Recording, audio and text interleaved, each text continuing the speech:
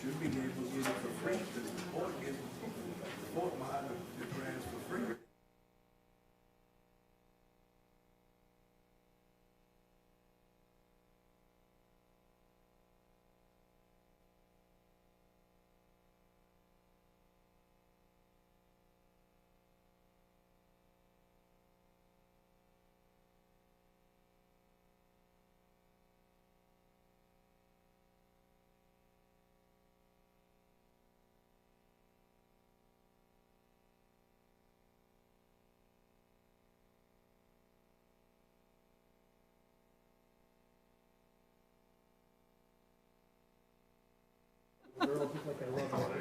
It was bad.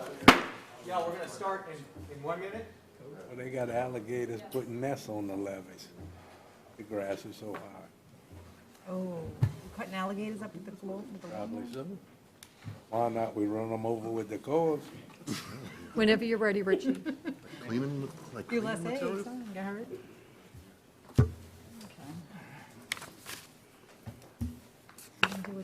That's all it is.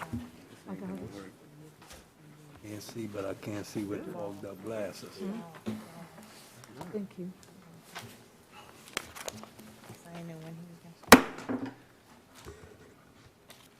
I'd like to call this meeting of the Plaquemines Parish Council, serving as the sole governing authority for the Plaquemines Port Harbor and Terminal District, to order at 5:13 p.m. Thank y'all very much for bearing with us while we dealt with our technical issues. Really appreciate it. The machine is open for roll call.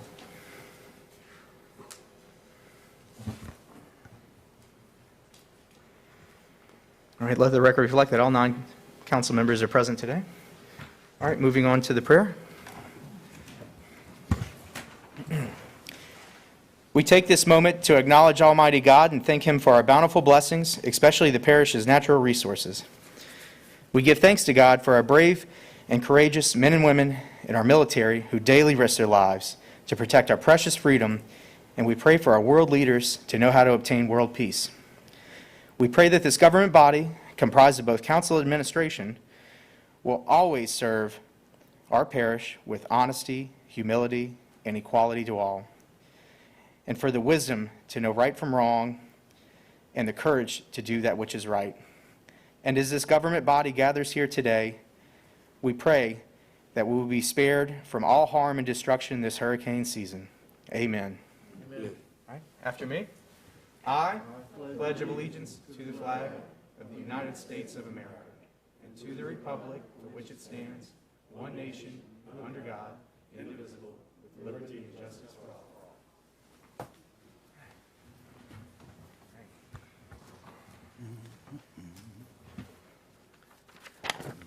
All right, Ms. Barr, moving down the agenda, please. Mr. Chairman, there is no executive session. Number 3, status report by the Executive Port Director. Sandy? Good afternoon, Mr. Chairman, Madam Vice Chairman, members of the board, and to all who have tuned in to this virtual meeting. I am Sandy Sanders, Executive Director of Plaquemines Port Harbor and Terminal District. Follows is my Executive Director's report for the reporting period of 26 June to 8 July. During this time frame, we received an update from the United States Army Corps of Engineers regarding Parcel B3, which, as most folks know, is the last request left in order to deliver Venture Global all of their contractual requests to the port. We have been diligently working with their 408 permit staff to get a safety factor, to achieve a safety factor of 1.3 regarding the levees. Our team is reworking the layout to achieve this safety factor. Hopefully soon this will be delivered. We have been informed recently that 26 of our fire protection officers were approved in a special online ballot on 19 June of 20. Their state supplemental pay will begin effective 1 July of 20. Special recognition goes to Donald Durr, who really fought very hard to get this achieved for our firefighters, fire protection officers. We have coordinated and have completed the annual certification of all port employees in the state-mandated ethics training for public servants. We continue to oversee and maintain port office computers, servers, internet, and website with port IT team to allow for a seamless workflow. We are all doing our part to ensure that business as usual is maintained as this pandemic continues to plague our state and communities. The health and safety of our employees remains our number one priority.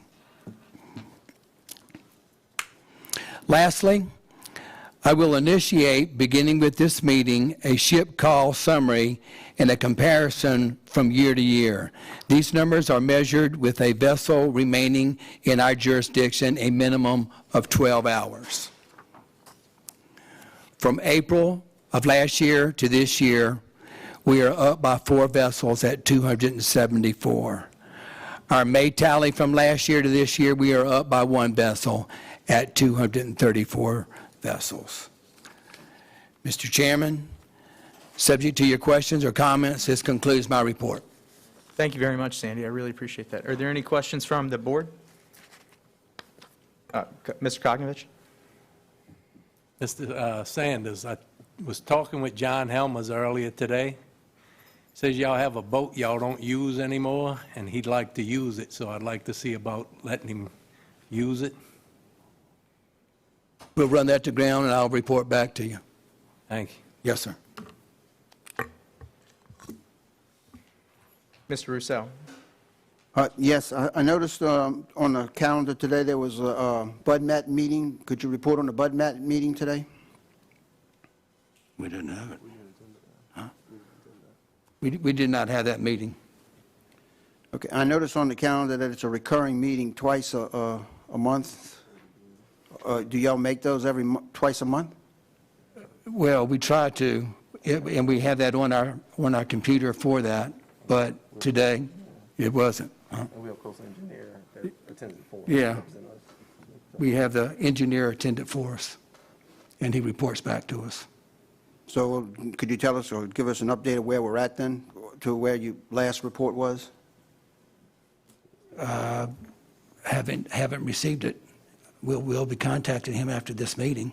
Well, I don't mean for today. I mean at the last report, whatever he gave to you. Do you know where we're at? Are we making progress? Yes, sir. Definitely making progress, and definitely have a verbal green light from CPRA, which was a concern of yours and everyone, as far as putting their money up for the match. John Helmers and I have said many times, as soon as this COVID thing is over, we're going to go up there and see them face to face and get that codified. All right, thank you. Yes, sir. Any other questions from the board? And Mr. Rousseau, to answer your question, I believe that surveying is actually taking place right now. Is that for the beneficial use, or is that for just the maintenance dredging to the? For the beneficial use cells.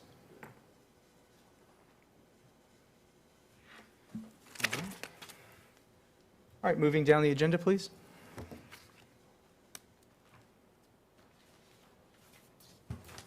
Financial report, budget to actual. There is no significant financial items to report today.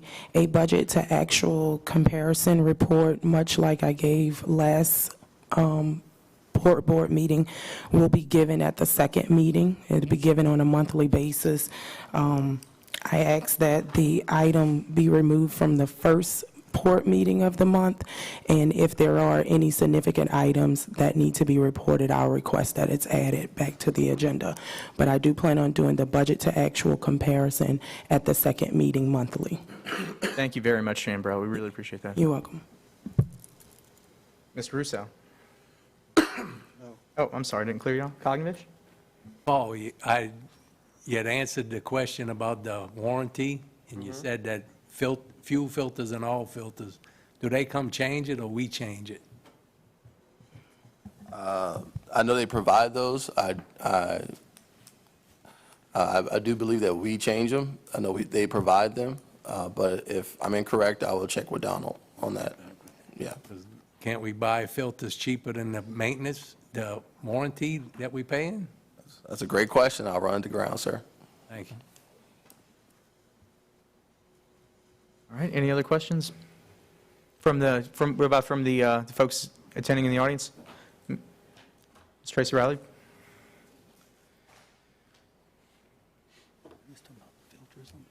Yeah, so what's the warranty? Please state your name and address.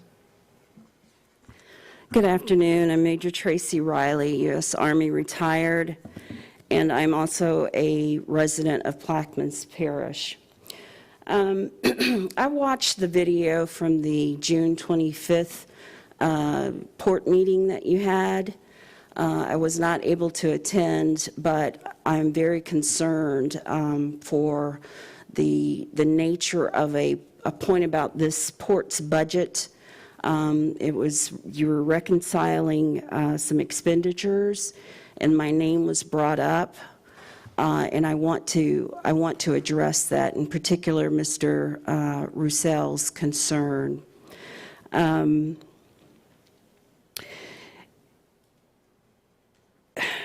issue concerning the participation in the luncheon, January 2020.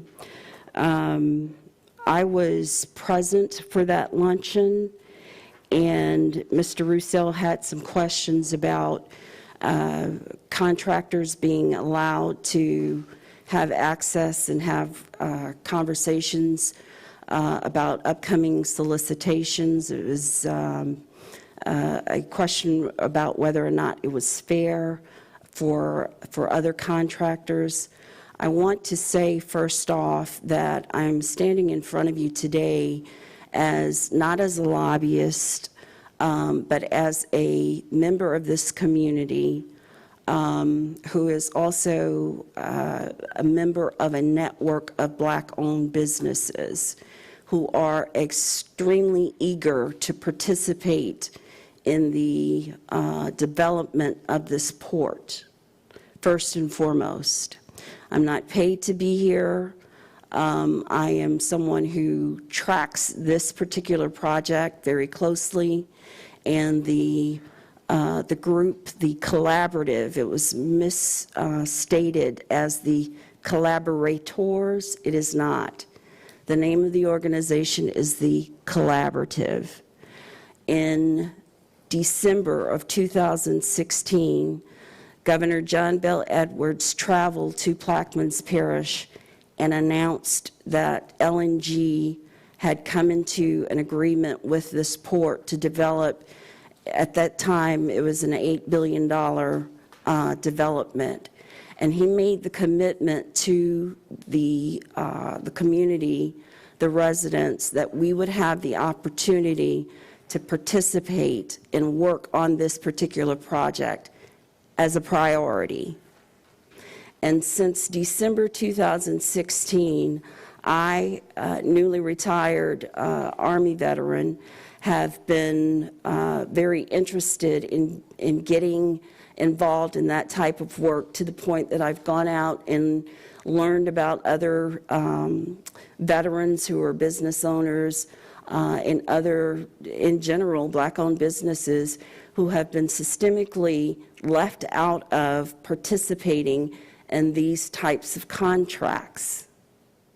And so I have contacted through emails, through telephone calls, and through office visits the port to introduce myself and organizations such as the Collaborative to make sure that the port knows that we are out here and we are interested in being a part of those projects, as the governor committed that he would make sure that we are included in. Now, the way that the expenditure from June 25th was described, it implied that there were nefarious, conversations or benefits being provided to the collaborative and or to Tracy Riley. And that is not true. I came here today to state on the record that that is not true. And it's a very ugly way to refer to or to attempt to describe your own fellow citizens who are simply attempting to take advantage of opportunities. I want to also remind you that on June the 11th, the organizers for the I Can't Breathe protest came and invited the council to work with the community to make sure that these many instances of racism that are happening in the parish, you were invited to walk with us, to meet with us so that you can learn for yourself how we as residents, citizens, are affected by racism in this parish. Economic exclusion is one example of how racism is very active in this community. The data shows us that we are on an unlevel playing field, an unlevel playing field when it comes to economic opportunities in the state. There was a resolution presented by Councilmember LaFrance, and it was passed unanimously on June 11th, that the council would commit to doing what it could to work with all the citizens of the parish in the way of making sure that African Americans would not have to continue to experience racism in this parish. Economics, in the way that we are excluded from these opportunities, is one such example. And when we make attempts to introduce ourselves and work with port managers such as Mr. Sanders and Mr. Matthews, who have responded very well to inquiries about the details of the port. They've asked us to come in whenever I call for a meeting. They honor it. And on that day, we happen to meet with other business networks in a lunch setting. And I just think that it's disingenuous to have a resolution to say that you're going to commit to work with the residents, all of us, and then when attempts are made, create a narrative that perhaps African Americans or people such as myself are given unfair access. No, we are simply attempting to work with you all so that we can have access to these opportunities. And please do not take those attempts to work with you and create a false narrative that something nefarious is going on. That's not fair.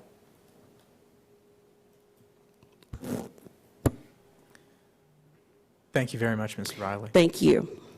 That's all I had. Mr. Valley?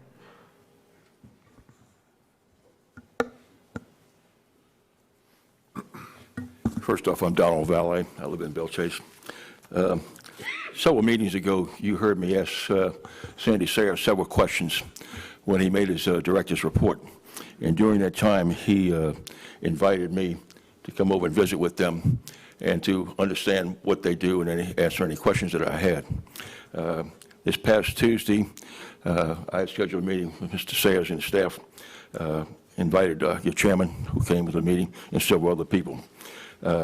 We were welcomed warmly, I will tell you that. They opened the doors to us. They answered any question that we really had. They asked it more than I thought we would get from them. We were brought through the questions that I asked with some of the projects that they have online, what the status of them were, and where they were, and what's going to happen, when, and where, and how, that all the citizens, and you all have asked as well. Some of the stuff couldn't be answered because a lot of it's confidential, and I appreciate having gone through contract negotiations. But in reality, you all are going to have to get some updates. I made some recommendations to them as to reporting to you all and to the public in general and how often they ought to do it and to bring you up to date on status of these things. A lot of this stuff has been laying around for a long time. It's just like the permitting from the Corps for the premium for the levy. I can tell you, I know the problems with the Corps.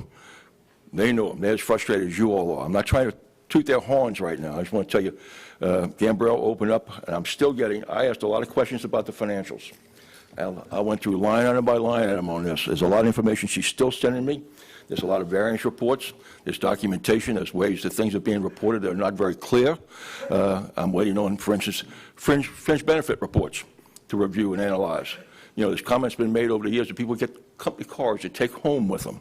Well, that's generally, most entities get that. However, they should be assessed a fee for the benefit of the use of that for personal natures.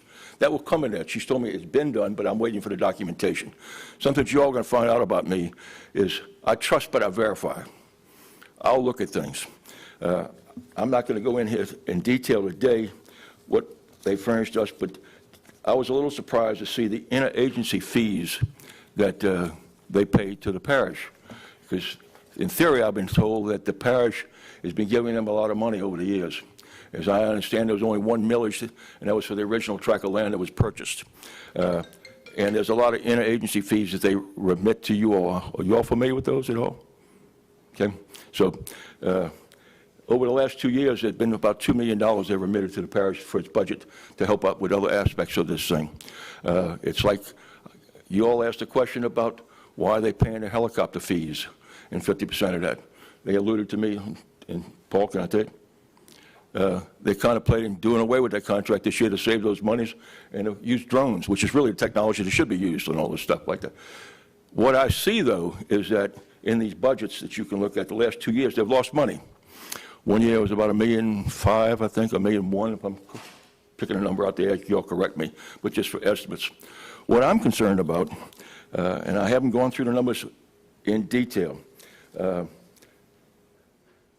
losing money every 2 years and using capital to cover those losses. They top heavy in their salaries. They've got very optimistic roles of where they're going and what they want to do in it.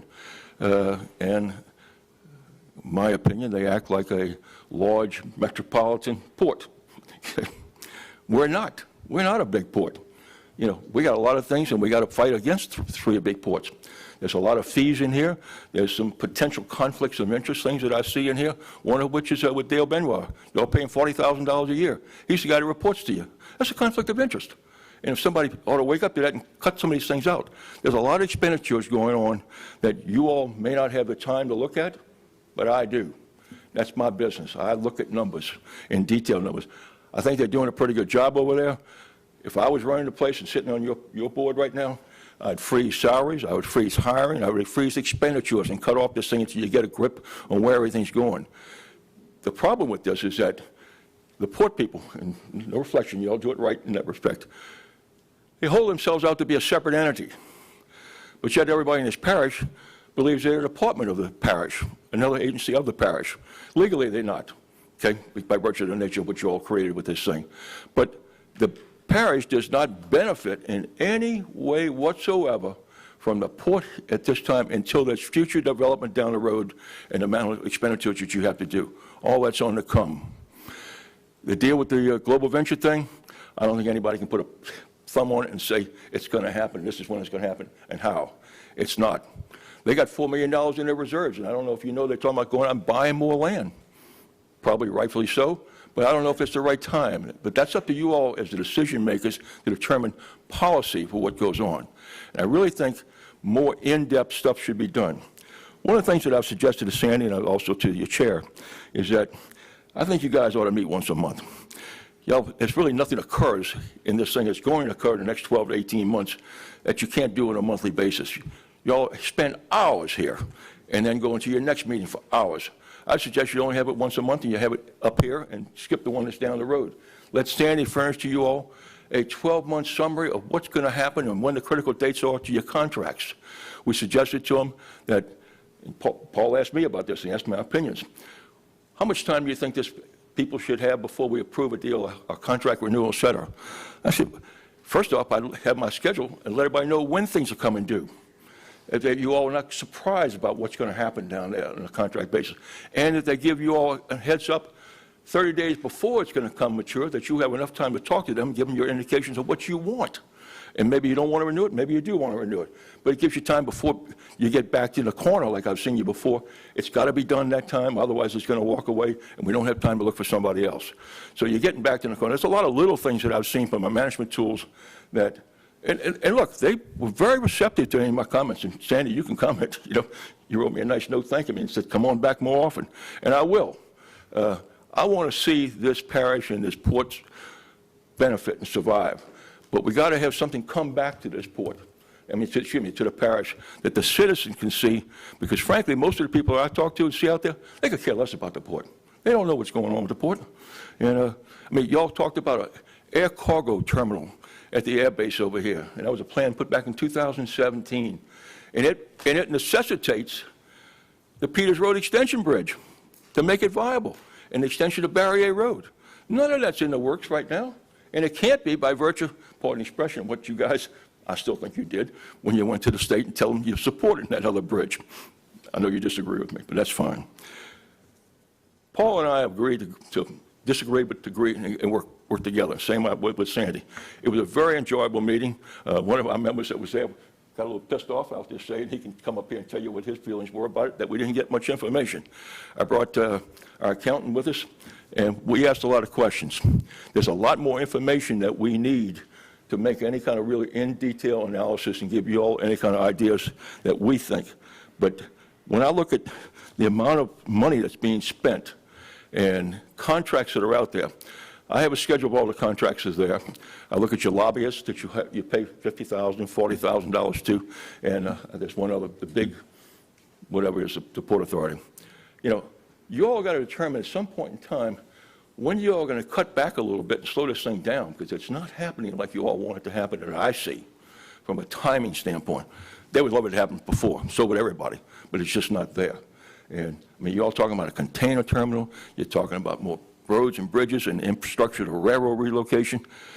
Guys, that's big dollars, big dollars. And I haven't seen or can put my finger on, y'all see it, and you're very optimistic, and I love it. Y'all, when I was in the banking business, you're a great developer. Think big, dream big, okay? And you all do, I can tell you. So y'all been around here a lot longer than I have looking at this. Benny, you looked at the port for a long time. Mr. Gouin, you were chairman of it. All you guys have been around a little bit. But it's going to take a little bit more getting involved, I think, to what's going to happen and what help you need to do this, because we have no stroke in Baton Rouge any longer. We have no stroke in lobbyists for us in Washington to help with the federal funds and the monies that we need to make this thing work. And you've got competition right now from the St. Bernard Port. It's taking over a project that I used to, in my business, when we had Valley Dockport, they're looking at a container terminal there. You got the city of New Orleans who's looking at another container terminal. They got big bucks. They got big lobbyists and a lot of people behind them. So it's a lot more involved in this thing. But I would try and control my expenses in operation. I quit hiring anybody. I put a freeze on salaries, and I put a limitation. I look at every expenditure. And just one other comment I'm going to give. Ms. Riley, I asked about that comment that Mr. Roussel made. And I can tell you it was not a racial comment by any means. I happen to know the other contractor that was considered for this. We utilized that contractor to do our strategic planning for us in Baton Rouge on one of the other boards I was on. Very capable company. I asked Ms. Gamble, why, what for? What I was concerned about, and I asked Mr. Roussel about, ethics requires that once a bid proposal is opened up in knowledge of something, you cannot have any contact with any prospective bidder. And that was definitely consideration to that. I don't know if you're familiar with all those rules and regulations, but I can tell you, I know the ethics rules backwards and forwards. And it was not a racial issue. In the years I've been in Plaquemine Parish, I got to tell you, I've never seen anybody deprived of any opportunity to do anything. And you guys, I can tell you, I've looked at your contractors and stuff, you all have them deprived. If there's something available, anybody can get involved in it if you have the qualifications and the skills. But you got to be very careful right now that you all start talking about policies that you're going to impose upon developers or third-party companies that can interfere with what maybe they're doing. Plaquemine Parish has a policy now about that. I think you ought to be consistent in your purchasing with them. I think you need to be consistent with the rules and regulations you do. Nobody gets deprived of it. And I don't know that the parish has any set-asides like some of the entities do. I think you're going to back yourself in a corner when you start dealing with these big companies, so be very, very careful. I'll answer any questions anybody's got, and Sandy, if you want to make any comments. Did we bother you? We spent 3.5 hours over there with them, and they spent with us. It was very good. Mr. Solomon? I just have a comment. The recommendation made about the one meeting up here, Sir? the one meeting up here, Yes, sir. that don't apply to the charter. The one meeting will always be held at the county seat. That's in the charter, and then the only way you do that, you have to change that, but the people have to vote on that change. Does that have to be for the port as well? I know the parish council. Yeah, that's the meeting when we meet as a council. It has to be down there, only one meeting a month. It has to be that. Matter of fact, all the council meetings, scheduled meetings, ought to be held at the county seat, all scheduled meetings. And now, if we come out with a calendar for the year, according to the charter, that's what it's supposed to be. Now, you find the charter, look at it, then prove me wrong, I'll yield to that. Listen, I'm just saying. I appreciate that. I mean, listen, I know why you love the West Bank, and that's your No, territory. no. I'm talking about the I charter. know, but the rules are the rules. No, I'm talking about the charter rules. I'm not talking I about don't know. favoritism in It was here. my recommendation just to simplify things, let him start making his reports in writing in detail that you all get monthly and that the public gets monthly. Yeah, but I'm on just the trying to tell status you of what the everything. rules are. If you want to change, you have to change charter. That's all. Don't get me started on that. But you started, do what you got to do. I know. I don't have a problem with that. I don't have a problem with nobody speaking out what needs to be done. Richie, I don't know if you want to make any comments to our meeting? You want to make any comments? You don't need to introduce me. I'm sorry? You don't need to introduce me. Okay, I'm just asking. Thank you. Donald, thank you very much for your time. And Sandy and Paul, thank you, and Shambrell, thank you so much for spending the time on Tuesday afternoon where we went through the budget at length, and y'all answered all of Mr. Valley's questions. We really appreciate it. Thank you for the transparency. Are there any questions from the board? From the audience? All right. Okay. Well, computer's off now, but moving down the agenda, please. Item 4, bids and advertisements. Mr. Chairman, there are none. Introduction of ordinances and resolutions. Mr. Chairman, we have 3. Thank you. The first one is for Commissioner Arborough.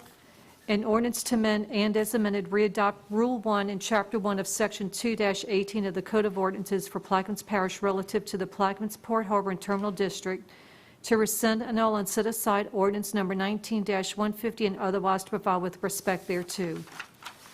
For Commissioner Roussel, an ordinance to amend and as amended readopt ordinance number 15-138, which established a policy of the Plaquemines Port Harbor and Terminal District relative to the solicitation and receipt of proposals for professional services for the port prior to employment and otherwise to provide with respect thereto. And for Commissioner LaFrance, an ordinance to amend and as amended readopt Rule 1 in Chapter 1 of Section 2-18 of the Code of Ordinances for Plaquemines Parish relative to the Plaquemines Port Harbor and Terminal District to rescind, annul, and set aside ordinance number 19-150 and otherwise to provide with respect thereto. Those are the end of the introductions. Thank you very much, Ms. Marcotte. There could be one more. We did not receive any other introductions.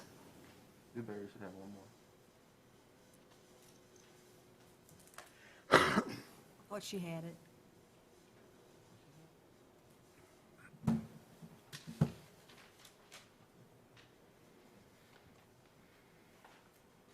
You have a copy? We'll just give it to Barbara. Barbara.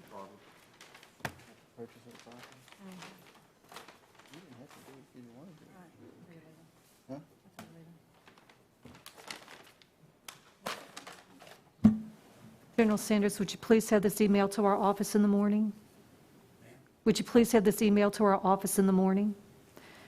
For Commissioner Newberry, a resolution authorizing the Executive Director at Maynard, Sandy Sanders, to engage in Woodland Borough Pits LLC for the acquisition of a particular tract of land as described below.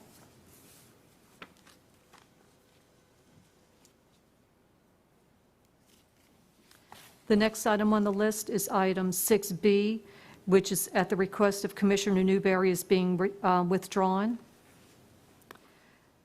Under new business, there are no introduction of resolutions where suspension is being sought. Number 8, approval of the June 25th, 2020 meeting minutes. Offered. Second. Offered by Councilmember LaFrance, seconded by Councilmember Koknovich.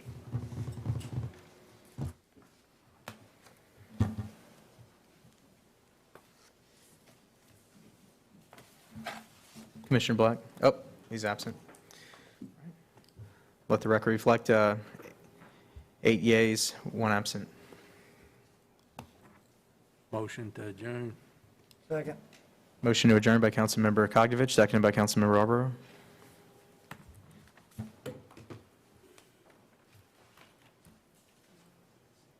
Ms. Newberry? Oh, I'm sorry.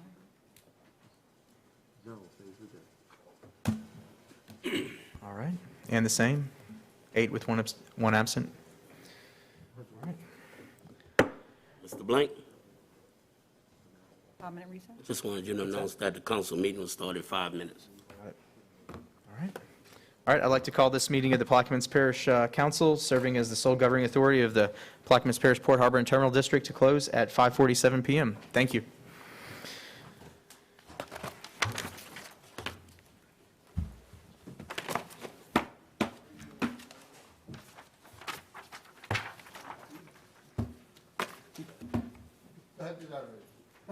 Hey, so did I.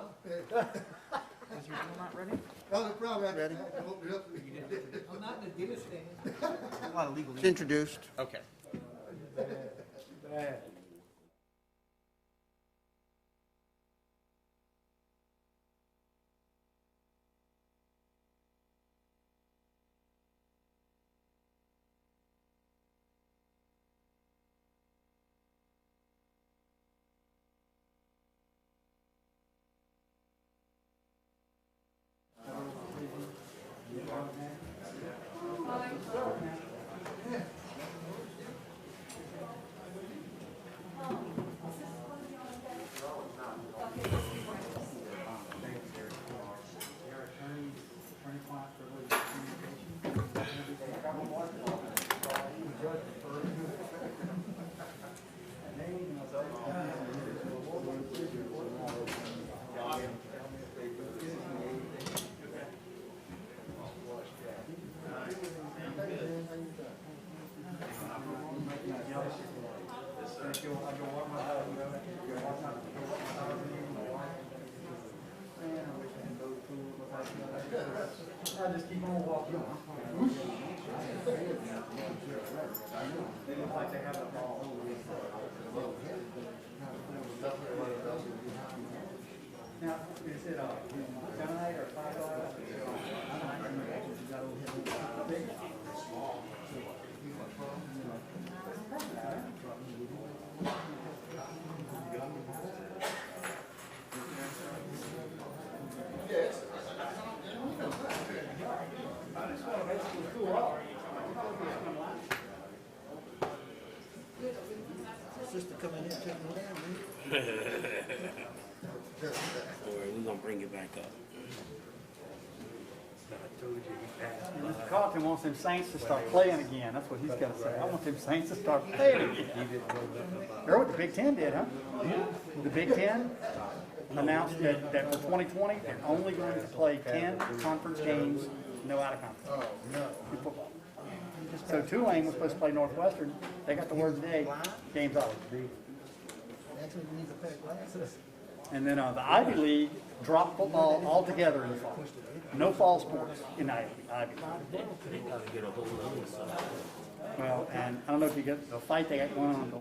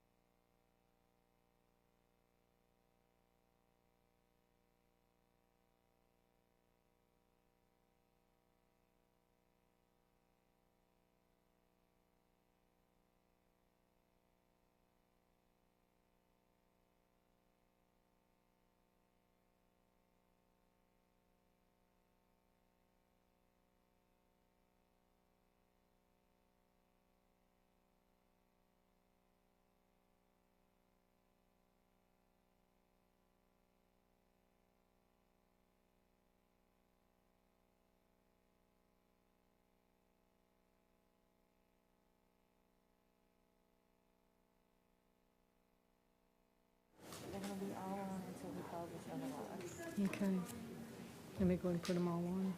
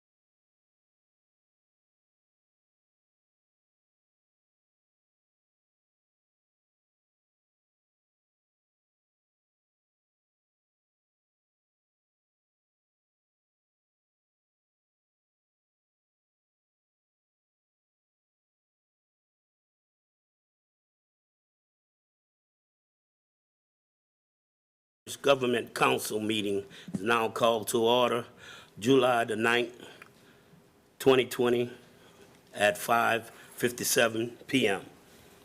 We'll have roll call.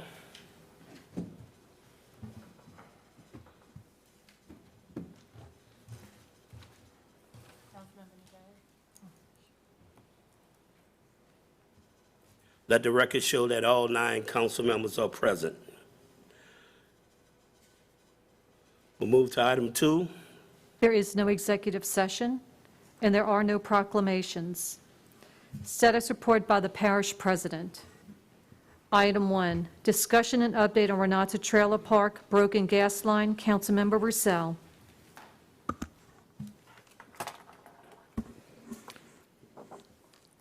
Good evening. In the absence of the president being here, and after reviewing the charter, all of these questions have been addressed by the directors, and they're ready to answer any questions you all may have. The reason that I put this on the agenda was because the constituents wanted the answers, and I would appreciate that at least you would address the position of the parish as far as added expense or liability on this project, since it is a parish project for the public's purpose. And I appreciate the way that, y'all go ahead and you write all of these answers down, but a lot of this information is being asked because the public would like to know. And so I think that we ought to have some public discussion on these things so the public is informed rather than not having to answer them in public. And Mr. Roussel, the directors are here and ready to answer any questions. They can address these questions item by item if you would like. Okay, that's what I'd like. In regard to the Renata Trailer Park sewer line, we know there was a problem. They hit a gas line. The gas line's been repaired. The contractor who was doing the bore with the sewer line has now sent new drawings to DOTD and to the railroad for permit approval to do an offset on the line that they're trying to run under the highway. It's already under the highway. They need to move it past the highway to the back to get around the gas line, and they're waiting on permit approval from DOTD and from the railroad. And is there any potential liability for the government on the damages that might have been caused to surrounding areas for lack of gas supply? We don't feel like there's any liability to Plaquemines Parish government. And that's a legal opinion from the legal department? No, that's my opinion.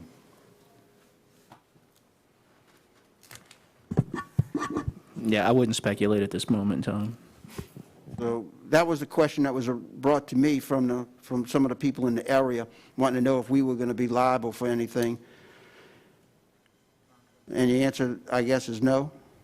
Yeah, the answer is I'm not going to speculate. I don't know enough about the factual circumstances to know and express whether or not there be any liability, and as the parish attorney, to do so at this time, I think would be inappropriate.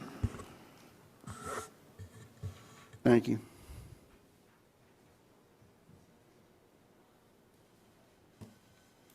Next item, please. Coronavirus update and where we stand, Councilmember LaFrance. And let us know. I know currently we are under the governor's orders of stage 2 to the mid-July. Is that correct? Yes. Are we planning on implementing any new restrictions? Not at this time. Do y'all know of any hot spots that we have in this parish? Right now, I can say Patrick sent us the report, and I forwarded it to you all. We are doing the rapid tests at PMC, which gives you the results in 15 to 30 minutes, and copay have to be paid.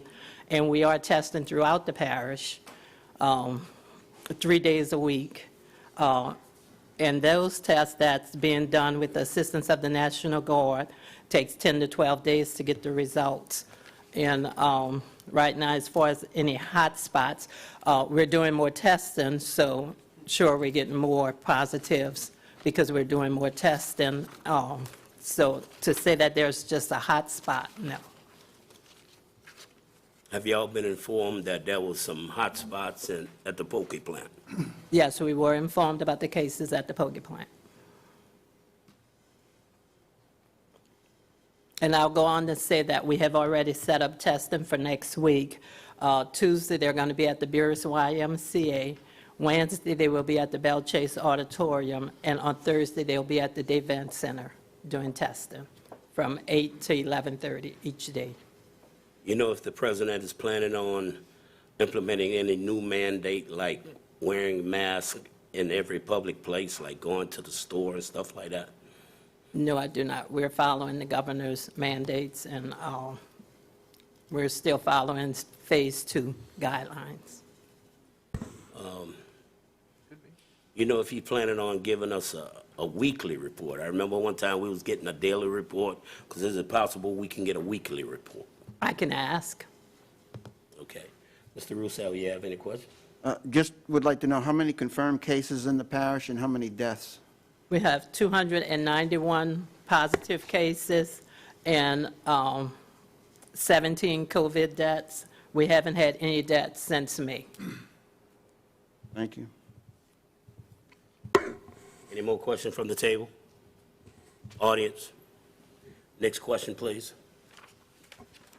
Update regarding the Point-Omaha Ferry, specifically the following matters. Number 1, what are the current operational hours of the ferry? Current operational hours of the Point-Omaha Ferry are 6 a.m. to 7:45 p.m. on Monday, Thursday, and Saturday. All other days, the hours are 6 a.m. to 7:45 a.m. and 6 p.m. to 7:45 p.m. Mr. Bartholomew? That's fine. That's what it is. No questions. Next question, please. What were the operational hours prior to March of 2020? Monday through Sunday, 6 a.m. to 9:30 p.m. And that was the whole 7 days a week, right? 7 days a week. 7 days a week, and we all right, okay. You eliminated that with the schedule, pre-schedule you just stated, to identify the schedule as of an activity going on now. Okay, no problem. Next question, please. Why did the administration change the operational hours? The hours were changed to limit employee exposure during the stay-at-home order issued by the governor during the COVID crisis. Well, I have a concern with the questions with that, because there was no physical direct contact with any deckhands with the people that's coming on the ferry with their cars. So that means they were staying in. The only thing contact they had would pay their dollar, but we weren't even collecting them because of what was going on. So there was no physical contact that was justified us doing it based on that, from my opinion. Now, this is just strictly what I'm saying. Because all the passengers that would get on the ferry would be ran in their car, and the deckhands would do what they have to do after they done tie the rope, people make their trip, and they would never be in contact with the people that ride the ferry. So I don't think that should have been implemented because of that. That's just my opinion. Okay. Mr. Roussel? Yes, since the stay-at-home order has been lifted by the governor, what are the reasons now for the change in operations? To save money in the budget. Mr. Konovich? Was the Bell Chase Ferry shut down during them hours too? It was not, but we started shutting it down earlier in the evening. Please come to the mic.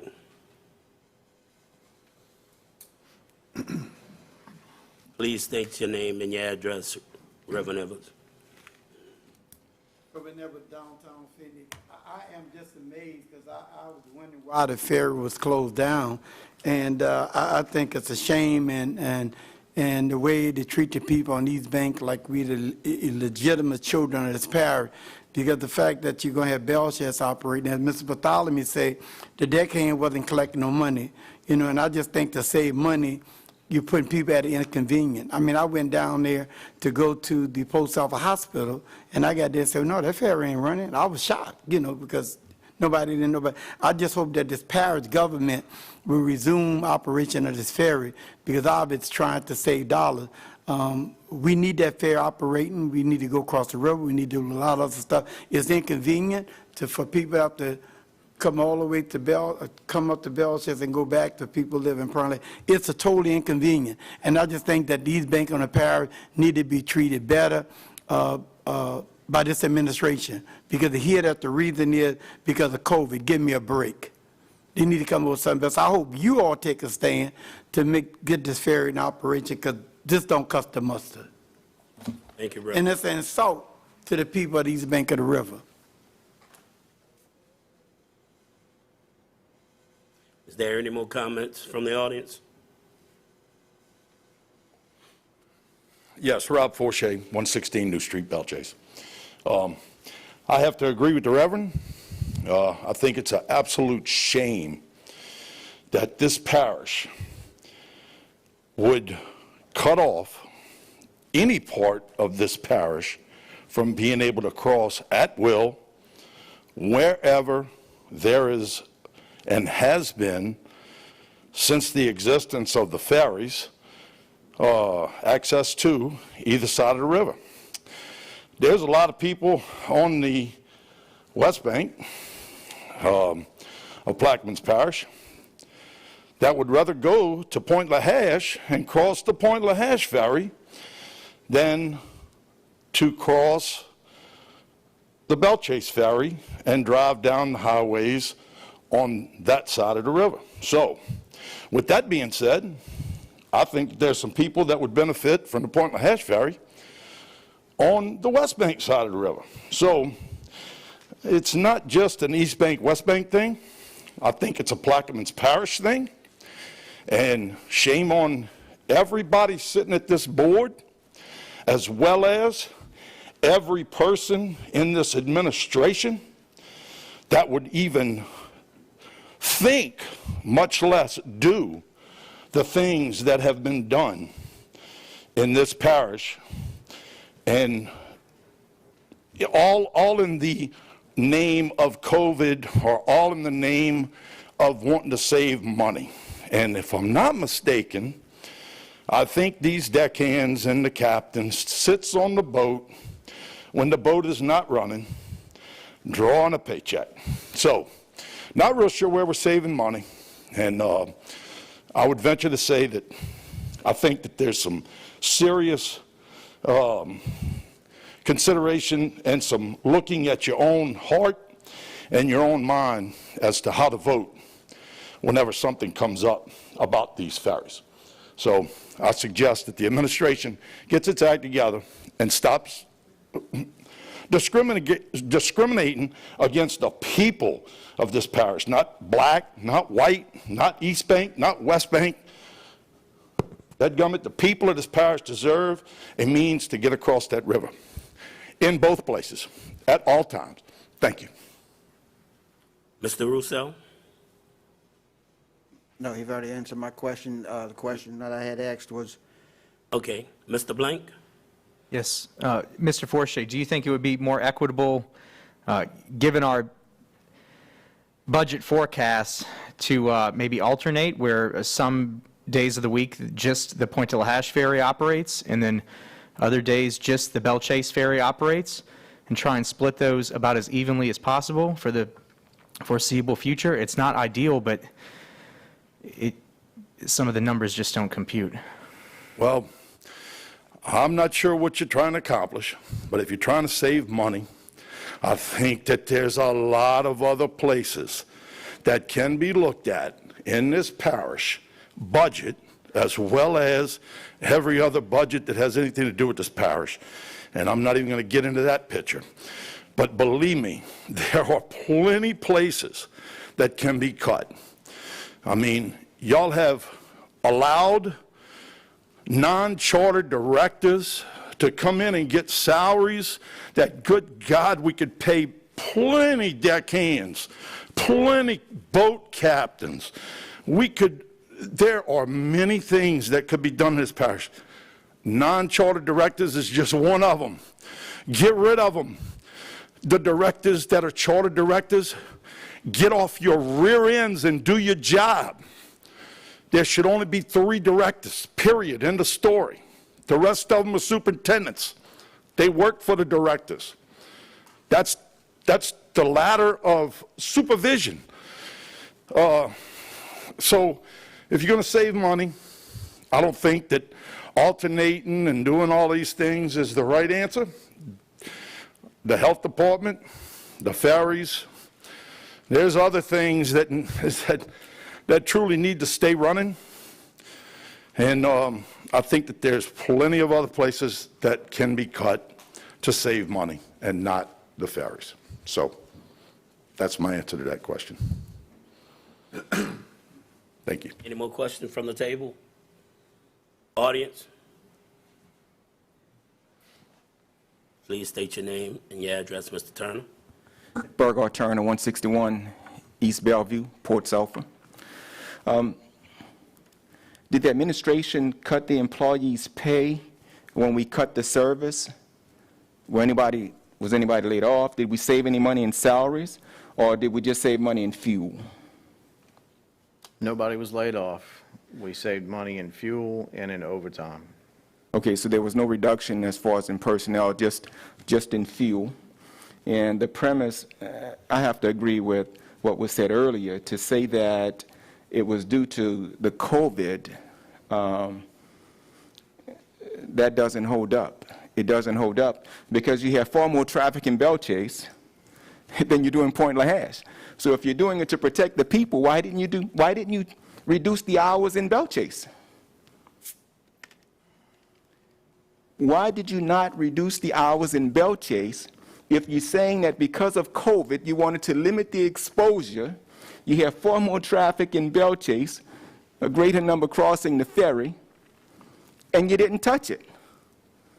So now you expect us to buy that it was due to COVID that you reduced the number of hours and days in Point La Hache.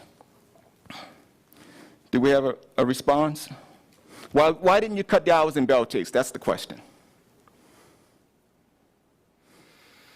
Do we have an answer from the I administration? don't have a response, no. Okay, all right. So the next thing, so to the board, what will you do will you pass legislation mandating that the administration give him an ordinance to follow, that these are the hours? Being that he changed the hours, you as a board, that's something that you can regulate. And I recommend that you do that. Thank you. Mr. Turner, could you stay up at the mic? Thank you. So this really shouldn't be my grenade to jump on, but from what I've been told, due to the condition of the Point de la Hache ferry landing, and if anybody looks right or left, God bless, but the I-beams are completely rotted out. We can't send a garbage truck across those ferry ramps. It just can't handle the weight. And that may be one of the reasons. Again, I'm not involved in that department or anything like that, and it shouldn't be my thing to jump on. I think now would be an excellent time there's a lot of talk about going to a one ferry system in this parish, and maybe we should get the numbers in Point Lahash and just truly run only the Point Lahash ferry for a little while to see what those numbers are, and then run just the Belle Chase ferry for a little while to see just what those numbers are. So if we do have to make, we need to make informed decisions and not just, kind of what we're feeling or our gut or anything like that. And I think now is a good chance to try and do some test runs to figure out what those numbers are. I'm sorry. Excuse me. I agree that we should make our decisions based on data. But we clearly did not make this decision based on data when the numbers, the numbers are greater in Belle Chase, and if we're trying to protect the people, we shut down the ferry that moves the least number of people. And so I agree, Mr. Blink, that it should be based on data, but this wasn't done based on data, and because it wasn't done based on data, we need to right the wrong that was done. And I do think that everybody should be on board. It's a parish-wide issue, and so I think all of you should weigh in on it. I appreciate you weighing in on it. But again, you need to act on it as a board. I'm asking that you act on it as a board and get this, make it a policy if you have to, legislate the hours if you have to, but to try to sell us on it now, do the maintenance or any of those things, I think is wrong. The only issue with dealing with numbers is that Belle Chase Ferry service a lot of St. Bernard and Chalmette people. So their numbers definitely going to be up higher. And with that in mind, even more so, if we want to limit the exposure even more so, we should have reduced the hours there. I have a question. You have a chance to make it right. Blink? Now, since we've had a full ferry crew save, the overtime, and I know one captain and maybe one engineer is where the overtime was coming from, have there been any major projects going on that boat since there's a full crew there, like painting or any sort of engine room work or anything like that? When we get on the Berry, is it going to look a little better next time? I don't know specifically what's being done on the boat. The people that are on the boat have duties that they have to do, and they have tasks assigned to them every day, so they are working while they're on the boat. Got it. Thank you. Mr. Roussel? Yes. I just wanted to check the Code of Ordinance to see if there was a schedule already on the books, and the attorney is researching that now. So if there's not one, then I guess we'll have to address it. If there is one, then we'll have to look at whether the ordinance was enforced or violated. Thank you. Mr. Konovich? We already know the numbers. The Belle Chase Ferry cost over $1 million a year fuel and close to $1 million. The Point Lahash Ferry was $200,000 a year. So if I wanted to save money, shut the Belle Chase one down.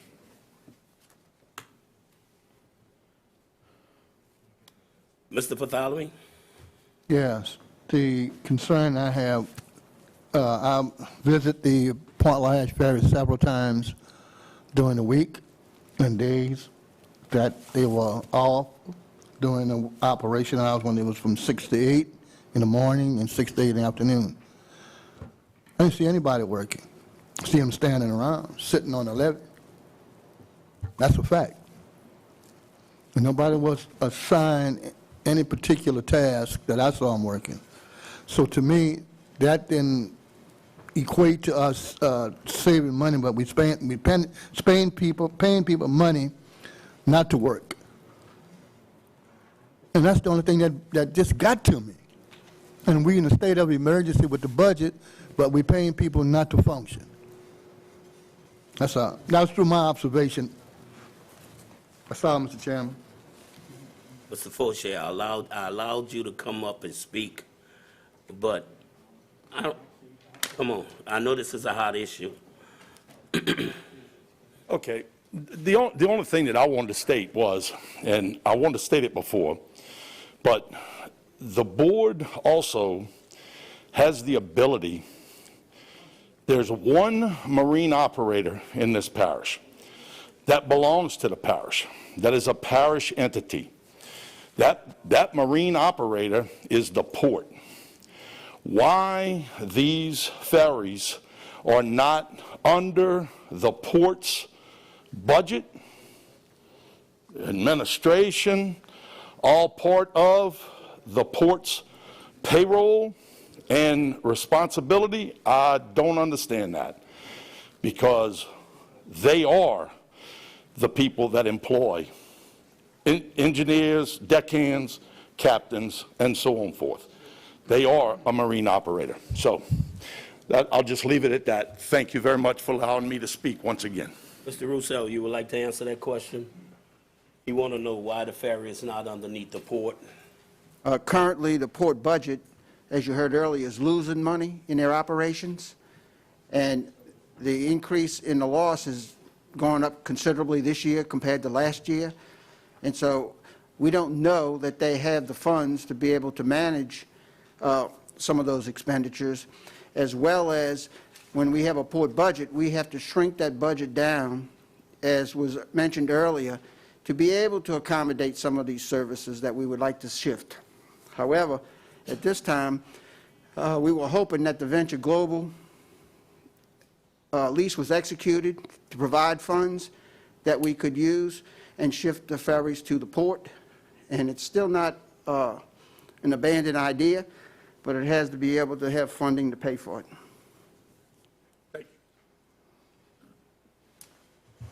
Mr. Bartholomew, I'm fit. Next you question. finished? Let's go to the item 4.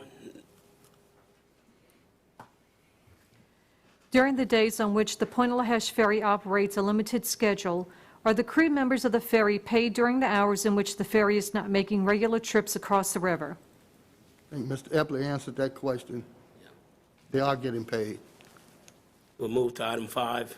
How much money has been saved by the changing in hours during which the ferry makes trips across the river? Approximately $60,000 to date. And that was saved from, Since March. yeah, no, I understand, but from what part of the operation? Overtime and fuel. Fuel and overtime. How much overtime will we pay? We're saving about 100 hours a week in overtime. $100 a week? Yes, sir. And how much fuel a week, you will say?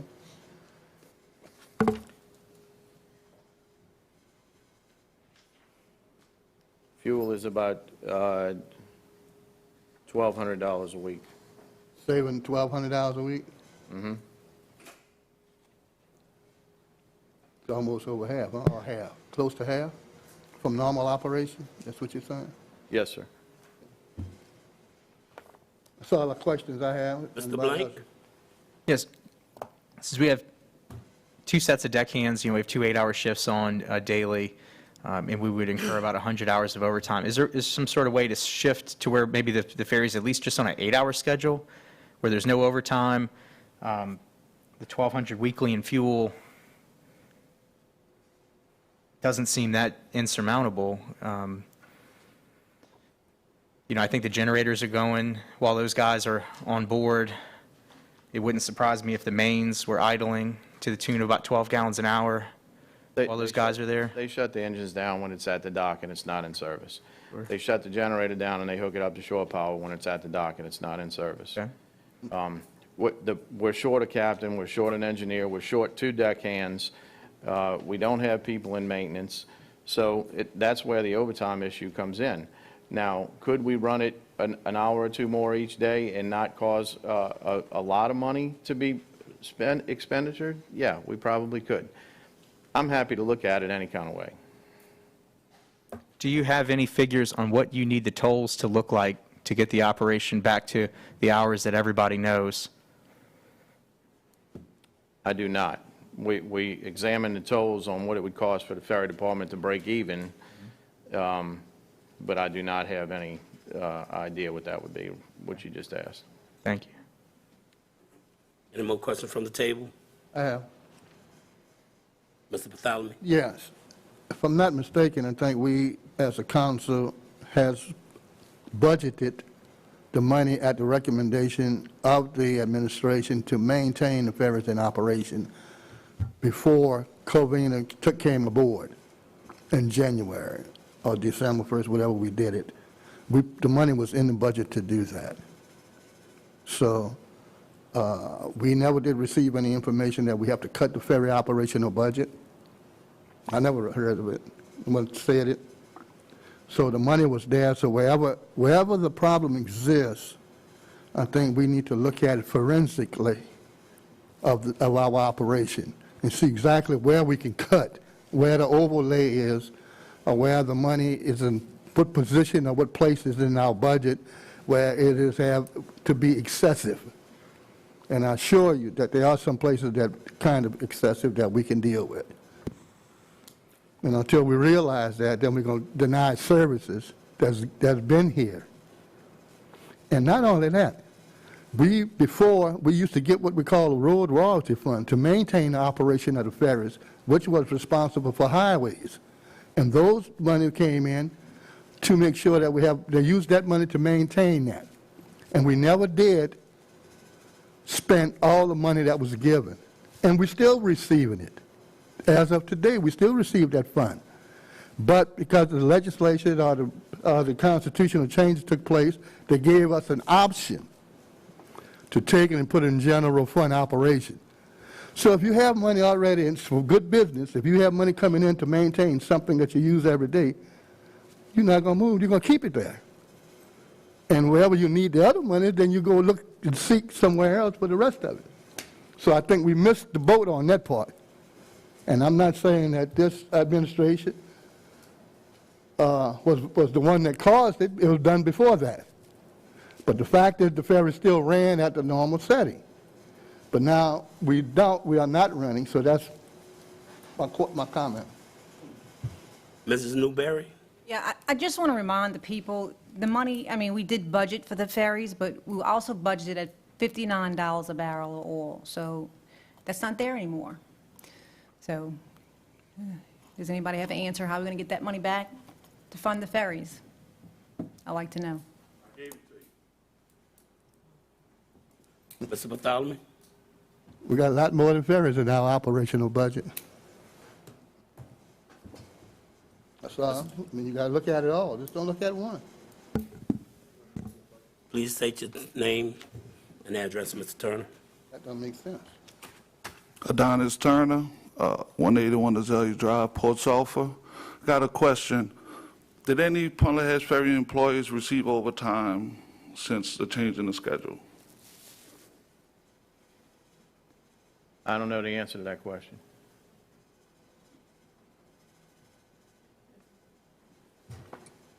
Can you get us an answer for the next meeting? Yes, sir. Thank you. Any more questions?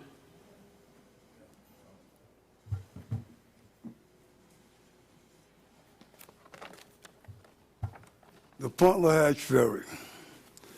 You know, this has been an ongoing thing for years, man. I've been coming through this for years. I understand this administration want to get rid of the Punta Hatch Ferry. But this goes farther than the Punta Hatch Ferry. This goes all the way back to selecting where we was going to put this courthouse at. You know, they got members sitting on the council right now that really oppose that courthouse going back down there. But the people selected to have that courthouse back in Punta Hatch. Mr. Chairman, I'm going to, just quick brief interruption. A lot of people are coming here and they're taking their mask off or down, and I'm within 3 feet of most of these individuals. I'd simply request that when people Randy, come. You got that. Thank you so much. I appreciate it. No problem, no problem, no problem. Tape measure is well over 6 feet. No problem. No, Randy, you're right. I'll give you right. But, hey, the courthouse is there now. The people elected to keep the courthouse in Punta Hatch. Punta Hatch is still the parish seat. As great as this building is, and I like the building here in Belchase, Punta Hatch is the parish seat. We all got to learn how to accept that. We all got, especially us in Belchase, we got to learn to accept, hey, Punta Hatch is the parish seat. It's not ever going to leave now. Unless somebody on the council decide they want to move the courthouse again after, spend $25 million on it. So the thing I'm trying to make is, listen, we got the courthouse down there. It is the parish seat.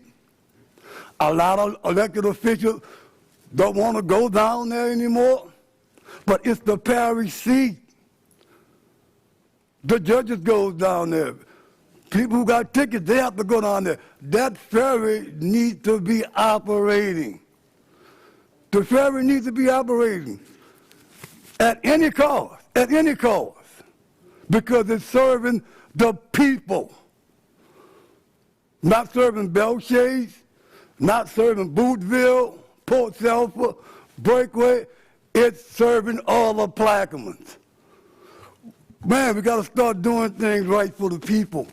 We got to start doing things right for the people. Now, we got a $3 million surplus left from building, from that courthouse. You know, the last council meeting, they wanted to take the money away. No, they got the money there. Let's do everything we got to do to keep that ferry in operation. Even though it might be a one-time use, but you can still use it. It can still be used for that courthouse, for the parish seat. Come on, get together, man. We got to start doing things right for the people. We got to. Todd, I have a question. You said we can't cross the ferry, the garbage truck can't cross the Point Lahash ferry because of the ramps. Is that correct? Yes, ma'am. How often, is that a daily issue? Why can't the garbage trucks stay there, and maybe, do we not have any sites, or can we possibly look into dumping elsewhere? We don't have a compactor site on the east bank of the river, so the garbage gets picked up on the east bank, gets brought to the west bank compactor site. And how many trucks daily? I don't know that. Can you get that answer for us next time, too? Sure. Thank you. Yeah, Joel Frederick, Davant, Louisiana. I have a question for Mr. Epley. You stated that during the daytime hours and the ferry is shut down, that you're using shore power and shut the engines off and everything. So how much is the energy bill going up since you started plugging in the shore power all day? I don't know the answer to that, sir. Okay, and another thing is, did y'all consider the fact that the courthouse is in Point Lahash, and what about people that's on the West Bank that might have jury duty or other business in the courthouse? What do? Somebody living in Boothville, Burris, or something to get to the courthouse? We brought all that, we brought up all them questions at the last council meeting. We took a vote, and we didn't have the 5 votes. Okay, so So it's on the agenda again today. But I'm saying it's an inconvenience not just for the East Bank, but also for the West Bank, you know, Absolutely. people that having business at the courthouse. Absolutely. So,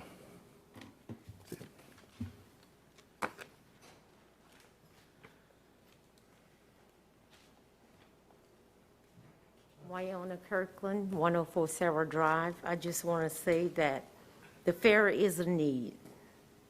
You have the elderly that's down there that's 80 and 90 years old, may not be able to make it to the West Bank Ochsner, and they can go to the Port Sulphur Medical Center. They may not be able to get to Walmart and Ballestris, and they can make it to Freeman's. Second of all, we done voted so many times for this courthouse to be placed over there. It's there. And like the gentleman said, we should be utilizing that. The clerk of courts and all of their staff should be over there. The DA and all of his staff should be over there. The assessor's office.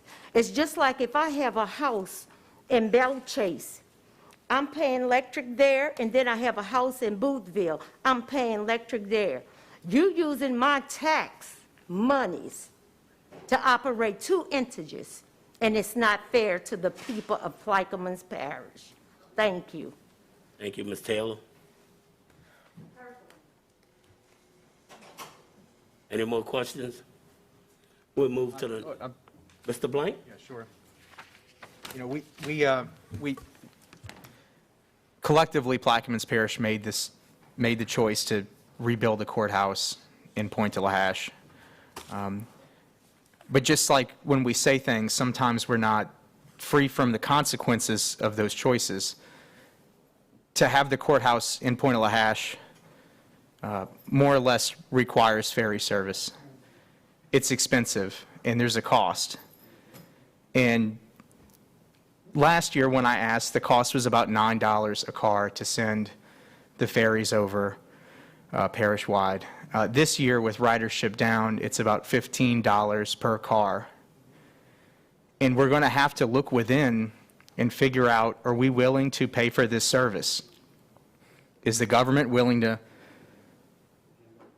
go into its general fund and pay for the service? Are the citizens that rely on the ferry service willing to dig into their own pockets and pay? I had legislation this time last year to mirror what our neighbors pay the next ferry service over, not in Seattle, not in New York City, just right there in Algiers. And it didn't seem like there was enough interest from my colleagues to get it through. That included $1 for pedestrians, a reduced pedestrian fare for folks over 65 at 50 cents. A vehicle driver would pay $2. The vehicle reduced driver fare would be $1. Trailer per axle, $1. Children under 2 free. That doesn't come anywhere close, and people lost their minds. They didn't want to pay it. If we want to have the service, we're probably going to have reduced hours, and we're going to have to pay more for that. It's just math. It's the biggest deficit department that we have, but it's crucial. The East Bank is a transportation desert. There's no grocery store there. Folks rely on it. It's a lifeline. Are y'all listening, or are y'all just talking amongst yourselves, or what? Not a big deal.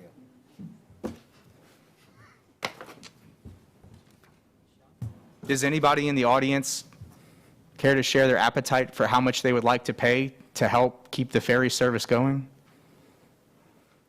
We already pay. I'm going to ask that question. When it came up for people in Belchester to pay toll on the bridge where they can afford it, they did not want it. And there was none of this conversation like you having right now, Mr. Ritchie, when Belchester did not want to pay. We don't want to pay nothing. We shouldn't have to pay nothing. I think Mr. Hendry just talked about the surplus. I don't know what plan that you're on, but I can say we don't want to pay nothing. I'm sorry, because I don't want to send no black no black saliva over it on my man. Let me just say this. We don't want it at all. Belchester came out in large number when they can afford to pay a toll on the bridge, and they say no.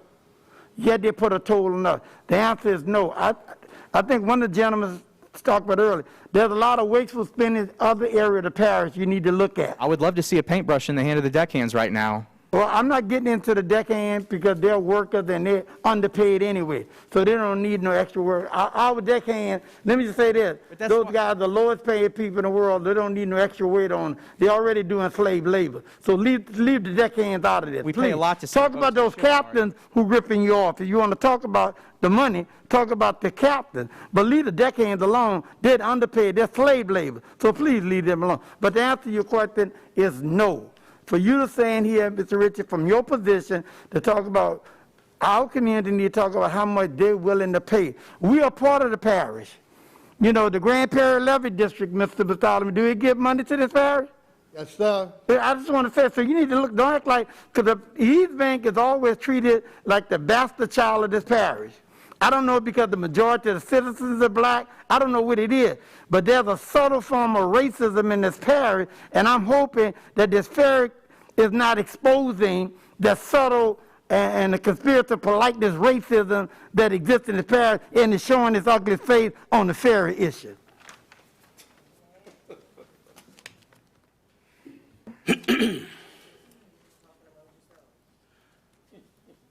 Ms. Barr, we'll move to the next question, please. How many round trips did Pointe-a-la-Hache Ferry make in each of the following months, January, February, and June of 2020? In January, the total trips were 2,097, which was higher than normal because the Belle Chase Ferry was out of service. In February, the total trips were 1,740, also higher than normal because the Belle Chase Ferry was out of service for half of that month. In June, the total trips were 918. That's when the abbreviated schedule was in place.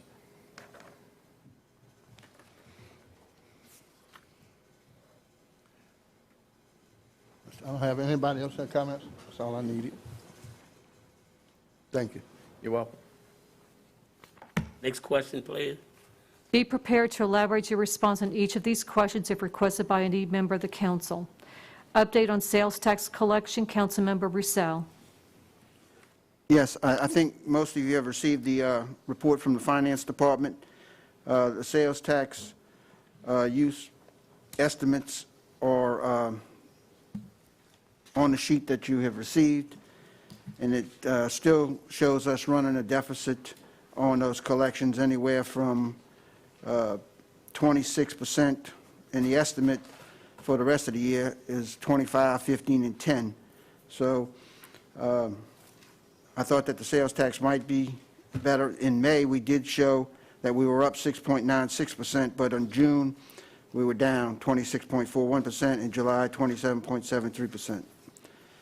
And hopefully that the sales tax will come back, but that's where we're at for the financial picture on the sales tax.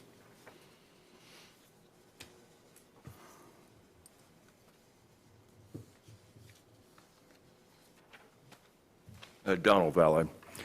Mr. Rousseau, has the parish done anything about the internet sales tax? Have we started collecting that? We have not, that I know of, collected internet sales tax at the state level, and our attorney can answer the issue with that, where we have that being, you want to answer? Who's that? Who are you asking? I'm sorry. Mr. Garrett, Danny Garrett, our council attorney. Kim, is Mike on? There he is. The reason I ask is a lot of merchants that we're seeing, we're seeing the trend, as we all know, more internet purchases. And when we start seeing the toll and the bridge, everybody's going to start buying locally or through the internet. And I'm already seeing charges assessed as a Louisiana purchase on internet purchases that I make. Why aren't we getting our share of it? He'll answer the question. I'm sorry? He's going to answer the question now.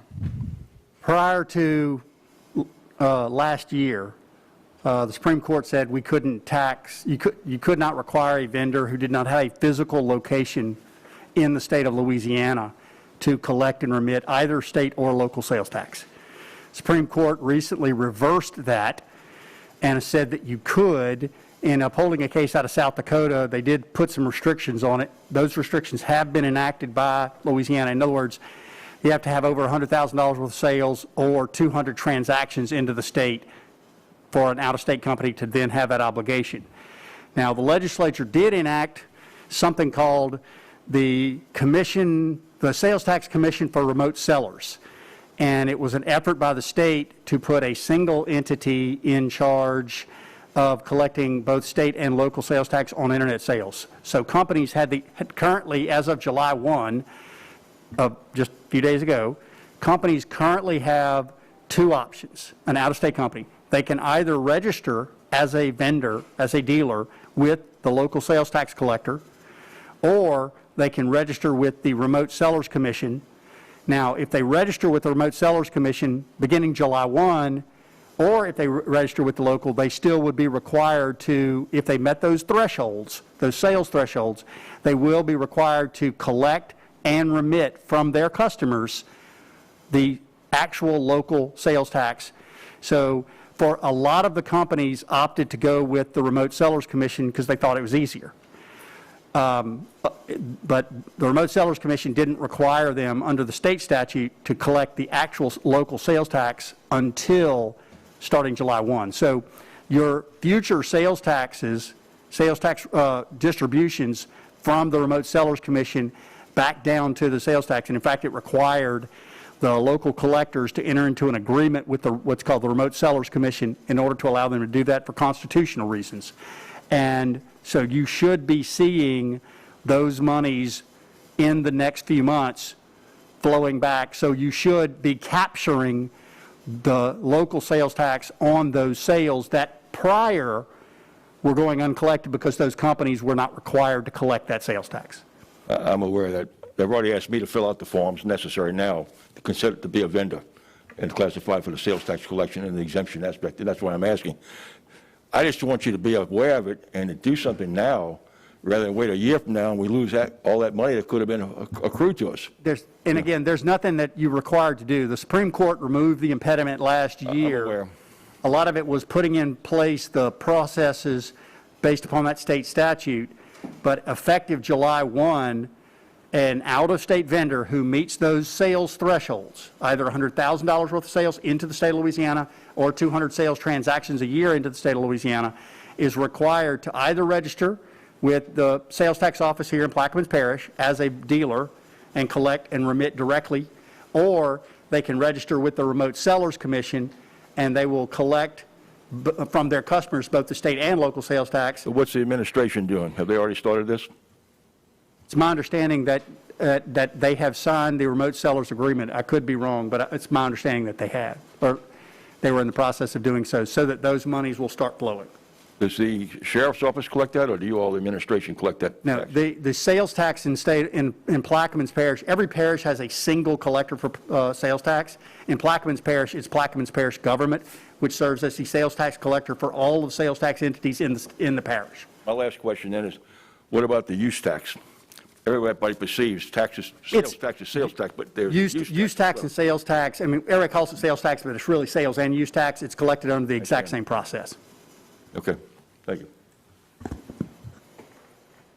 you.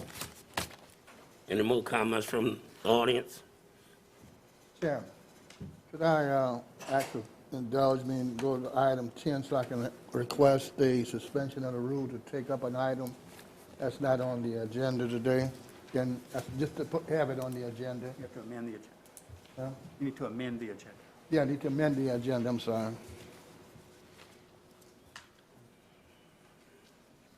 Second. We have a motion on the floor to suspend the rules of Mr. Bartholomew. We have second by Mr. Konovich.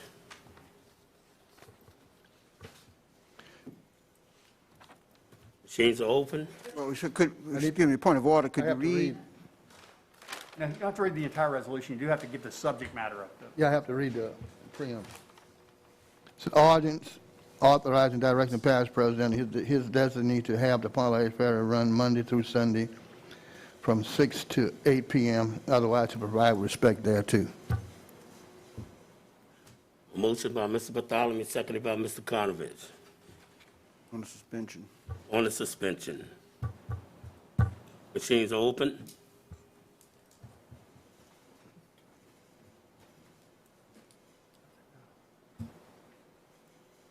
Fails. Motion fails. Who failed? Could you say the names, please?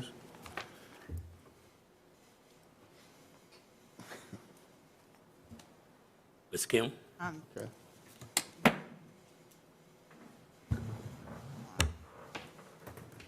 I lost it. I didn't get it.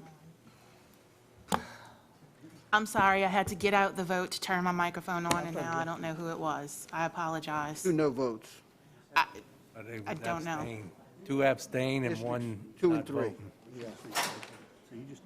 They voted no or abstained. Abstained. Council members Black and Arbro abstained.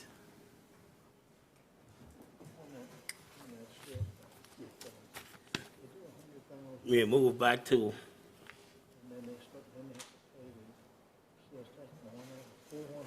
No, it's the other way around. Anybody who buys something in the state of Louisiana. update on oil and gas revenue collection. Mr. Roussel. Yes, as you know, we have received the report for the Parish Oil and Gas, and this runs probably 3 months behind on collections. So for April and May, we're down 13.6%. For May and June, we're 65.75% down. June, July, we were fortunate to have 39.89% increase above what our estimate was.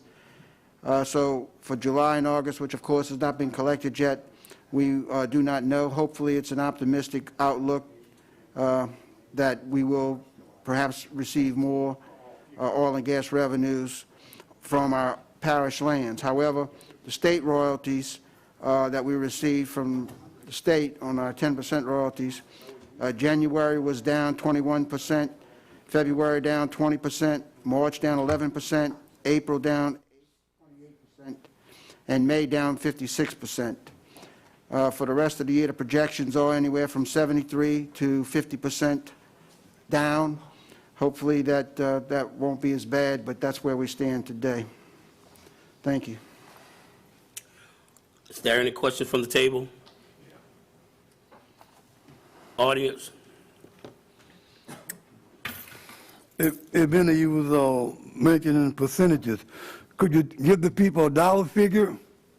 Let them know exactly where they stand with that? The dollar figure from our estimate for January, we estimated state royalties $610,000. We collected $479,000, which was $130,000 short. For February, we collected $484,000, and I'm rounding these numbers off. Yeah. We estimated $610,000. We were $125,000 short. For March, we estimated $540,000. We were down. We collected. The budget was $610,000. We were down $69,000. For April, we estimated our collections of $435,000, and no, we collected $435,000. Our estimate was $610,000. We were down $174,000. Okay, we in the hole. All right.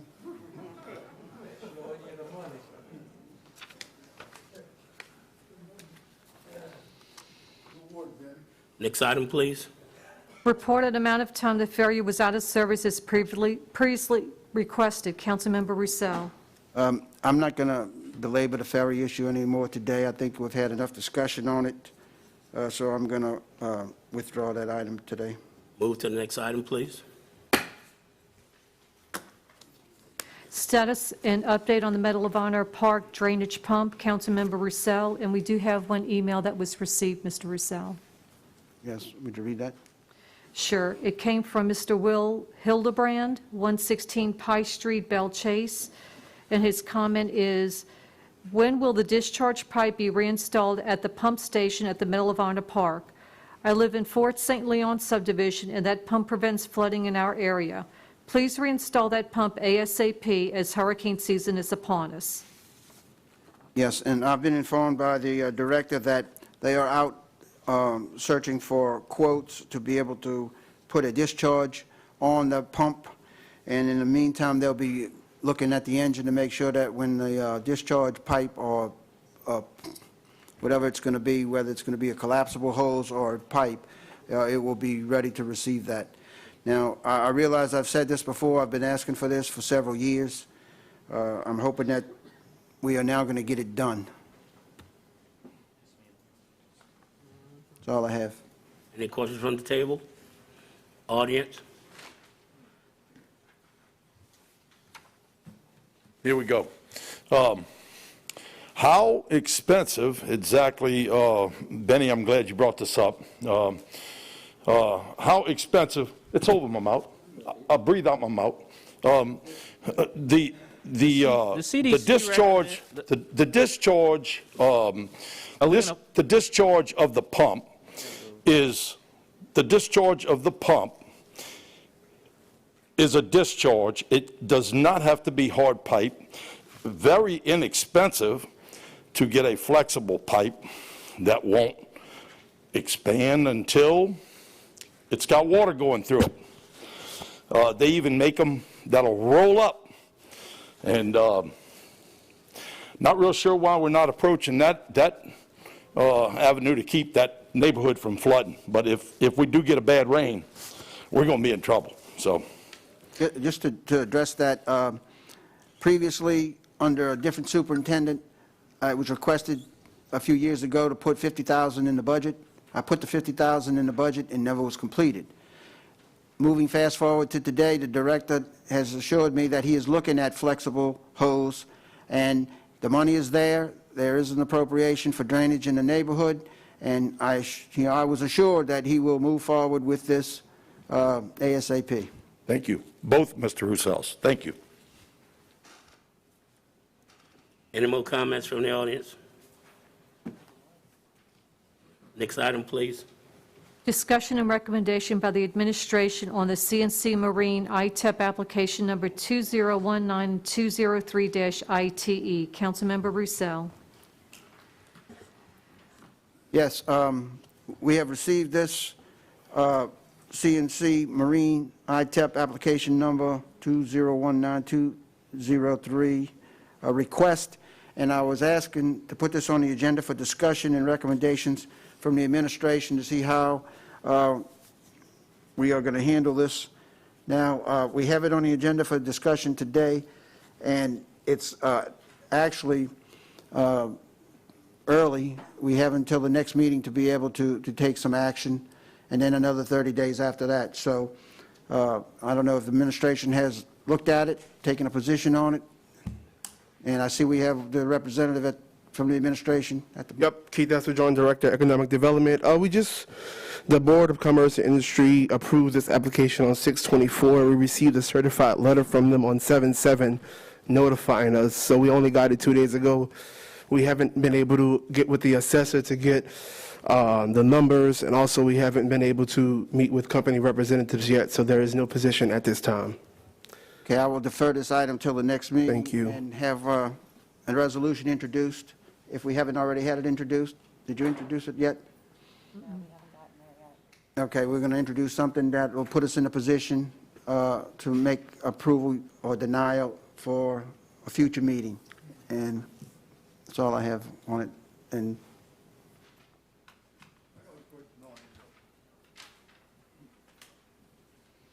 I'm sorry, people, but this business. Hey, if we go another ITEP deal here, we broke, but we giving exemptions. We giving tax exemptions. We got to stop this. We got to stop it.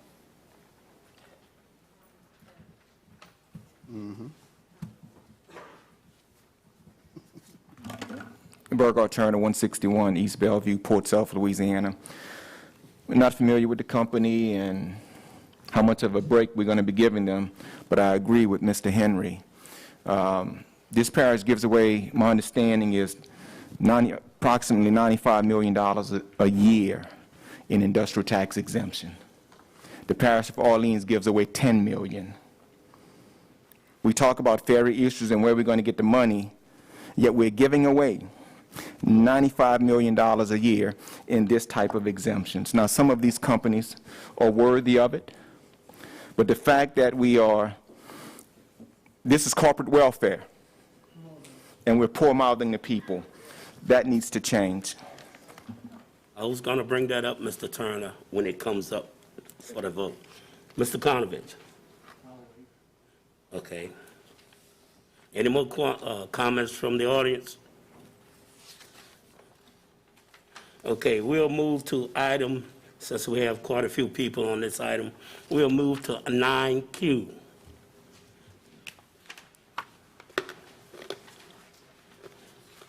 A resolution authorizing President Lapine to contact the Louisiana State Legislature to officially rename the bridge known as the Judge Perez Bridge to the Belle Chase Bridge. So offered. Seconded by Mr. Konovich. Are there any comments from the table? Dr. Goy? Okay. Any comments from the table? Audience?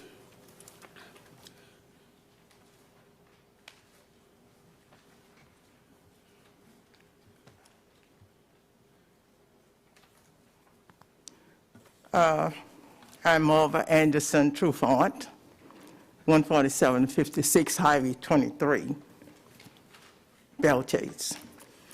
I just want to give some reasons why that bridge should have never been named after Judge Perez. First of all, he was the most racist person that I've ever heard of in my life, and I've been through some racist people. I was a sixth-born child to Jews and Beatrice Anderson. The sixth born, the first girl. So this brought me rotten. When it was time for me to go to school, my mother did not want me to walk 5 miles a day to and from school. So that means she held me home a whole year because of racism. We had to walk from Charles Jones to Scottville, where the middle school is now, sitting in the middle of Scottville, named Bell Chase Middle School or whatever. Anyway, we walked for 2 years, and then the other school was built. But as we walked, all the other children, the white kids, were riding the bus to Bell Chase School. I even had one of the Becknells ask me why. Why we was walking. Did we like to walk? Johnny Becknell. No, we don't like to walk. But Perez kept us from getting a bus to ride to school. After we walked to school, we had one teacher, Miss Smith, taught from 1st grade to 8th grade. Does it sound like we was getting an education? She did what she could. But this was because of this George Perez that somebody named a bridge after and want to name a street after him. Please, nothing should be named after this man.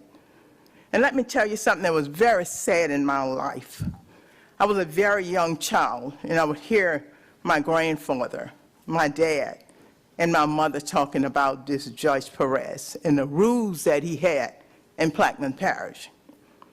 There was a white lady that called the police department and reported that Morris Moyer was peeping in her window. So the police picked Morris up. They took him on the ferry to Point LaHash because that's where they would put him in jail. Well, he never made it to Point LaHash.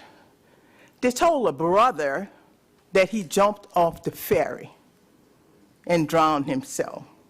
Well, the only doctor that I knew down this way, Dr. Slater, had to examine this man. He did not jump off the ferry. They shot him in the back for peeping in somebody's window under that Judge Perez. Dr. Slater took the orders.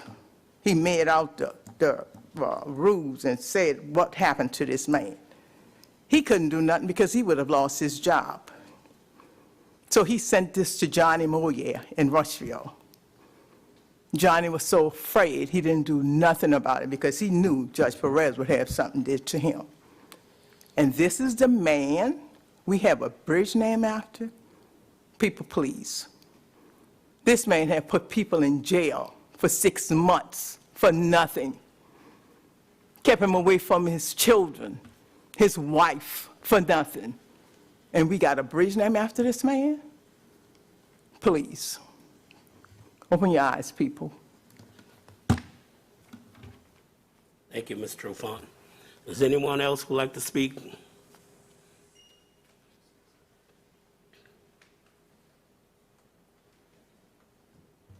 Burgard Turner, 161 East Bellevue, Port South, Louisiana.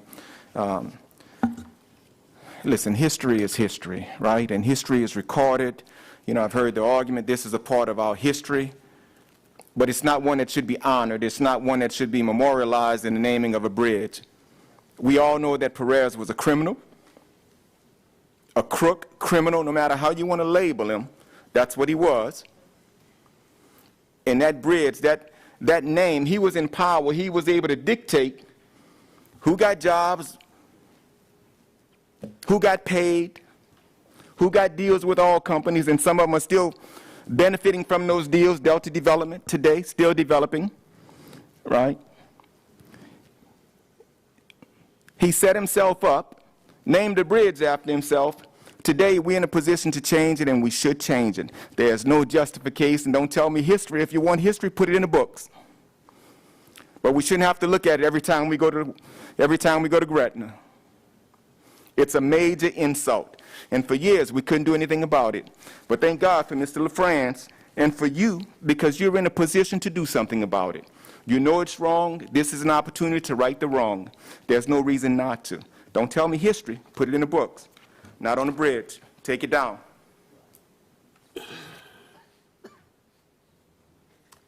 I just want to let everyone know that I am a product of segregated schools. When I went to school, there was a school no more than 3 miles away from my house, Post Selfa School. However, I wasn't allowed to go. I was bused all the way 25 miles to Scottville School, which was an excellent school. I know the teacher that you spoke of. I'm more than sure we had some of the same teachers, Miss Smith, Miss Blair, Miss Dewey, Miss Randall. You know, we had these teachers, excellent teachers. But it's just going to show you what type of things we had to go through. And there was no other race of people that was more loyal to this country than the black race. We worked for free for 300 to 400 years. We fought in every war. We fought in the Revolution War, the Civil War, World War I, World War II, Korea. We came back, our soldiers came back home and still didn't have civil rights, still didn't have the right to vote. We knew, you know. So, and to honor a person and name a bridge after them, it's just unbelievable. But we come to the time where we can try to correct this wrong. As far as I'm concerned, he was a domestic terrorist, a demagogue. You know, this is what happened in Plaquemine Parish. And we know all the history, what our people had to go through. Our parents told us everything, how they were scared to meet when they was trying to get the right to vote and things like that. We knew. We never was on an even playing field. And you used to hear the story about why don't they pull themselves up by their own bootstraps. Well, first you got to have a pair of boots, you know. So, but I will say that it wasn't only the blacks that was helping us out. I can tell you a gentleman that I had been on the school board for, Mr. Lawrence Roussel, and I'm going to let Mr. Roussel tell you the story about his father. Mr. Roussel? Yes, in this time of struggle with the desegregation of the schools, you know, I'm proud to say that I graduated from Belle Chase High School, and I graduated third in my class. And I always use that as a joke because they say, how many people were in your class? Well, there were 5.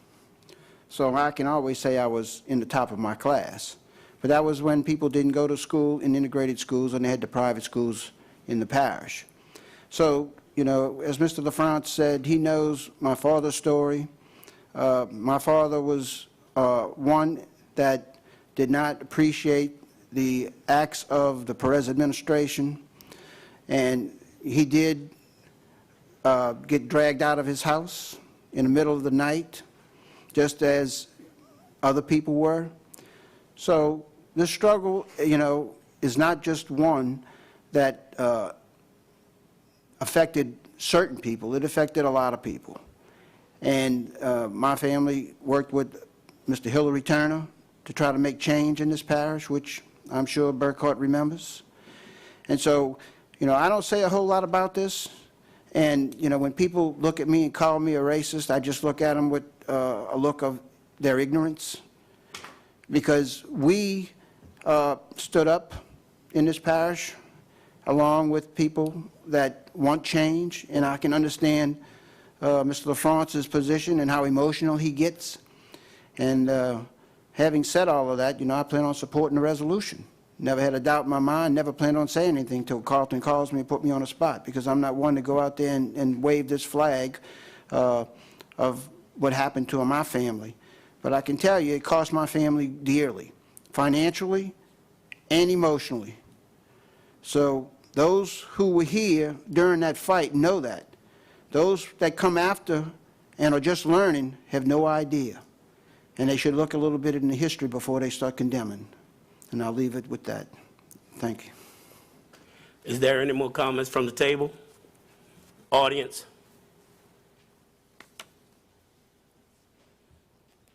David Franklin, Naomi, Louisiana. A couple of weeks ago for the protest, it was a historical moment for the protesters to walk across the bridge and to walk through the tunnel. A very historical moment, and I asked that the council strongly consider changing the name of the bridge simply because some of you may have thought that the protest was a parade through Belle Chase. Some of you was out on your lawn chairs, even some of you that's sitting up there now on the council that has some of the largest percentage of African Americans in your district, you were not even there. But I would strongly consider that you guys change the name of that bridge simply because that protest was a historical marker. But as I said last time, it's a new day here in Plaquemines Parish. And if we have to protest again, we will protest again. This time it won't be any making sure that the sheriff department is okay with it or making sure that the parish president is okay with it. We're going to do it like the other areas of the United States is doing protests, stopping operations until we get justice and until we get equality. Thank you. Thank you. Any more comments from the table? You're not from the table. Oh, no, but I'm from the audience. Hey, I just want to say, you know, this is a state bridge, but it was built 100% by the Plaquemines Parish Council. And the people should know that. It wasn't built by the state. It was built by the council. 75, paid a lot of money for this bridge. It should have never been named this. Now it's getting its justice due. But since it is a state bridge, so we got to contact the state in order for them to change this bridge, even though Parish pays for it. Just want to let the people know. Any more comments?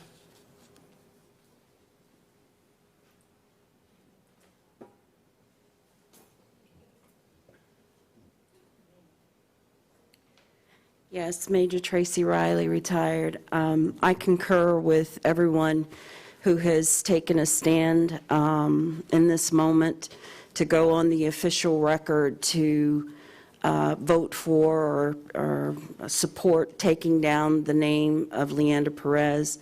I'm not someone who was raised here, although I have been a citizen of good standing for the past 5 years, married into this area. And I just want to share with you the impression that after coming into this area and learning one name that has stuck with me all of this time, and the impact that he as an individual, as one person, has had on the community that I am a part of, not in a favorable way. And you're absolutely right, domestic terrorism. That name strikes very, very traumatic feelings, memories through a lot of the individuals in our community, and history and landmarks. Easily you can see the mark that he has left on this community. And to take down his name, I believe would go a very long way in showing the community that we have finally arrived at a time that we can talk with one another, listen to each other, and begin to build a new community together. So I support taking it down. Thank you. Thank you. Any more comments? Hearing none, the machines are open.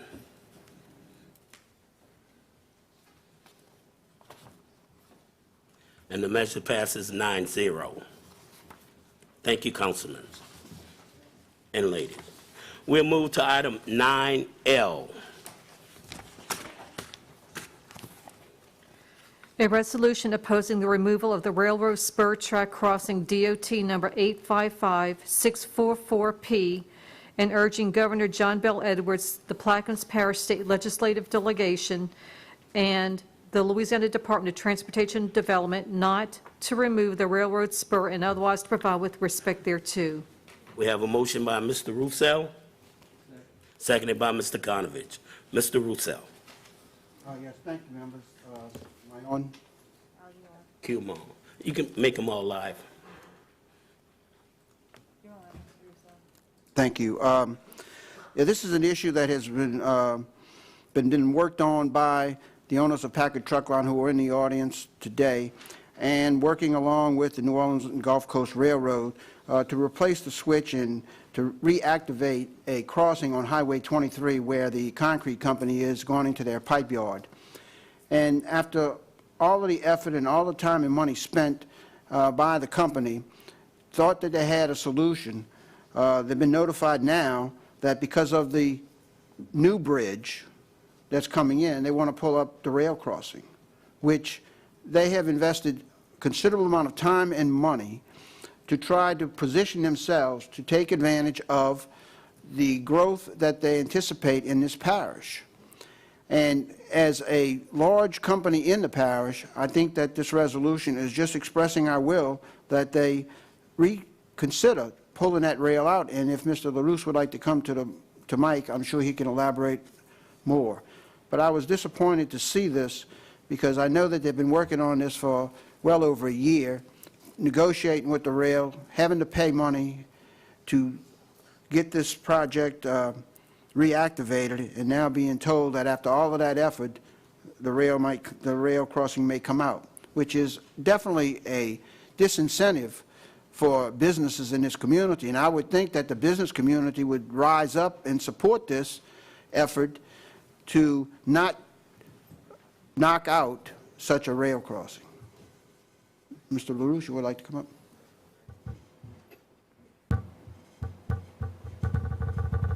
Thank y'all for taking me today. This will be a very big benefit for the, can you hear me with this? Not really, but you could put the mic a little closer to you. This will benefit the parish and the state. We have numerous projects going on with this railroad. We just recently put in a foreign trade zone in our yard. It's considerable amount of money. We went through the Customs and Border Protection. It took well over a year to get through all the red tape.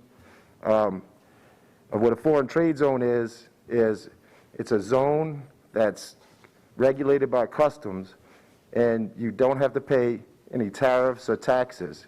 It's like it's not in America yet. So when outside foreign freight comes into America, that goes into the foreign trade zone, and there's no tariffs for a maximum of 5 years.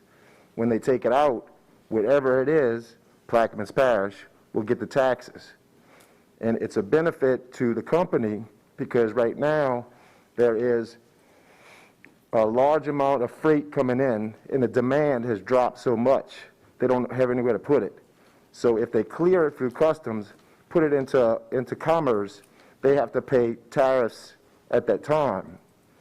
So if they put it in a foreign trade zone, they could let it sit for 5 years, and it still comes to Plaquemines Parish. The foreign trade zone was brought to our attention by the Port of New Orleans. The Port of New Orleans is losing 8 ships per month of steel products, because that's what we do, steel pipe, to Houston, Texas. It's bypassing New Orleans, going there. Because since foreign trade zones were put in existence in 1934, New Orleans area has not had any at all. Now the foreign trade zone, I'm going to try to keep this short, guys. The foreign trade zone is just one. The Plaquemines Parish Port, the Port of South Plaquemines, has already approached us and the Port of New Orleans to be the middleman, because logistically, we are right in between both, to stage the freight going down to the port, which is going to bring more jobs, taxes into the parish. The port, as y'all know, has multiple phases, so it's going to be years of business that's going to be brought into our parish. We have been working with the railroad for the last 6 to 8 months. We have negotiated a contract, and they have made concessions to partially help with getting the rail spur back put in. If y'all are familiar with the area, it's where the old Brown and Route used to be. And Brown and Route operated a rail spur there for many, many years. We've been there for almost 40 years, and we've operated with no incident, no derailments, no safety issues at all. The state recently put all the crossings and signage at hundreds of thousands of dollars. Brand new, brand new. So at our cost, we're going to change the switch that turns it through. The railroad agrees. We have a contract in place as of February of this year. And then all of a sudden the state sends us a letter saying, sorry, it's not going to happen. We also have a pipe inspection facility that was just recently opened in our yard.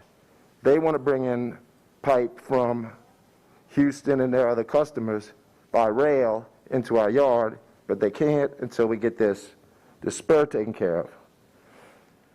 We have a company out of Canada named Blue Steel.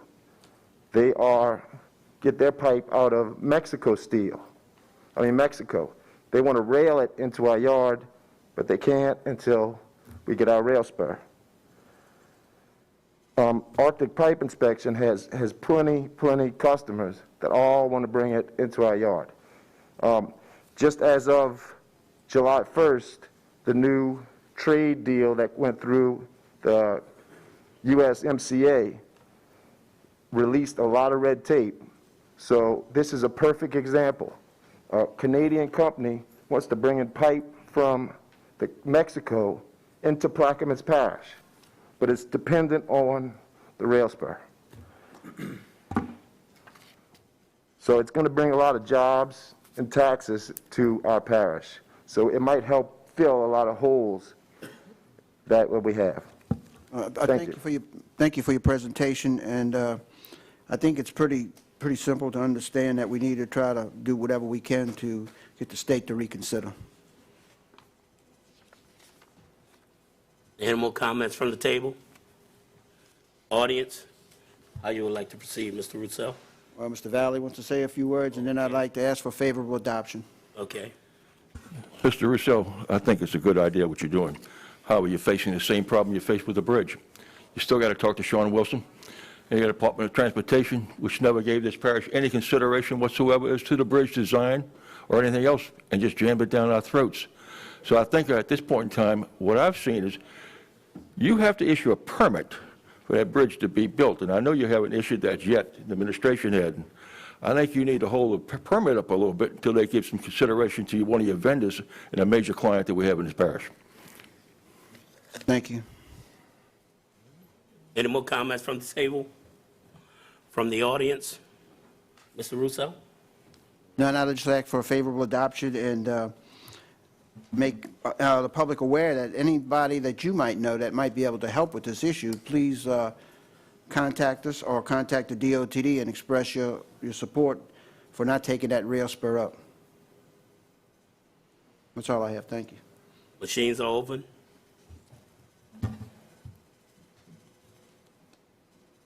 And the measure passes 8 with 1 abstention. 8-0 with 1 abstention. Okay, we go back to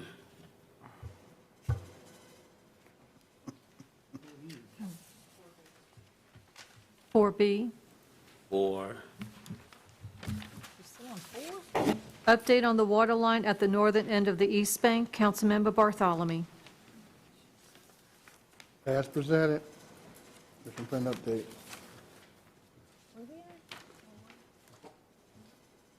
Well, we are I'm with- sorry, I missed A.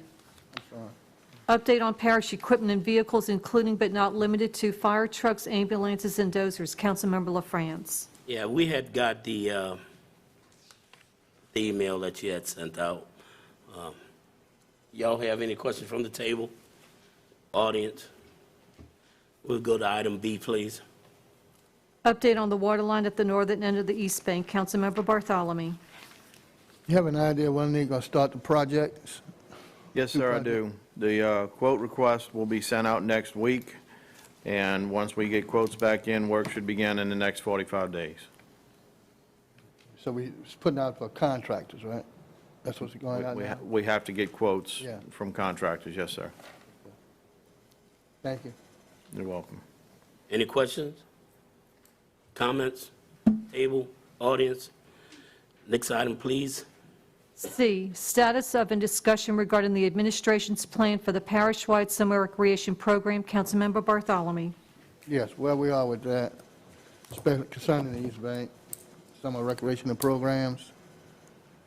So the parish has looked into signing the CEA with the Point LaHash Volunteer Fire Department in order to run the summer recreation program on the east bank of the river. The articles of incorporation have been expired for quite some time That's been for that taken entity. care of. And once we get articles reinstated, we will look into signing the CEA with them. Sent to the Secretary of State, and also the check has been set with that. He has that already. That's just, he has it, I gave it to him. All right, thank you, sir. So that has been done. And we didn't know, at least I didn't know till I called the Secretary of State, but I want to thank Mr. Rennie Buren for sending that info to me, to us, and we called the state to find out exactly what was the problem. And what was the problem was that they hadn't named the officers of the volunteer fire department. It was in dormant according to the state, because they didn't follow it up with the paperwork. So that has been done, that has been sent, as you see, the letter and the check has been sent to those people, to the state, the secretary, and it's done. That's all they say we needed to do. And I think what needs to be done at this point, Mr. Rennie Burris need to contact the chief, the fire chief, and ask him to come over and visit. And I think the last time they needed some demographic information on him, whomever, and I think he said he's provided that to your secretary for you to put into the CEA that you needed. We have a copy of the CEA that was done, but you needed the personal information from this standpoint. That's what he was telling me. And he said he sent that in, gave that, we're just waiting to see when we're going to call him back to sign it. Yeah, if you guys want to have a meeting next week, we can sit down Well, just tell me. and sign the thing. All I needed to know was who was going to sign on behalf of the fire department and have the articles of incorporation and stuff with the Secretary of State taken care of. Can you call him and work that out? I have no problem calling Mr. that. Brock. Okay. The other thing is the weight room. The chief said it'll need a key to get in because it'll be after hours of using the weight room.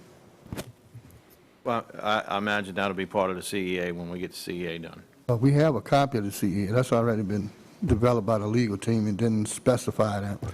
Because we found out that the Y have access to Port Sulphur after 6, 7 o'clock. So they want to come in the evening, take care of the people that work during the day and that would like to come in the afternoon on the same premise. But they would need to have someone to give him a key so he can make sure that everything is followed protocol. So we need to have that. Yeah, sir. I drafted a very generic and broad CEA, Yeah. so to the extent we need to hammer out or hash out, you know, who's going to kind of be responsible for what and whatnot, then... Mr. Epley on that and see. Right, so It'll be generic and that's the same as everybody else. So if we have the meeting next week, we can iron all that out and move I don't want forward. nothing to be a tag to them that hadn't been tagged to anybody else, a CEA, that we own the buildings with. Now, make sure that's generic. Right. Well, their CEA is very detailed, so I don't know whether it's in it or not. I just I'm going to ask for know, a copy of that to make sure we follow those things. I believe we provided copies of that. That one, but I don't have the other ones that we did the CEA. We'll provide you whatever you need. Yeah, because I want to be fair with that, you know? I want to be fair. Any That's all, comments Mr. from the Chairman. table? Thank you. Any more comments from the table? Fouchon?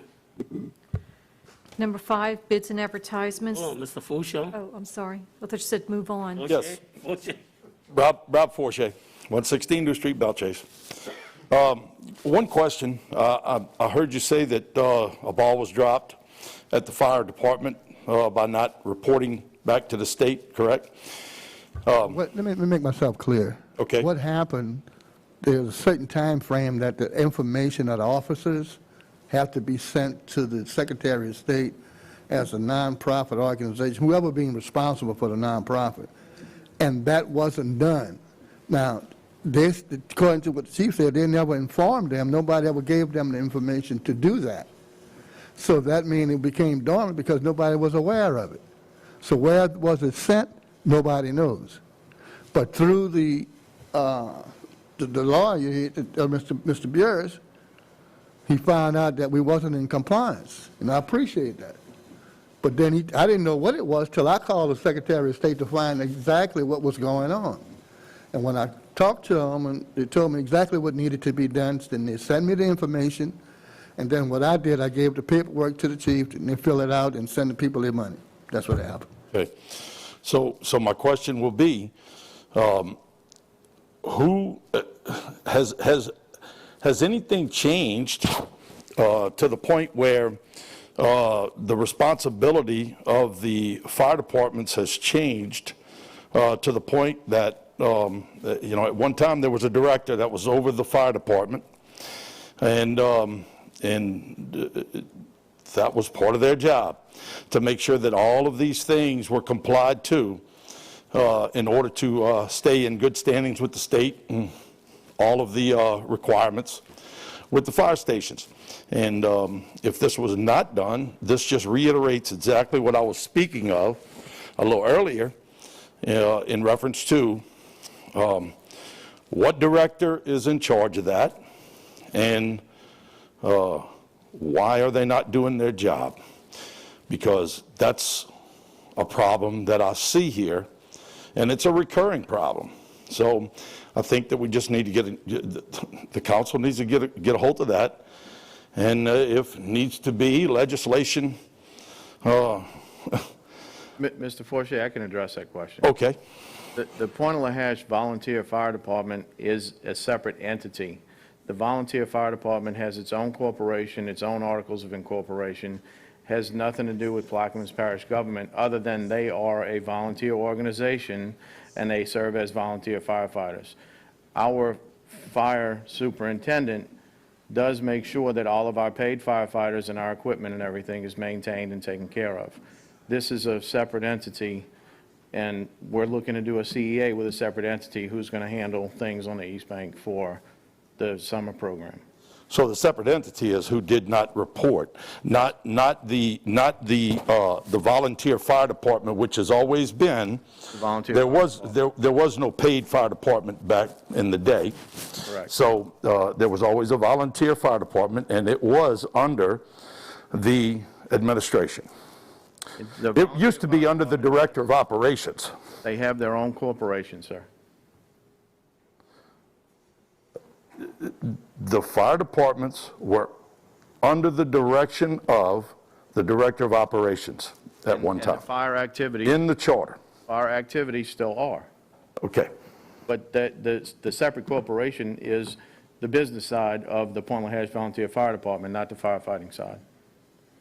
Okay, so there was no ball dropped anywhere? No, sir. Okay, thank you. Any more comments? We'll move to the next item, please. Bids and advertisements, there are none. Beer liquor licenses, number 6. There are none. Number 7, construction permits. We'll take item 1 and 2 in Globo. 1 and 3. 1 and 3? No. I can't vote on number 2. Okay.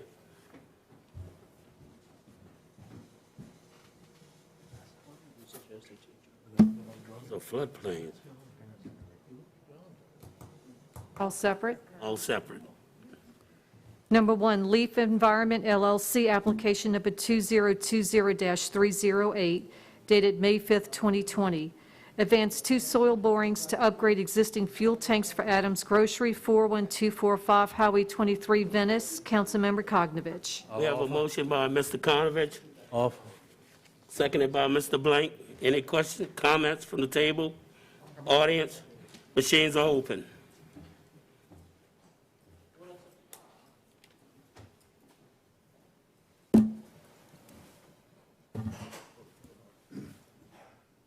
Mr. Black?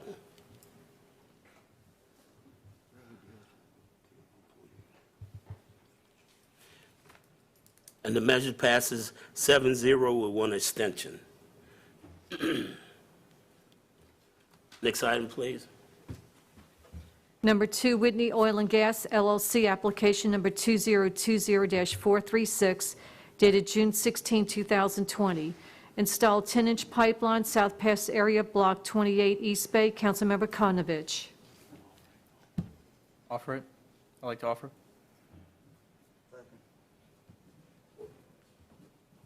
We have a motion by Mr. Blank, seconded by Mr. Roussel. Any discussion from the table? Audience? Machines are open.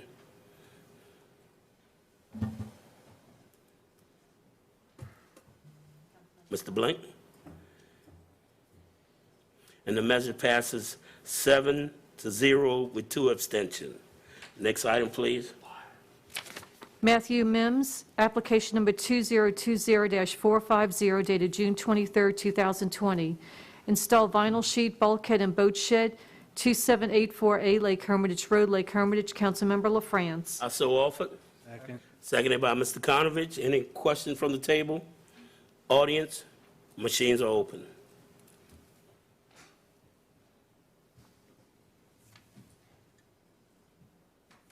The measure passes 9-0. Next item, please. 7B, TLC Novelty, LLC, William Hall, Fireworks Stand Renewal, 8480 Highway 23, Belle Chase, Louisiana. Councilmember Arbrough. We have a motion by Mr. Arbrough. I'll second it. Any question from the table? Audience? Machines are open.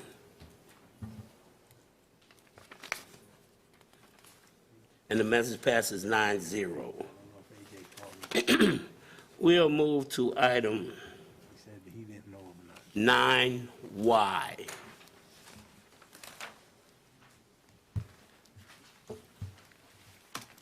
A resolution directing the termination of the cooperative endeavor agreement by and between Plaquemines Parish Government and Port Eads Fishing Refuge, Inc., and otherwise to provide with respect thereto.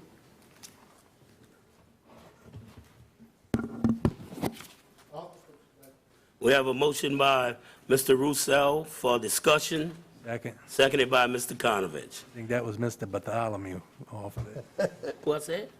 Roussel. Oh, I'm sorry. Motion by Mr. Bartholomew, seconded by Mr. Konovich. Mr. Bartholomew. Yes, Mr. Pierce, ready? Yes, this has been on the agenda for, I think, the last 2 or 3 meetings. Mr. Kutcha, I think the council had some questions for the Port Eads Fishing Refuge. So Mr. Kutcha's here to answer any of your questions related to that relationship.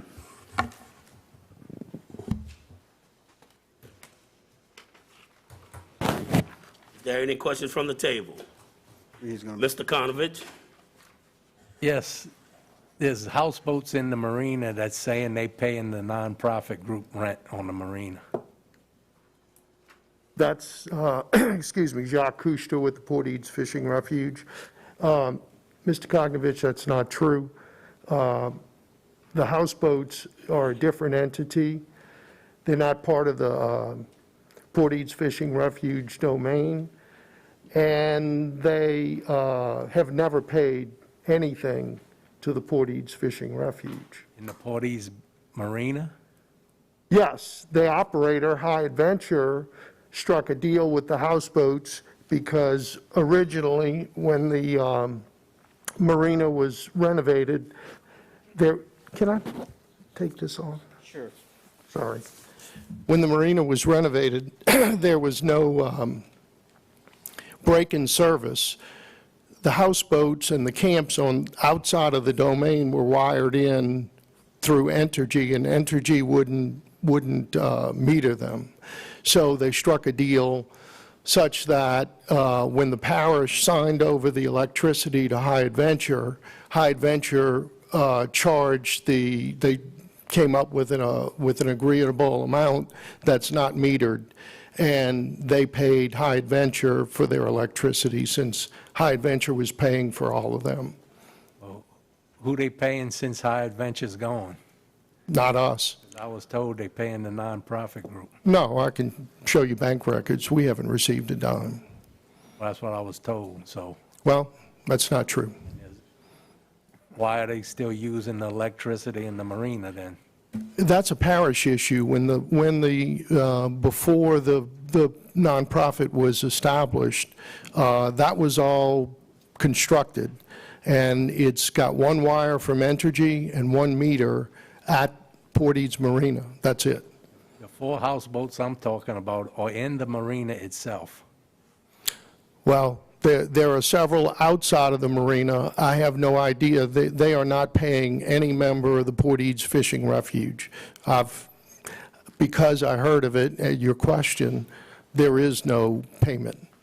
If they're paying someone, I have no idea who it is, but it's not the Port Eads Fishing Refuge. That's what one of the owners said. So I was just asking the question. I'm 110% factual. They're not paying us. If I might, I put together a sort of a summary for those of you who were newer. We go back 4 administrations, and several councilmen, councilwomen go back in time. So I thought that it would be helpful for everyone to visit the origin of the nonprofit, the CEA, between the Port Eads Fishing Refuge and Plaquemines Parish. I thought it'd be helpful to put the facts in here, and the facts, and I watched the tape, and I read the Gazette article about, and the comments, and the Gazette stated that the reason that the parish went with the nonprofit was to avoid the public bid law, and that was not true. There was a bid. It went out for bid to potential would-be lease operators, and there were 0 replies because there was a $20 million requirement for insurance.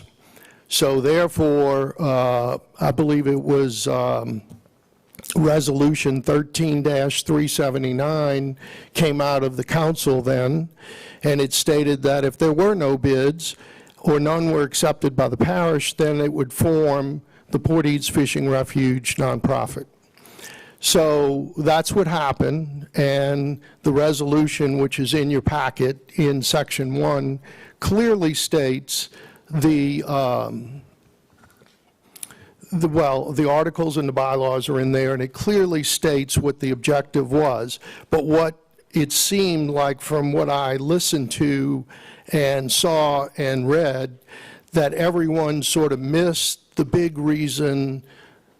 There are 2 big reasons that the nonprofit was established. The first was a group of people that care about the area, that know a little something about it, were there to make some decisions, and most importantly, for Plaquemines Parish government and its residents, the establishment of a CEA, a public benefit corporation, in our case a nonprofit, would allow the parish to self-insure. So that was the big reason. With no bidders and no capacity to provide $20 million worth of property and casualty insurance and flood, there was no one coming to the table. So we came to the table as a nonprofit, and we were able to procure one of the best operators in the world, High Adventure Company. They did a fantastic job for 5 years. at the first renewal in 5 years, they said, honestly, the day we started, we heard that there were depth issues. The water level in South Pass was silting in, and we can't foresee operating here another 5 years. I also included, before the first tab, recent pictures of boats aground in South Pass. It is arguably the most dangerous waterway in Louisiana. It is that shallow. The sad part is it's the best fishery in the world. In 2018, it was voted the best fishing destination in the world by a noted global group, Sporting Classics, and that's a big deal. Last week, it's a resource. It's a natural resource. The fishery is a resource just like oil and gas, just like silver or coal, but we don't have that here. We do have this fishery. But as sport fishing, charter fishing has developed in South Plaquemines, the economic impact in Plaquemines Parish is not there. Our neighbors, notably Biloxi, Orange Beach, Pensacola, and Destin, have profiteered greatly. Every time they have a fishing tournament, every time they send clients from the casinos fishing, they make a beeline to south of South Pass. Everyone is coming from out of state fishing here. It's where the fish are. But the problem remains, we can plan, we can forecast, we can imagine, we know we have the fishery here, but the problem is no water. If you're going to make a pot of coffee, a glass of tea, a tray of ice cubes, or a marina, the essential ingredient is water. And without it, there is no value. There's no economic value to Port Eads unless it's dredged. And starting in 2014, months after the nonprofit was formed, we went to work knowing that we have to do something as a group to get attention to dredge South Pass. Well, along comes the roseau bug, the disease, and that was another catalyst to get some attention. And then they started flooding north of us, and then figuring out, well, maybe the passes in the river all need to be dredged so that we can move more water through the river. And lo and behold, Mr. Helmers got on this program soon after he got in office, and has done a wonderful job and got us to a point where, I believe it was February 24th, Mark Wingate with the Corps of Engineers announced that South Pass would in fact be dredged. But he was very hesitant, saying that, as many of you have witnessed in the past, monies earmarked for South Pass and even Tiger Pass have been held back and switched, and they switched it on us 3 times that I know of. So the first time, right after Port Eads opened, we thought, and a copy of the document is in here, we thought dredging was going to start, bids were about ready to go out, and that then $35 million was scuttled in favor of a leaking salt dome in Lake Maurepas that's still leaking today. So, you know, the reason I wanted to assemble this, and Mr. Bartholomew, I apologize again for not being here. This COVID-19 situation forced me at many levels just not to be able to come. I apologize. But what I did take was the time to assemble this and let you know that the CEA, a public benefit corporation, a nonprofit, whatever you want to call it, that currently Port Eads Fishing Refuge is very important if the parish wants to move forward. Mr. Roussel, I know you mentioned on the tape, and the Gazette mentioned this, that there's no economic benefit. It would probably be better to find a research group or something, another entity to run Port Eads. Well, you'll find in the back of this document, I believe in section 4, LUMCON, that's Louisiana University's Marine Consortium, and UNOLS, that's University National Oceanographic Labs, they run research vessels. They contacted us. They had wonderful experiences. They thought Port Eads was the second coming until multiple research vessels ran aground. And they said they wanted to open accounts. They said, surely it'll be dredged with this water problem. It wasn't. They are two entities. UNOL is a global entity.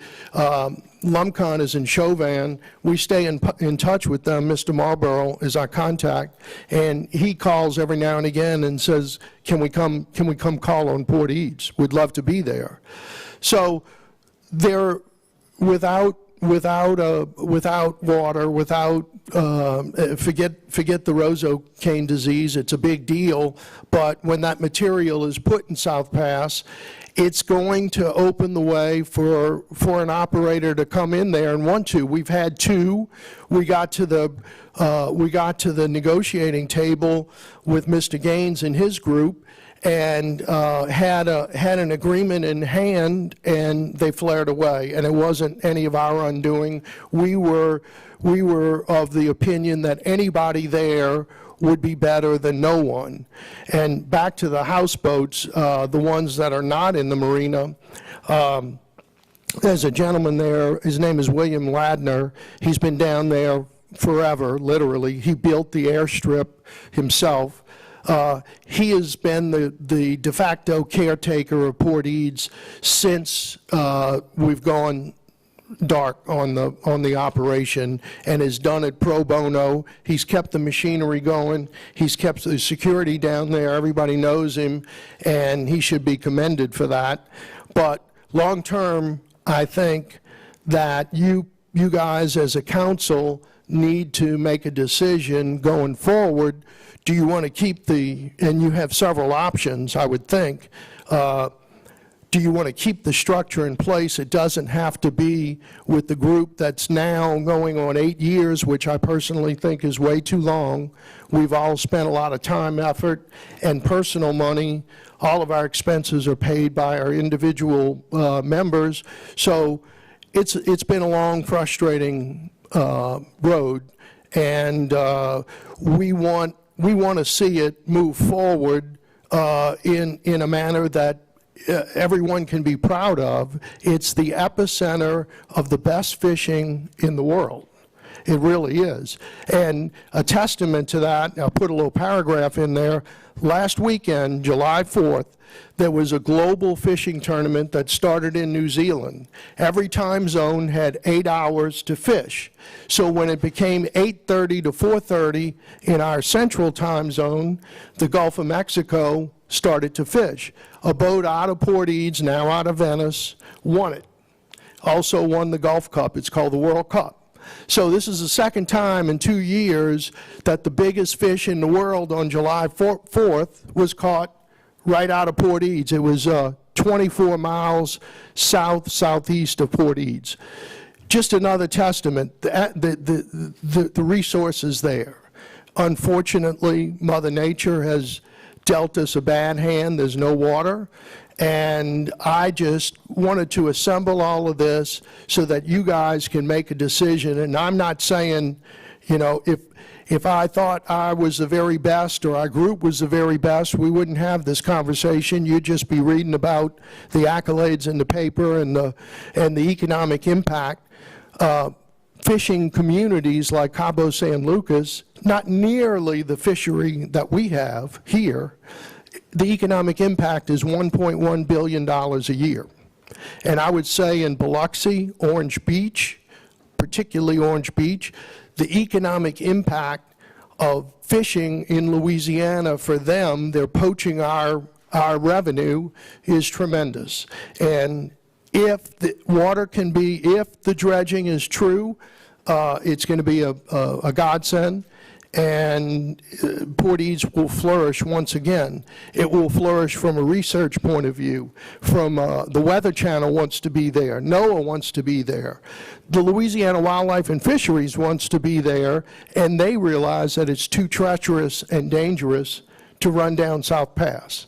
So that's why I assembled this document for you guys to look at and make your informed decision. It's been a long way, and I got to be honest, our board members, without water, what can we do? With the couple years the High Adventure was down there, how much did the parish make off of that?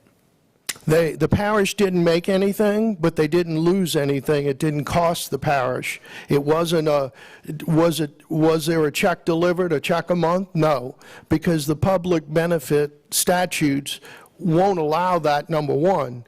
Ideally, had things worked in the most optimal fashion, the High Adventure could have raised some money that we could have done more good. And if you look in the contents, what we did for the community, I think is notable. We could have done a whole lot more had larger boats and more activity been present. But they managed to not lose too much money in the 5-year period. They did not make any money. The parish did not lose any money over that 5-year period, and I believe that contrasts pretty sharply to the other 3 marinas that cost quite a bit. They got the use of a $12 million facility for free for 5 years. Well, they're not in the business of using something without making some money. If you look at their contract, which I previously circulated, there was an opportunity to do some good, but is it a check a month that comes to Plaquemines Parish? No, it never was designed. Resolution 13-379 clearly states what the goals were at the time when there were no bid responses on the lease operations. That sort of sealed the deal on what Port Eads was going to look like going forward. We not in the business to lease out property for free neither. And look, the whole thing, we tried. We got the best operator in the world. If the council back then unanimously approved all of this, so I'm not going to go back in history. They were hired. They did a great job. They put South Plaquemines on the map. There are great commercials at Port Eads. LSU and SEC had a great commercial. A series that just came out, Chef Gordon Ramsay from London is doing an episode, a series of 15 episodes. Episode 3 was filmed in Venice, and it was because of the arrangements of High Adventure with their London office that got him interested in the first place. It was just shot down there months ago. And so the notoriety, the economic impact, this kind of thing just doesn't happen without a little bit of influence. This was 2018 when the Roseau-Cane bug was just starting. It says Port Eads is vanishing before our very eyes, and that's the front page of the Times-Picayune plus an article inside. They just didn't pick Port Eads and throw a dart. We made them aware. We discovered the Roseau-Cane disease. The Roseau-Cane disease has been here since I was born. Well, it wasn't notable until 2016. I'm not going to argue that fact, but in 2016 it became a reality, and we helped promote the awareness. And if you go through some of the volunteerism and the things that we've done, we worked hard at it. Was it perfect? I don't know. I don't know how we can compare. Going forward, is it the right footprint? Do you guys want to do something else with Port Eads? I'm just trying to provide you some information as to what happened in the past, what it looks like now, and there's no water there. And until you see a dredging, I don't think you can hang your hat on anything, since we've seen 3 contracts scuttled on dredging. I know them big offshore longboats with the 4 engines on it run down South Pass every day. Well, look at the accidents. Look at the accidents. Look at Cito. Look at Cito's accident tally for South Pass, it's very dangerous. On high tide, with the right wind, can you make it? Yeah. But more and more boats are getting in serious accidents. It ain't just South Pass. I ran aground last week on the head of passes in Southwest Pass, right next to the dredge. So it's not just South Pass. And South Pass is particularly bad. You can walk across it if you got the right coordinates. You can almost walk across it. It's that bad. are you with the Big Game Fishing Club? Am I with them? I've been a member for 35 years. I think Mr. Helm would like to talk to y'all. I think y'all owe us money for slip rental. Well, At about 120,000? I don't know where you're getting that, Mr. Kognovich. Got it from the I'm not in management there. I don't run it. I'm a member. So whatever, I'll pass that along, but I don't think that's true. Our finance department says it. Well, then it must be gospel. Yep. Right. You finished, Mr. Konovich? Yes, sir. Mr. Roussel? Yes, thank you, Mr. Kuchta, for all of your efforts in the past. And I do have to agree with you. It's been a long, hard road, and it is time for change. And my position is very clear, and if you've read the Gazette, if you believe what they print, and if you watch the video and you believe your eyes, that's my position. And the position is developed over the years because when I heard that the nonprofit was going to be created and Port East was going to be turned over to the nonprofit, and I realized that we were turning over a $16 million facility and we weren't going to get any cash benefit to the government, I questioned it. And I didn't know that the nonprofit was going to turn around and make an agreement with a for-profit company. And I guess one question is, did the government approve that agreement? Because I can't find anywhere in the records where the nonprofit got permission or the government approved the lease or the agreement, whatever it was, from the nonprofit to the for-profit company. Yes, that was all. The contract was approved by the administration or the council or both, if I recall, and the CEA is enclosed in here between Plaquemines Parish and the Port Eads Fishing Refuge.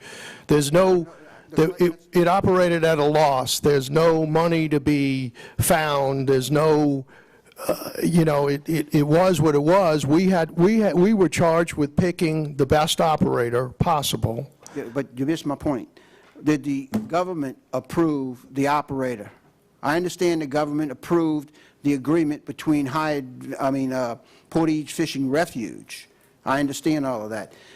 The question is, once the agreement was approved with the nonprofit, was the agreement with the for-profit company approved by the government? I'm quite sure it was. We went through a lengthy process, and I'm quite sure it was. I can get you a copy of it. I'd love to see that because... Sure. I think you have one, but I'll get another one. Yeah, you don't have to think I have one. I'm telling you, I do not. Okay. Now, taking it a little bit further, the parish has been footing the bill since the High Adventure Group left. Correct.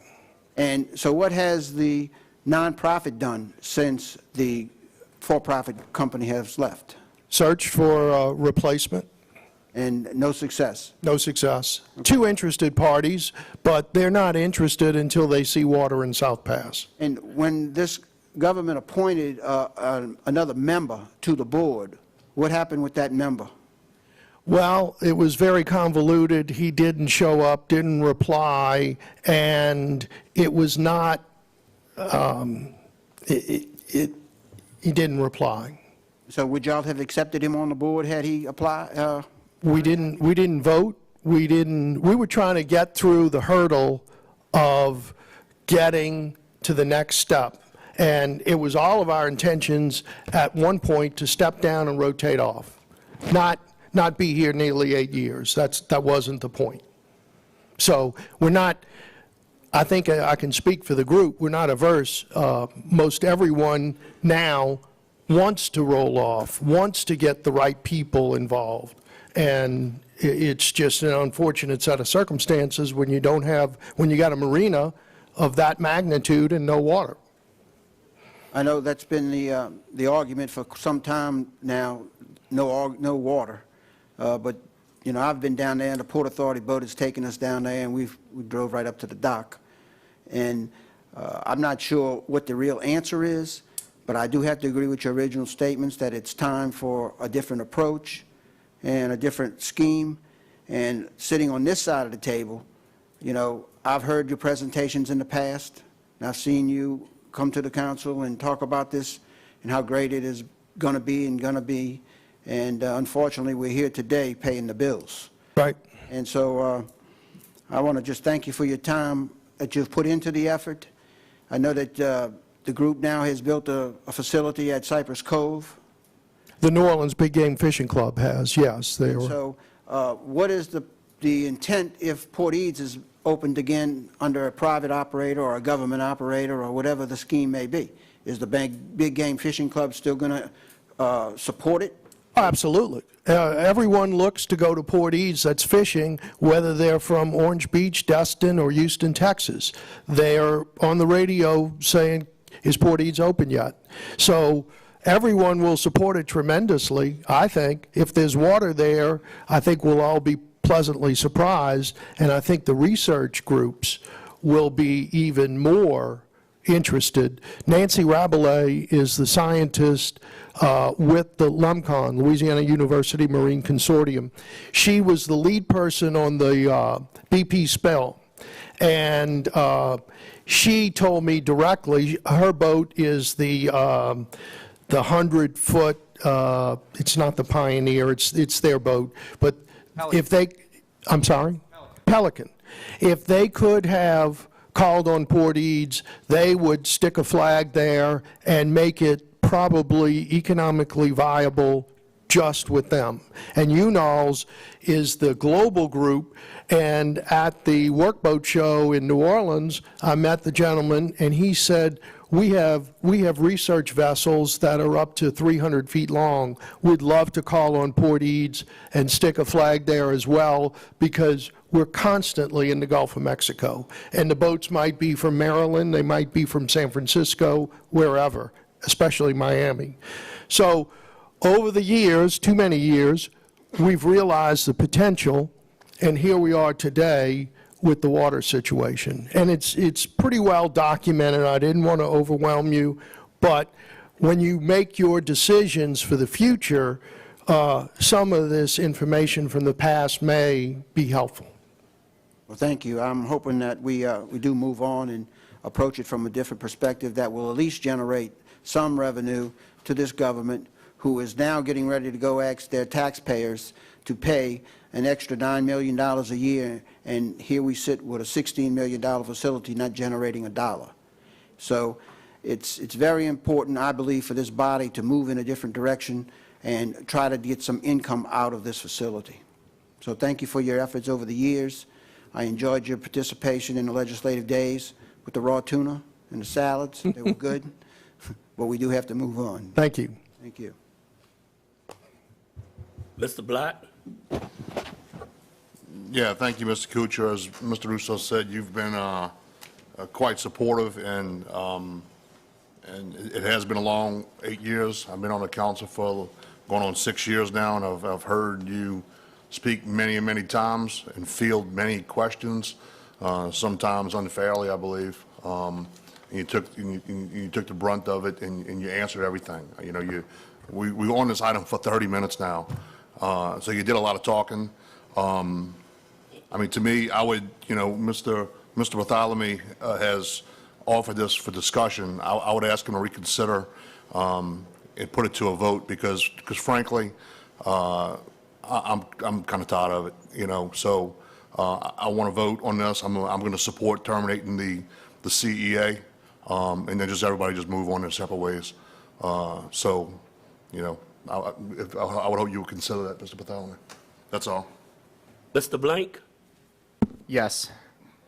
Port Eads is a part of the identity of Plaquemines Parish. If you look up on the wall, you could see there's a large fish that was probably landed there. On our logo in front of the podium and on the side of every single parish vehicle is that photo of that marlin jumping offshore that was probably taken just 3 or 4 miles off the end of the rock jetty there. You know, I haven't spent a lot of time down there. I've been down there 2-3 dozen times. If we terminate this agreement, though, we're not going to have any capacity, anybody to come up with a good 5-year solid plan, anybody to advocate for the repair of the very dangerous rock jetty down there. We're not going to have anybody working to get that airstrip down there on the aeronautical charts, to get folks that have the means to support the facility start coming there a little bit easier. I mean, if y'all are ready to do this, we can do it, but I feel like maybe we need another shot. Maybe we need to regroup and see if the board wants to reconvene and maybe get some fresh blood in there and get some new ideas, you know, put into place. I think trying to get $35 million to the Corps of Engineers to dredge South Pass is just frankly unrealistic. We don't have to dredge it ship deep and ship wide. This isn't 1960 anymore. We need to dredge that pass very narrow, like Southeast Pass, and deposit the sediment within South Pass itself so it could self-scour. That pass can be reconfigured to where it can self-scour. The plans submitted by the Corps of Engineers aren't going to do that. It's the same old thinking.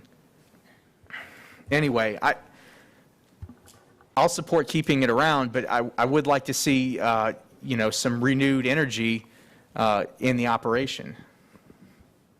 Mr. Kucha, are folks even still interested, or y'all ran out of steam, or what? Gets beat up every time it comes to the podium. You know? They're very interested, but you know what? I mean, just, you know, until it actually starts, it's been so misleading in the past with the Corps that it's frustrating.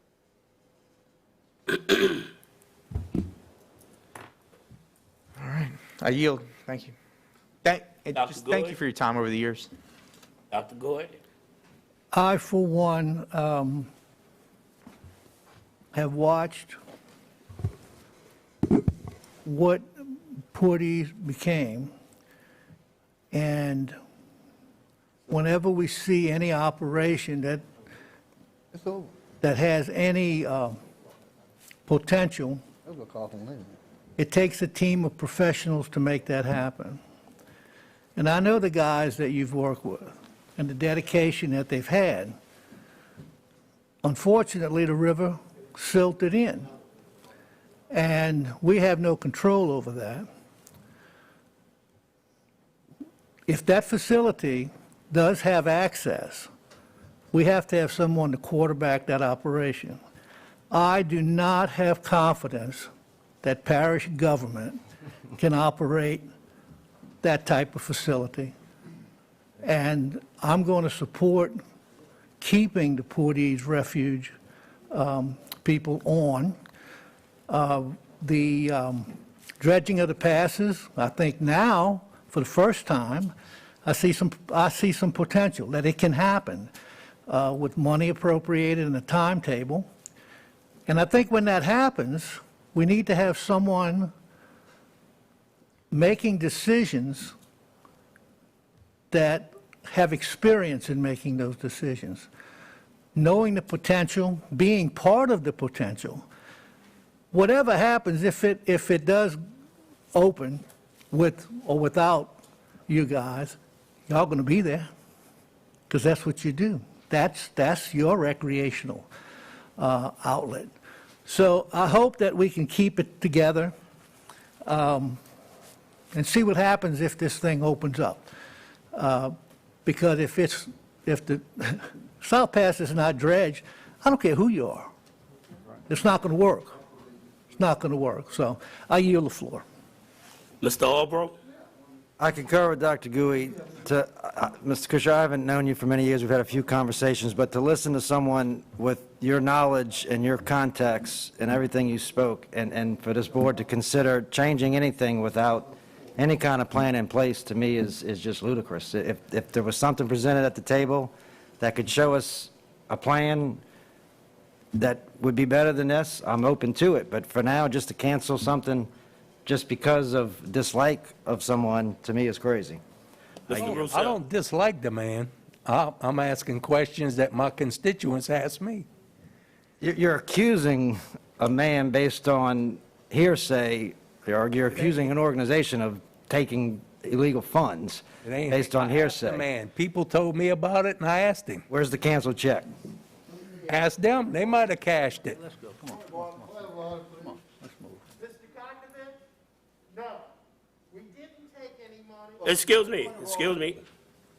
Kill my mics. I'll control it. Mr. Black, you finished? Mr. Gouy, you finished?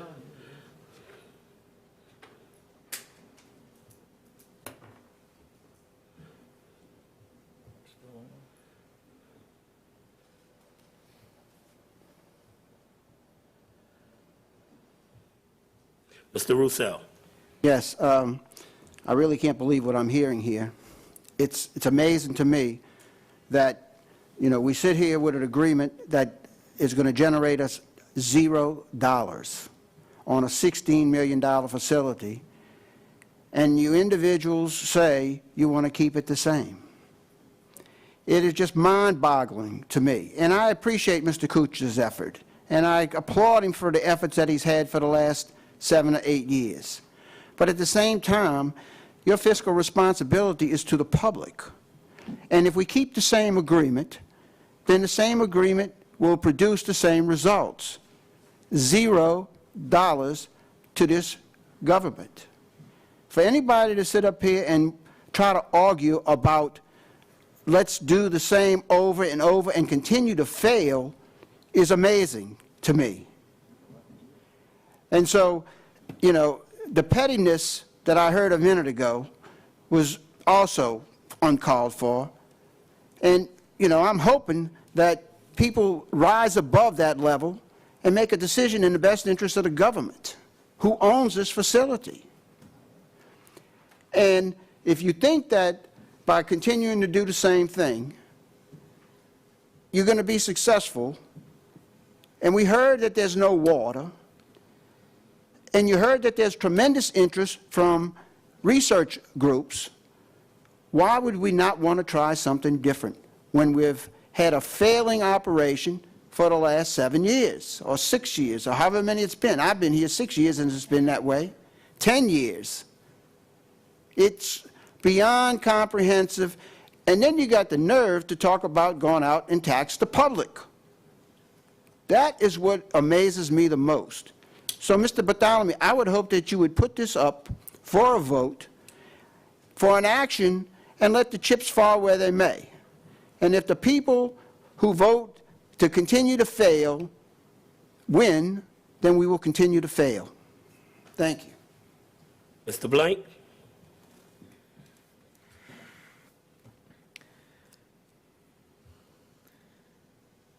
Mr. Russo, you've seen the economy of the parish lately. We have a tremendously underutilized segment of the economy in the form of recreation fishing. In a slightly different world, you drive over the hump at St. Jude, and there's palm trees and a giant sign that says "World's Best Fishing," and it's something that we cater to. You know, I've seen a lot of folks come into this parish and spend a lot of money. And look, I hear what you're saying about fiscal responsibility and our duties here and the money that that facility has brought in. I understand that. What I'm asking is, do we go just a little bit more and see if there's a concrete plan, a 5-year solid plan to get that facility back into play? And if the Port Eads Fishing Refuge group cannot produce that, then we will move on. I don't know if anybody's actually asked for that from the council or the administration. Can I comment since you addressed me? Sure. See if your mic is on. Mr. Roussel? Go ahead. Mr. Blink, if we stick with the same arrangement, the existing arrangement says we get $0. So if you think that is a good deal, then vote that. But I cannot in good conscience sit here and renew a deal or continue with a deal that is a bad deal, that gives us $0. And all of these ideas about 5-year plans and dreams, reality is going to hit you November the 1st when you get a budget that eliminates half your payroll or whatever it's going to be. And you can still be going with your 5-year plan and wishes and hopes. It's not going to put $1 in the coffer. So good luck, Mr. Blink. Ms. Newberry? I just want to ask, so we don't have anything on the books on when they're going to dredge South Pass, John? I know they've been talking about it. The last report we received from the Corps of Engineers is they will start dredging August 1st. They will have the dredge in place. They're going to dredge a 12-foot channel down the middle. And we are working with them to make sure that when we get to Port Eads that we will have a plan in place to get our slip dredged to the fuel dock. That's it as of right now. If they pull the trigger, we just checked with them, got an email from them. They said they're on schedule to start, and it's a $39 million project. They'll start August 1st from the head of passes all the way through the rocks. And do you know how long it takes to dredge a project that big? I would say three to 3 months. They work 24 hours a day. They dredge in 12 feet down the center. It's going to be just a channel. It's not going to be the entire pass. I'm sorry, how deep they're going to dredge? 12 feet. 12 feet. Mm-hmm. And that'll get the big boats, you'll get the big boats? That'll get all the boats like Mr. Kutcher and all them use. That'll be no problem for them to get in and out of there. And some crew boats, they don't draw 12 feet of water, so some of the oil field will be able to also use it. All right, well, then I'll have to agree with Mr. Roussel, and hopefully we can generate some money. Mr. Roussel? Yeah, my only point was that the same agreement gets us the same money, and I don't want to keep repeating myself. I'm going to yield. Ask Mr. Bartholomew to put this up for a vote, and let's let the chips fall where they may. Mr. Blank? Mr. Helmers, the gap in the rocks on the east side of South Pass, it's getting bigger and bigger. Would you agree that some of that spoil needs to be reallocated to fill that gap there? Right, they do have some disposal areas. I have a map of the area around Port Eads now, but I'm not, they'll repair that rock and they'll make the channel hold to where it don't slough in anymore, but I'm not sure. As long as it's open water, we can request a disposal area because they can permit that easier than they could permit, say, in the Roseau Canes if we put it there. But the disposal areas are all in open water. Got it, because we're going to be in the same boat in just a few years if that gap I understand. isn't sewn up. And from the maps that you sent me, it doesn't reflect what you just told me. There's going to be no spoil area in that area. I just got these like 2 days ago. I just got this one. Do you mind if I take a look here? Thank you. We can go for a vote. Mr. Turner?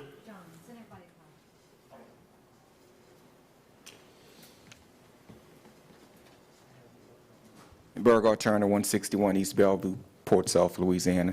Just real briefly, I really was coming back. I'm just walking in on this agenda item. I was coming in to remind Mr. Henry to let you all know about the election on Saturday. But as I walked into it, want to mention to you that when we went on a tour of Port Eads and we saw the dredge ship dredging out Southwest Pass, they were dumping the spoil at the head of South Pass. So it doesn't make any sense to dredge South Pass if you're then going to dredge Southwest Pass, take the spoil, and put it at the head of South Pass and fill it back in. So it's good news that you're looking to dredge it August 1st. That's very good. But we also need to change how we're handling Southwest Pass, or what we're doing is just defeating the purpose. Thank you. Thank you.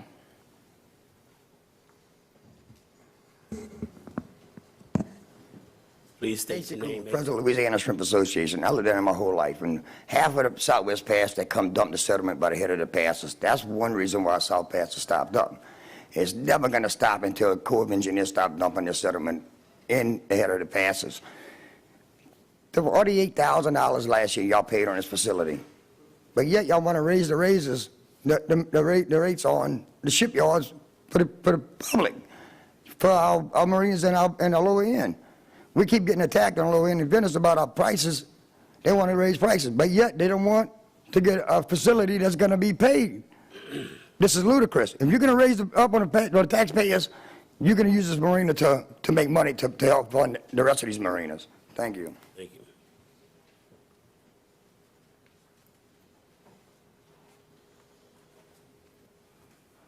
I'm Tyrone Edwards, downtown. Mr. Ritchie, I am just so confused because a few minutes earlier you was talking about the money being lost on the ferry.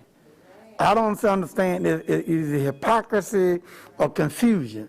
Because how can you take such a hard stand on the ferry and come back and support this madness?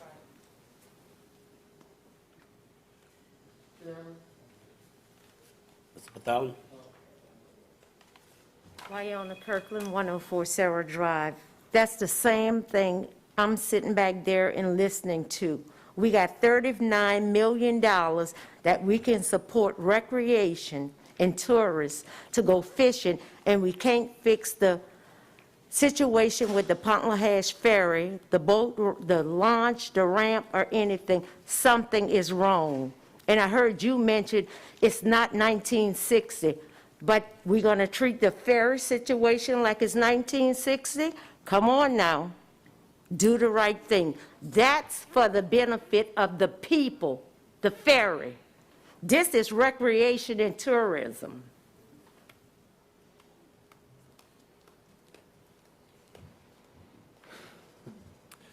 Donald Valley. When this came up a couple of months ago, I communicated with many of the members of the Big Game Fishing Club, who I know a lot of them very personally for 20, 30 years. Unfortunately, they're in a trap like you're in a trap. There's no water. It's not going to get dredged. And you talk about holding off for a while. Richie, I commend you for wanting to do things like that and work with them. Nothing's going to happen. They're going to sit back and wait and see when it's going to be dredged. They built $1 million facility over in Renee Cross's facility. Of course, anybody that's got a big boat is going to want to tie up at the marina and go out because it's a shorter run and a lot better for the fishing aspect of it. And it's to their benefit. But no one stepped up to the plate. They have been a good lobbyist over the years, but that's kind of died off. And what Benny's talking about, get it back in your fold. If there's something comes up, they can always come back in and talk to you about they'd like to do something if they've arrived with something. But look at the other opportunities out there. I think Helmut's got a group that can probably market this thing. You can approach other people about going after. And once people hear that this is available again, you can spread the word. I mean, you got the workboat show coming up December 15th through 17th downtown. You can put a flyer out there. You can get out in front of them. But I think you need to terminate where you are. I think you can start again with a new group or whoever.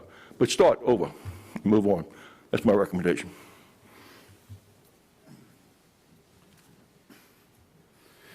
Arthur Henry Belcher. Hey, Dr. Gould, I got to put you on the spot. I remember when we was in the event, when you was on the council, and you proposed to do this non-profit. I told you back then that we weren't going to make any money off that deal. And guess what? 8 years later, we're still standing here with no money. But the Christians do a great job. Do a great job. But hey, I can tell you, no water, you're not making no money. Benny, I gotta give you, you're right. Hey, you're right. It's time for a change, man. We don't have any money. We need to make some money. 8 years later, we haven't made $1. We're spending money on it. Come on now. Come on, you gotta start serving all the people now. Think about it. Mr. Bartholomew, how you want to proceed? Offer for a vote with the blank being filled on line 19, August the 4th, 2020. I offer for a vote with that amendment to the blank, fill in the blank.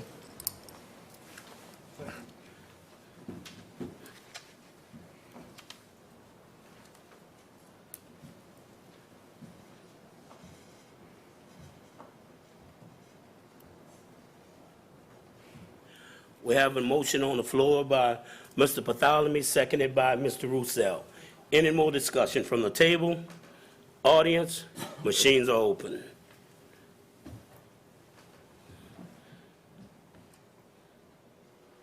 And the motion passes 7-4, 2 against.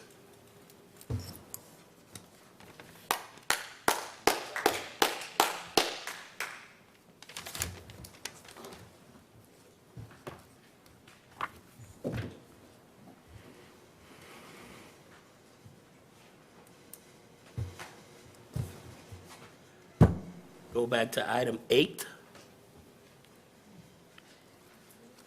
Introductions of ordinances and resolutions.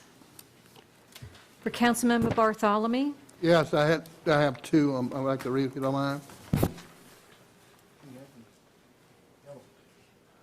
An ordinance authorizing, Does she have them, Mr. Bartholomew? no, she don't have this one. Okay, I do have one other one for him, though. okay. I mean, you have, go ahead and read the one you have, and I'll do my two, the two after. A resolution relative to to revise and renew the cooperative endeavor agreement between Plaquemines Parish Government and Port Eads Fishing Refuge, Inc., and to provide for related matters. That's We canceled. changed. Okay. I have no one. All right. I have one, an ordinance authorizing directing parish president or his designee to have the Point LaHash Ferry run from Monday through Sunday from 6 a.m. to 8 p.m., and otherwise to provide with respect thereto. That will be presented at the Point LaHash meeting. That's all I have. For Councilmember Arborough, an ordinance to amend and as amended readopt the Plaquemines Parish Code of Ordinances, Section 2-17, Rules for Transaction of Business Before the Council, Chapter 1, Meetings of the Plaquemines Parish Council, Rule 1, to annul, rescind, and set aside ordinance number 19-158 and otherwise to provide with respect thereto. An ordinance to amend the library, an ordinance to amend the 2020 Library Services Fund operating expenditure budget, Libraries General Department, and otherwise to provide with respect thereto. For Councilmember Roussel, a resolution denying or approving industrial tax exemption application number 2019-0003-ITE for applicant CNC Marina Repair LLC for participation in the industrial tax exemption program relative to their expansion project in Plaquemines Parish. For Councilmember LaFrance, a resolution indicating the intention of the Plaquemines Parish of Plaquemines, State of Louisiana, to become a participating political subdivision in the Louisiana Local Government Environmental Facilities and Community Development Authority, approving the appointment of a director to represent the Parish of Plaquemines on the Board of Directors of the authority and otherwise to provide with respect thereto, and provide by Chapter 10-D of Title 33, the Louisiana Revised Statutes of 1950, as amended. An ordinance pursuant to Article Number 3, Plaquemines Parish Boat Harbor, Section 6-41, to set fees for lifting, blocking, storage, and stationary lifts at the Empire of Venice and Point LaHash shipyards and otherwise to provide with respect thereto. An ordinance to amend and as amended readopt the Plaquemines Parish Code of Ordinances, Section 2-17, Rules of Transaction of Business Before the Council, Chapter 1, Meetings of the Plaquemines Parish Council, Rule 1, to annul, rescind, rescind and set aside ordinance number 19-158 and otherwise to provide with respect thereto. A resolution indicating the intention of the Plaquemines Parish of Plaquemines, wait, I think I already read this one.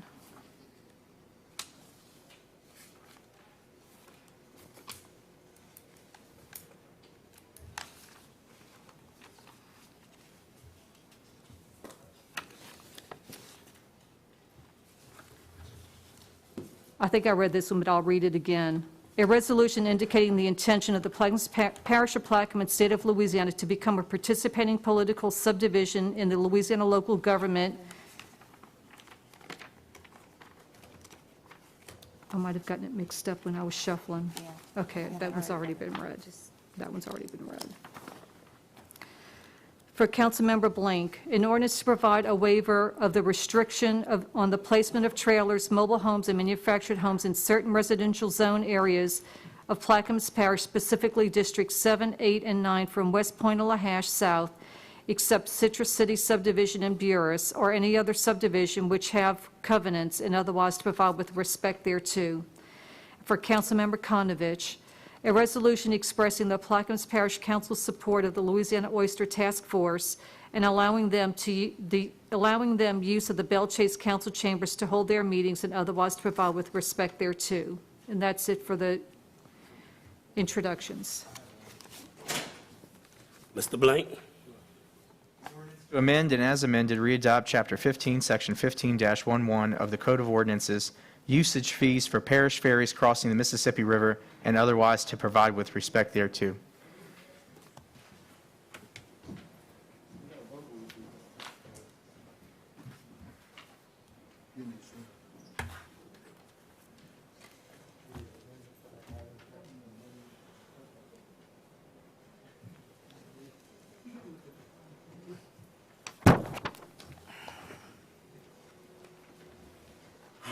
Nine A1 is deferred, so we'll move to 9A2. An ordinance to rescind, annul, and set aside ordinance number 403 adopted December 8, 1982. Rescind, annul, and set aside Section 6 and Section 7 of ordinance number 40 adopted at April 9, 1964. Establish Article 9 to be titled Mosquito Control of Chapter 13 of the Parish Code of Ordinances. Establish a user fee for mosquito control in order to continue to abate, control, eradicate, and study mosquitoes and other arthropods of public health importance in all activities incidental thereto and otherwise to provide with respect thereto. We have a motion by Mr. Blank, seconded by Ms. Newberry. Mr. Blank, any questions from the table? Yeah, I'd like to explain it. Yeah, Dr. Gui? Let him explain it. Okay. I got another item. Control on the water bill, it would be $7 per month per water meter.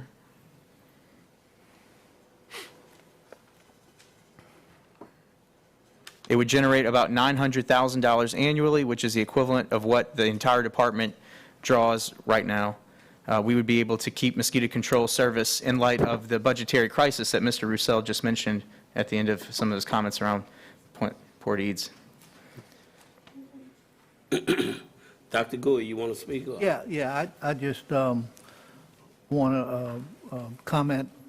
You know, we have a proposal for a millage that maybe in 2-4 weeks, whatever, is going to be voted upon.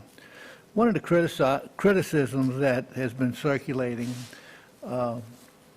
social media, and personally what I've heard from people, is that as a government, rather than put a millage, we should use the users, the people who are using the services,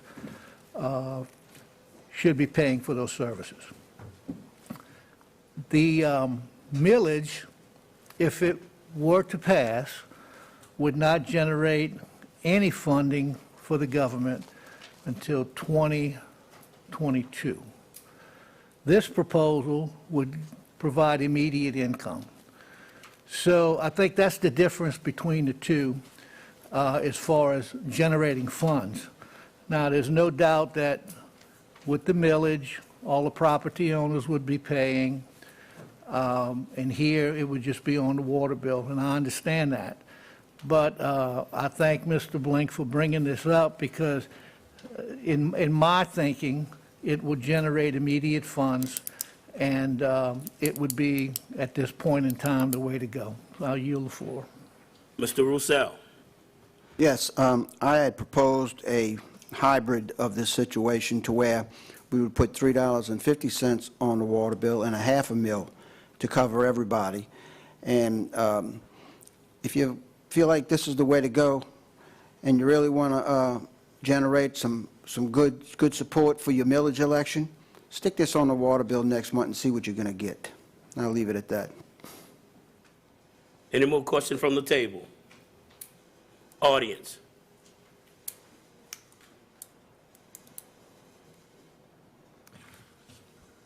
Dr. Gilly, I agree with you. It needs to be on a fee basis rather than a millage, without question, so you can collect it from everybody. Richie, you talk about the water bill, but not everybody gets the water bill. And the better usage would be getting the electric bill, if there's any way that you can access and have the carrier, because you got more people having electric bills down here than you have water bills. You might have a water bill for one large piece of property that's serving 60 people, like a trailer park, for instance, but every one of those has a separate electric meter. So if you'd reconsider it, you're going to cover the basis of who you're serving and collect the fee per pro rata, because there's a lot of people that's not going to pay. Any more comments from the audience? Mr. Black? Yeah, thank you, Mr. Chairman. No, I think this is actually a good ordinance, as Mr. Gui has explained. It's a user fee based. I am a proponent of this. However, I'm not. I'm in opposition as of now on the millages. I have a lot of questions about the millages that have not been answered. You know, I think this is a way to generate direct revenue, you know, and taxing folks is not really, I think, where we need to be going right now. This is written to where, and I think Mr. Burris had a hand in writing this particular ordinance. It tells the public exactly where the money is going to go. There are no other strings attached. It has to be used for a certain thing. It's very clear. It doesn't give this council the ability to throw it into the general fund and use it for whatever we want to use it for. It has to be used for a certain purpose. And that's what I really like about it. It's not something like these millages where you can just, you're going to be robbing Peter to pay Paul at some point with those things. So I am in support of this. Thank you, Richie, I hope you move forward with it. Any more comments from the audience? Well, my first question is, how did we come up with $7, I guess? And my second question is, to reiterate what was just stated, you're only going to tax, because it's a tax, either way you look at it, you're only going to tax part of the people, not all of the people. And I think that goes as well as a millage. You're only going to tax some of the people that rent. They're not going to pay. It's going to be the landowner is going to have to pay. And then you have all of the homestead exemptions that are not going to pay. So you're truly not getting the money that you could get in other ways. I think that we need to be fiscally responsible and do the necessary thing, cut the budget, straighten the budget out where it needs to be straightened, and you'll be able to pay these bills and supply the services to the people of the parish that you should be supplying. Thank you. Since there were a few parts to that question, I'll go with the $7. How did we come up with that first? So the Mosquito Control Department has 2 or 3 full-time employees, and they have about 10 or 12 part-time employees. And please correct me if I'm off here, Ms. Taylor. The department has a small fleet of pickup trucks with spray equipment. They have a twin-engine Piper aircraft just over the canal with specialized guidance systems that need 2 pilots, and of course all the associated spraying equipment. We live in a drain swamp. It's a monumental task. I'm surprised they can do what they can do for the little amount of money that it costs, given how big the parish is and how much water is around here. What we did is we took the total amount of water meters, which is in the 9,000 range. There's about around 9,000 and some change. Of those, we just broke it down, simple math, and that's how we came out with $7.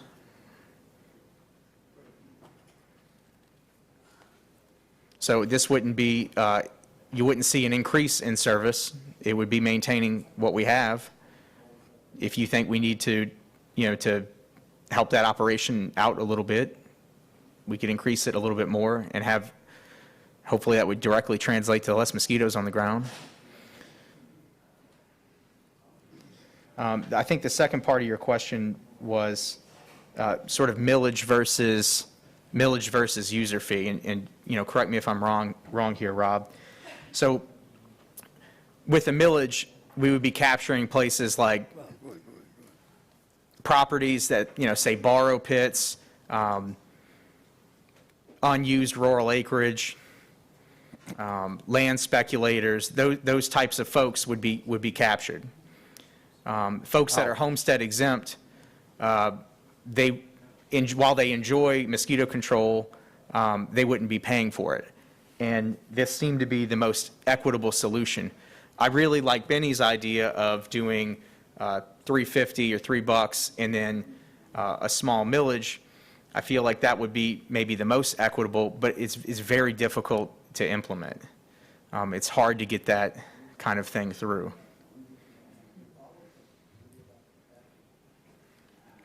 How much does the budget show that mosquito control cost the people of the parish for 1 year? Ms. Taylor, can you give an exact number? $900,000 is approximate. Sometimes we use less chemical, sometimes more. You're right, Mr. Blank, right at about $900,000 for the mosquito control department for the year. And most of those employees are part-time. We have 6 full-time employees and 7 part-time employees. Okay, and how much money have you calculated that this $7 will generate at 9,000 customers for 12 months? I don't have the exact number right in front of me, but I'm sure it was around $930,000, $936,000, somewhere in there. It's right. Because I can't give you the exact water meter count, but it is around 9,000. I think Todd might have that information, but maybe not right at his fingertips right this second. Somebody got a calculator? 9,000 times 7 times 12. I think that's $756,000, so it's not enough. It would be per connection. So we have around 9,000 meters, but we have 10,300 and some connections. That's how many people get water bills. So 10,300 water bills go out every month. So your $7 would be times 10,300. Thank you, Todd.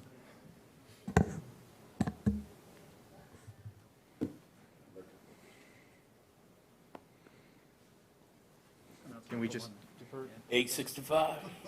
Yeah.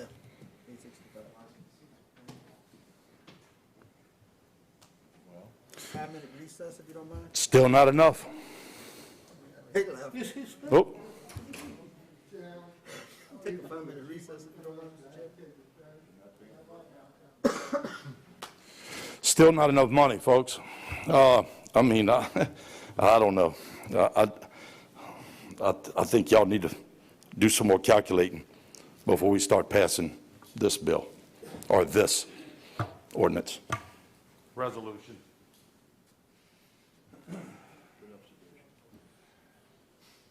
Kendra Arneson, 280 Tangelo Drive, Buras. As I'm sitting here listening to this, I'm hearing the $7 figure across the board. So that's businesses, families, our senior citizens. There's no category for each user group here. It's $7 across the board, and some people may think that that's a fair number, but when I think of our senior citizens, I know that they're on, a limited income. So when I get my water bill for my little barbecue shack down in Venice, I pay more for garbage and waste than I do for my house in Buras because it's a business. So I think maybe take a step back and look at this again and consider businesses versus residents versus special category residents like our seniors. So before we pass just an even number across the board, I think that each of you may want to take that small thing into consideration. Thank you.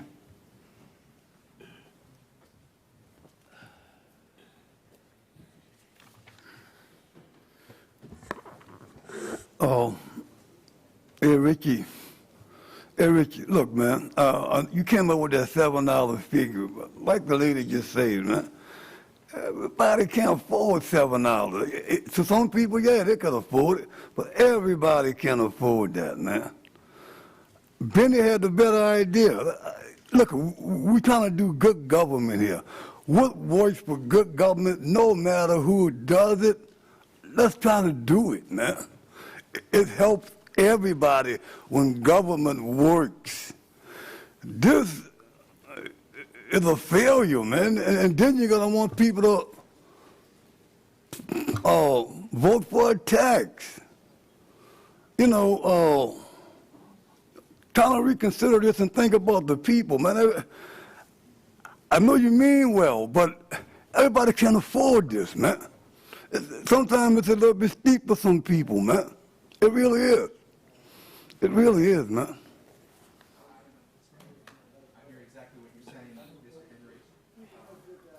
I've spent a lot of time, thinking about this, laying in bed late at night, staring at my ceiling, wondering if, some people that are, living down and living in my district in houses that aren't, really put together that well, how's this going to impact them? And, at the same time, what does it look like for us not to have a fully functional mosquito control program? I don't know if living here would be tolerable without it. But I definitely hear what you're saying. I have given it a lot of thought. All right. I yield.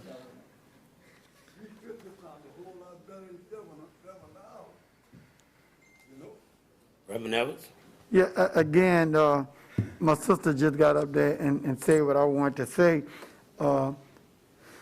You can't have a blanket fee when you got businesses doing water. I think Mr. Roussel said something real hard. If you hit people with a $7, I can tell you right now, you can come in the millage you want. That's all on their mind. You charge them $7. The millage, you can figure you already defeated your millage. And I understand, because a lot of times, even with people low income, I understand we got to pay for some stuff. I know we had to, I lived in New Orleans place, and I know the amount of money I pay for water and stuff is nowhere near what we pay in Plaquemine Parish. You got to come in the middle somewhere. I like to start that Mr. Roussel said, the $350. You got to come somewhere, because we got to pay for stuff. We know at some point we got to do that, but you got to look at where you can help low-income people at. But just coming to $7, I think you're shooting yourself in the feet, and you can forget about that millage. It's going to fail. Yeah, I agree with you on the flat fee. And last year, when I had considered this, what we did is we were going to bill people by the meter size. So, there were only a few 8-inch meters. There were a lot of 2-inch meters, that kind of thing.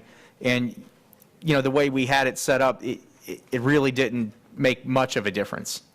And so we just figured for ease of implementation, a flat fee across the board. But I agree that there's absolutely some equity issues when the refinery that has 600 people working is paying $7, and the old lady living in the trailer down the street's paying $7 too.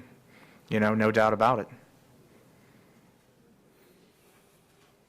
Any more questions from the table? I'm going to defer this to get more public input. We will vote on it. I'm going to reintroduce this. Yeah. Barb, could you please? Or I can read it if you like. Roussel? Yeah. Let me just say that, when the government's in this type of situation, I would prefer the people to bail us out than us stick them. And that's what this does. This sticks them with a fee that they had no input in whatsoever. And to defer this, you have to defer it because we have to adopt these things at the courthouse, at the parish seat. We can't adopt them in a meeting according to our charter. So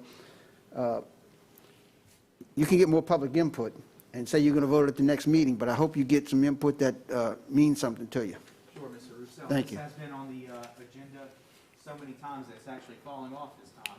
So anybody that reads these things, they know it's been there. I actually did a big presentation on it last year, and we talked all about it. I had mosquito graphics up there with all the numbers. Mr. Blink, let me just refresh you. The people are not going to read, and they don't really care what you're doing here today, but when they open that mailbox and they pull that $7 out and they look at it, believe me, they're going to know all they need to know. And when they go to the polls, they're going to tell you about it. Just about every door I knocked on when I was campaigning, the first thing out of their mouth when I asked them, what's important to you, they told me mosquito control.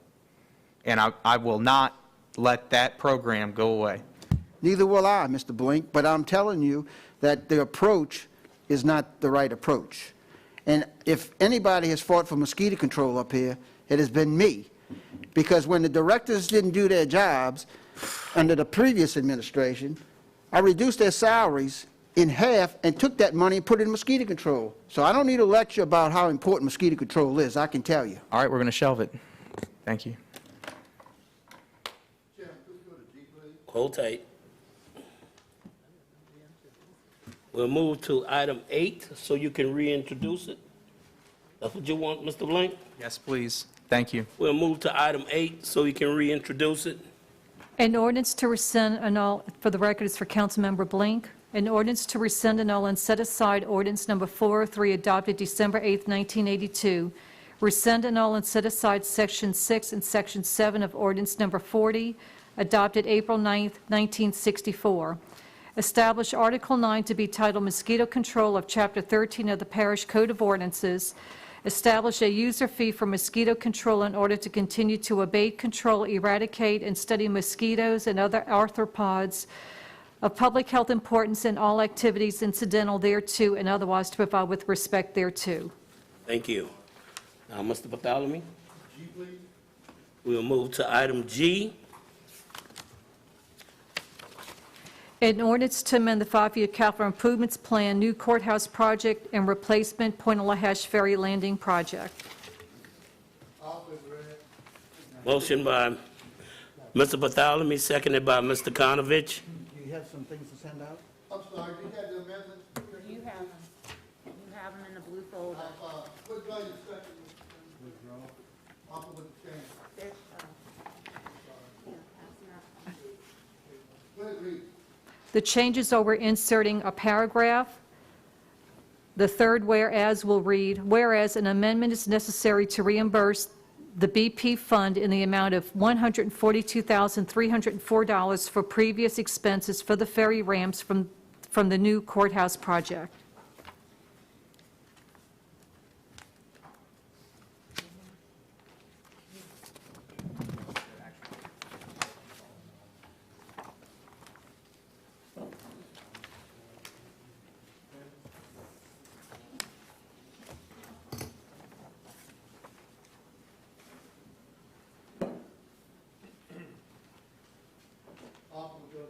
Oh, I'm sorry, there was one other change, Mr. John, excuse me. On line 17, inserting the amount of $1,600,000. It's amended by appropriating $1,600,000.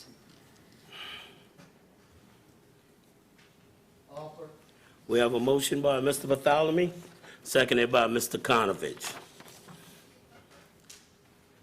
Mr. Bartholomew? That is our portion of the money that we're going to collect between $6 and $7 million, our possible share, that we have to pay for the ramps as being the parish. And the ferry ramps, the ferry itself supports the courthouse.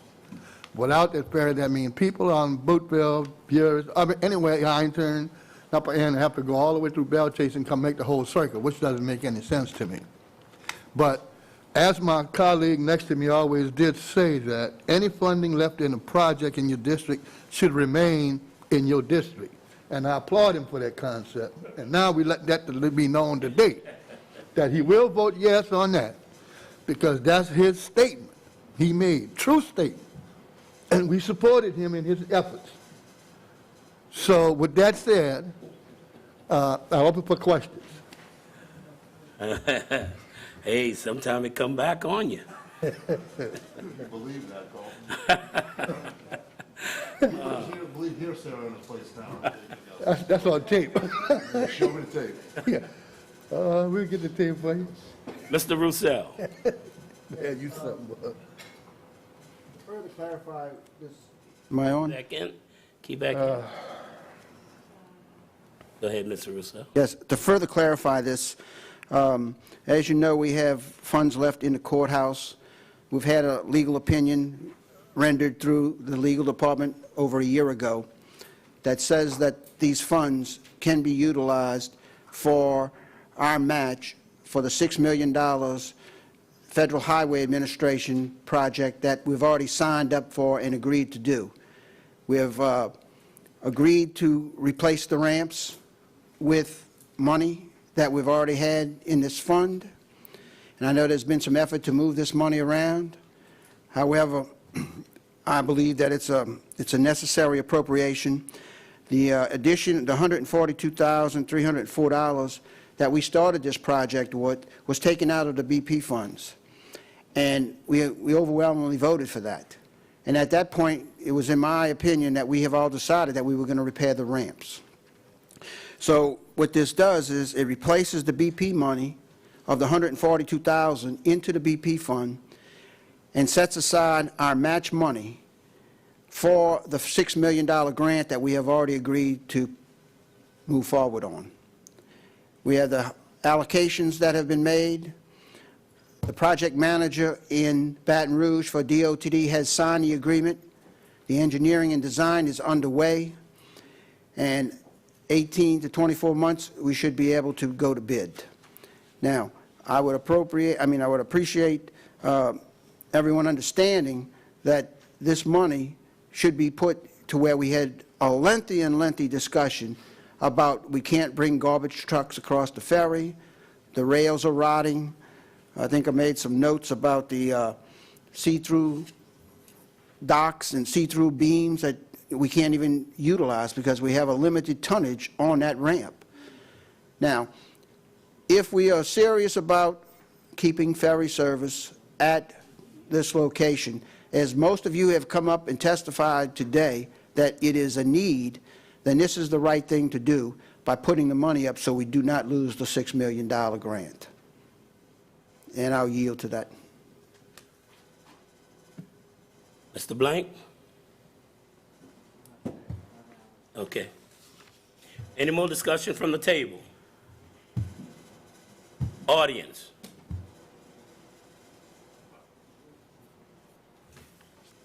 Okay, you told us that this is going to be 24 months before this construction ever starts, or before it goes out to bid, and then we're going to have construction. So, at the end of these 24 months, is this money going to still be around? Are we earmarking this directly for that and only for that, and not ever to be moved out of that account to be able to be used for that and only that? Because if not, you know as well as I do that we set projects, we fund them, and then the money goes away.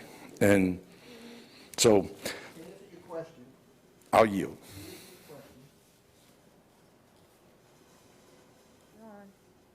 To answer your question, that is exactly what this does. It ties it down to that project, so we're not looking for the funds in 18 to 24 months to be able to build this project. Thank you for doing the right thing. Thank you. Any more comments from the audience?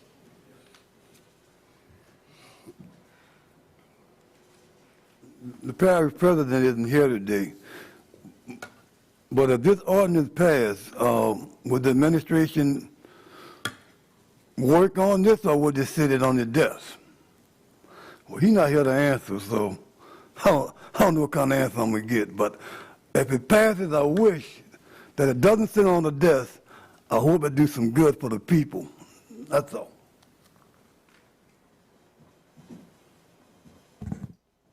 I can address that, Mr. Henry. I know the president's not here. Unless he vetoes this, this project is already underway.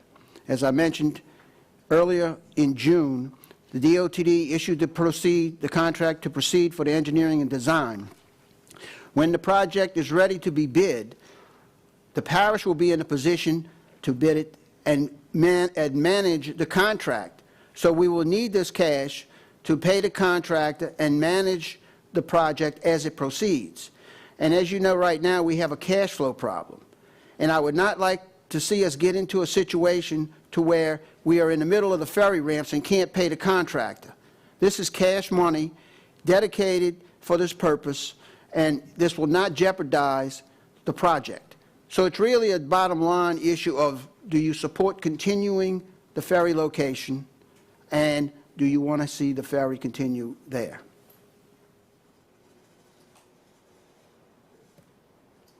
That's it, you? Mr. Blank? Benny, do you think that since oil and gas revenue is down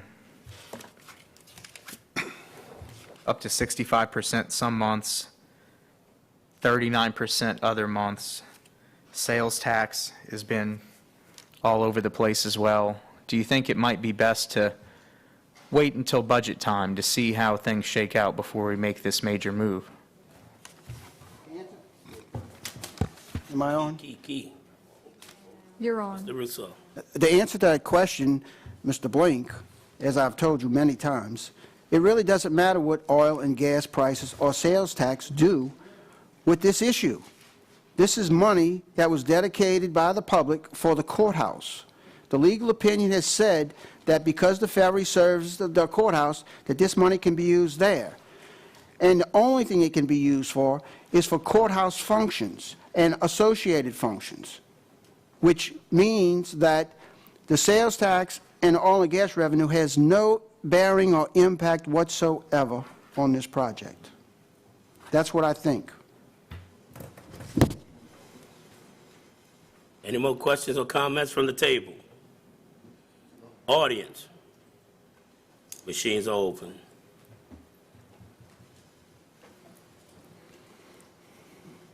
And the measure passes 5-4, 2 against, 2 abstain. We'll move to item 9-3.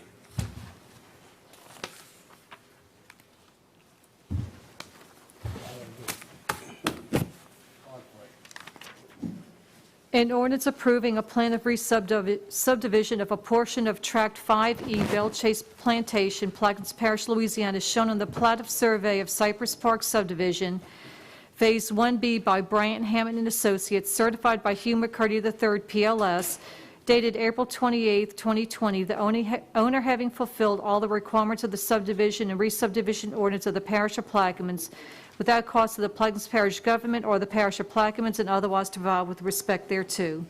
We have a motion by Mr. Black, seconded by Mr. Corey Albro. Mr. Black. One second. No, you're not on.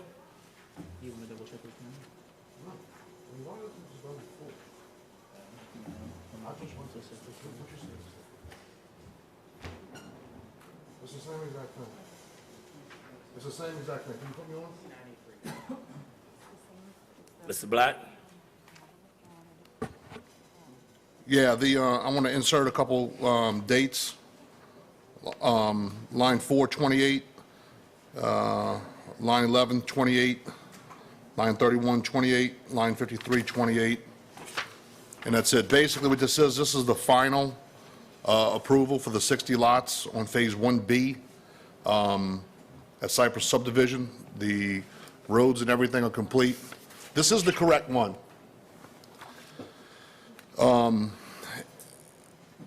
What it also does is that the developer has decided to assume all responsibility for roads. So there's no burden whatsoever on the parish. That's all. Mr. Roussel? Yeah, the question that I have is that now that we're adding the streets to the drainage and the culverts that were already in the first resolution? I got, yeah, so I have on item 9A5, we're going to amend that old resolution and give them the streets back too. Okay, and... So the whole neighborhood will be, they'll have full responsibility for streets, culverts, all that stuff. I understand all of that, but the question is, right now, the streets in the corner back there, all the back there are cracked up and broken. And so it's my understanding that the homeowners association is going to be probably the expenses are going to be passed on for the maintenance of the streets and the drainage and all in the future. However, we had a agreement, we had a proposition here at the table one time to make the developer guarantee the streets for 3 years, and we couldn't get it passed. And we only got it for 1 year. And so the streets in that subdivision right now are currently all cracked up in a specific area. So my question is, who is going to fix those streets, or are we going to pass this and turn it over to the residents who bought those houses and them get caught with the burden and not the developer? So, I mean, that's the issue that I have. I have a personal interest in it as well. You know, my daughter lives there, and I look at her street, and I look at all of the rest of the street, and it's terrible. It needs to be torn up and redone. So, as the representative of the developer, who's going to fix those streets? No, Mr. Russo, not the ordinance that I had for them to guarantee it for 5 years. Not those streets they're having problem with, huh? Yeah, that would be... No, I can't believe that. They would be in that category, but... All right, well, this is Jacob Bro, 8114 Highway 23, Bell Chase.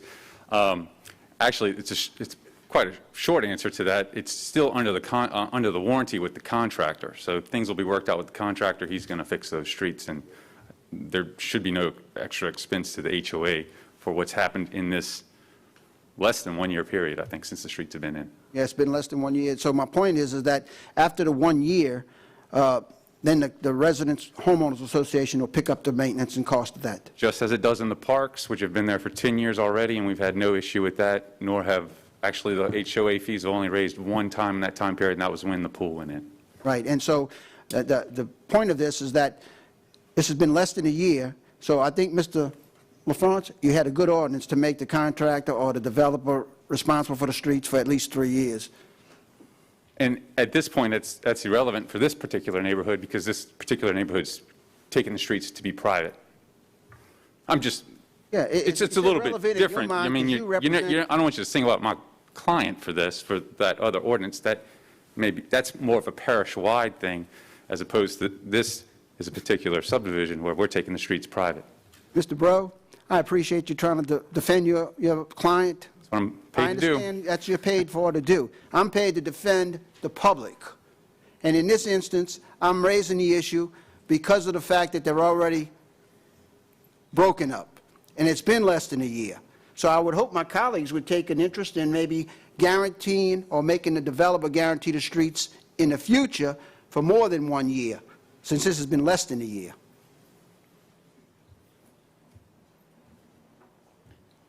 Again, I'm here for this particular subdivision and my client for this particular approval. I know people come up here and Right. they split hairs and say, I'm only here for this little dot. Don't worry about all these dots over here, but I got to worry about all these dots over here, because I'll be here next year appropriating money, trying to fix something that somebody said, now look at the dot. Right.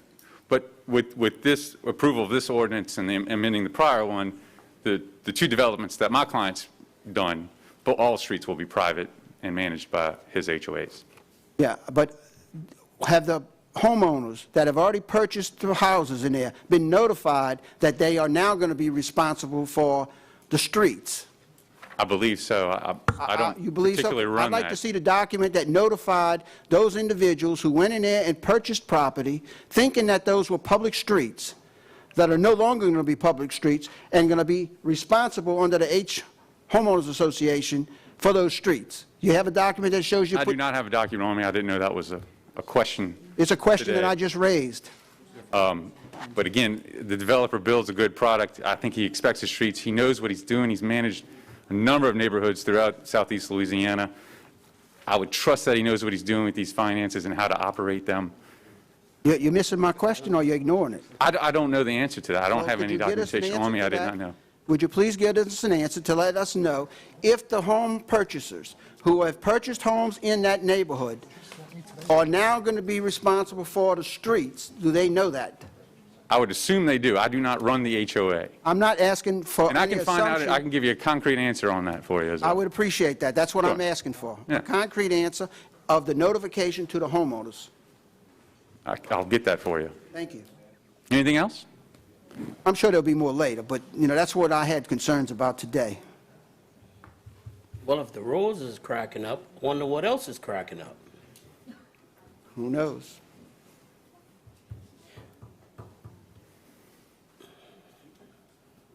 Mr. Black? I'm just trying to find out if this is the correct, is this the correct 983 or 984? That looks identical to me. Yeah. Thank you.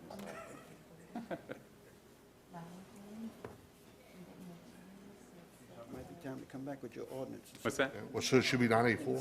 For that. Okay, Mr. Chairman, it's the same exact ordinance, it's just 984 is what we should be reading. Do you have to reread it again, or can we just say it's 984, not 983?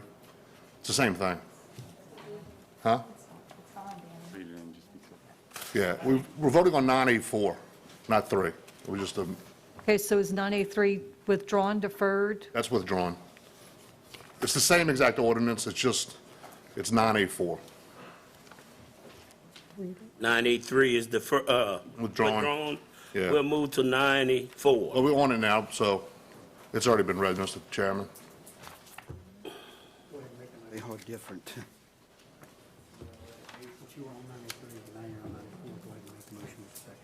All right, offer, I can get a second. All right. Seconded by Mr. Corey Arbro. Any more discussion from the table? Yeah, he gave us the number to fill in the blank. Yeah, all the blanks are the same, 28 on all of those blanks. Subsequent one where they had already dedicated some streets. I got that. Mr. Ballard? Got that right here. So, but there are already homeowners out there on those streets. Mr. Chairman, when I was in the banking business, I ran the construction loan departments. I probably financed more of the subdivisions all in the West Bank for a long time.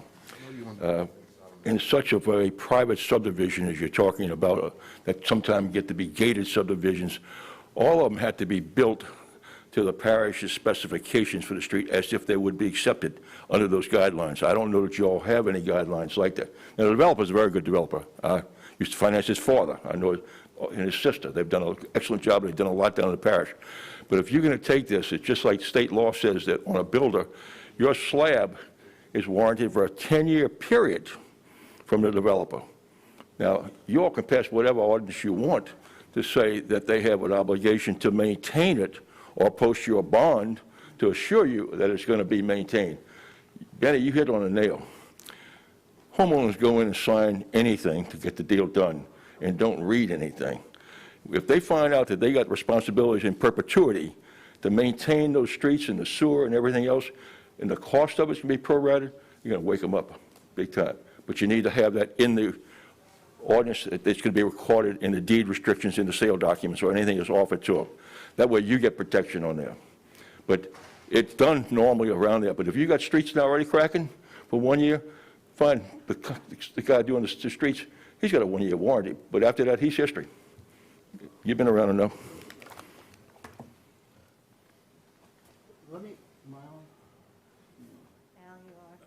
Let me say this. My comments were not to inflict any shadow on the developer, and I don't appreciate it being turned in that way. My comments were the facts that the streets are crumbling. And I'm not addressing it to, the character or the developer's intentions, but those are the facts. So, to misconstrue my intent here about casting shadow on any developer is misplaced. I own a lot in the parks. I understand what the parks is. And I understand what this development is. My daughter lives there. But the fact remains that the streets are cracked up. And it's less than a year. And the issue is, do the homeowners know what they're buying? Simple as that. So don't discourage, me from making comments just because, I have those facts to express. And I just want to say, they can meet the specs, but you have third-party inspection. That's all I have to say. And a morning show, the hotel in New Orleans was inspected, and you know what happened to that hotel. Okay? How you want to proceed with this, Mr. Black? Call the question. Question has been called for.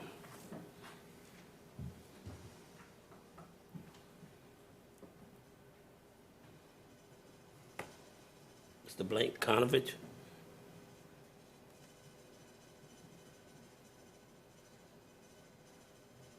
And the measure passes 8-0.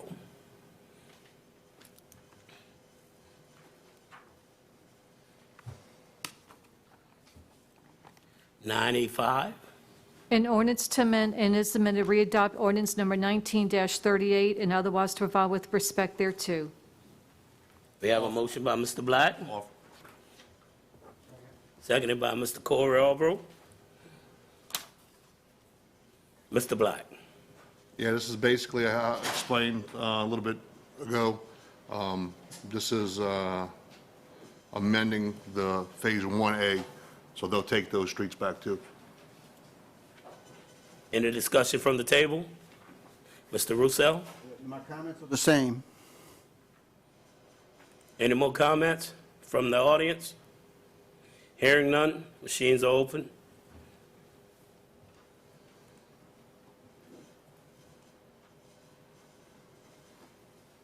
And the measure passes 8-0.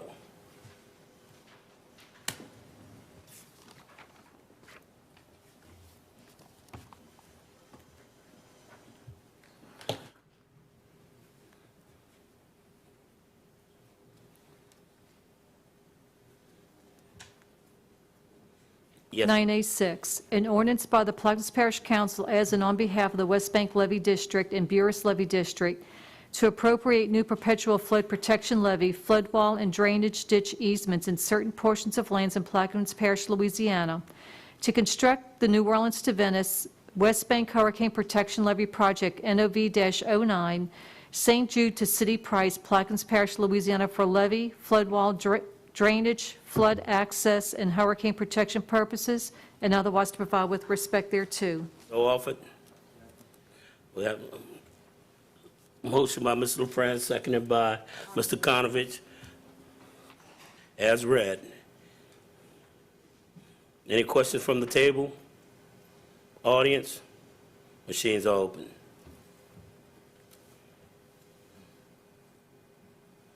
And the measure passes 7-0.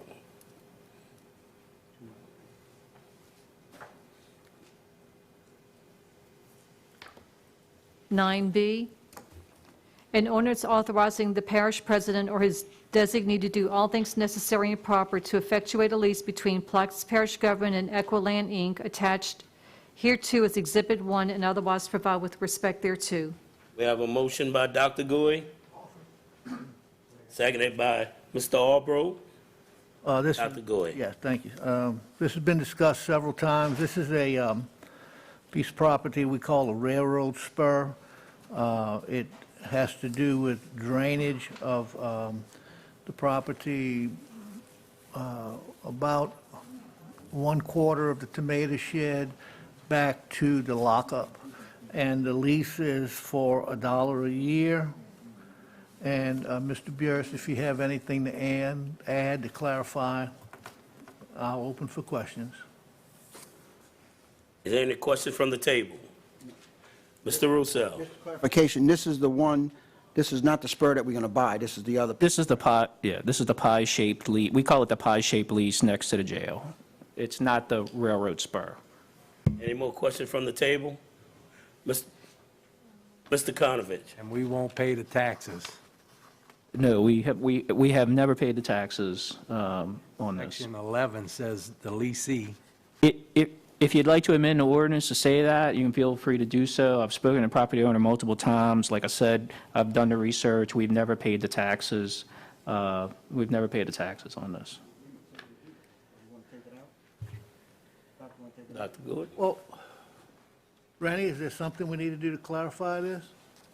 Is there anything I need to do what? Clarify the question that, and where is that? Is that in the lease agreement? I mean, if you have a concern, I mean, we can amend it. The thing is, we're leasing the property for $1, so there will be no activity. So it's not like the property owner has economic activity on, is benefiting from it. What I can tell you is we've never paid a dollar. The property owner has we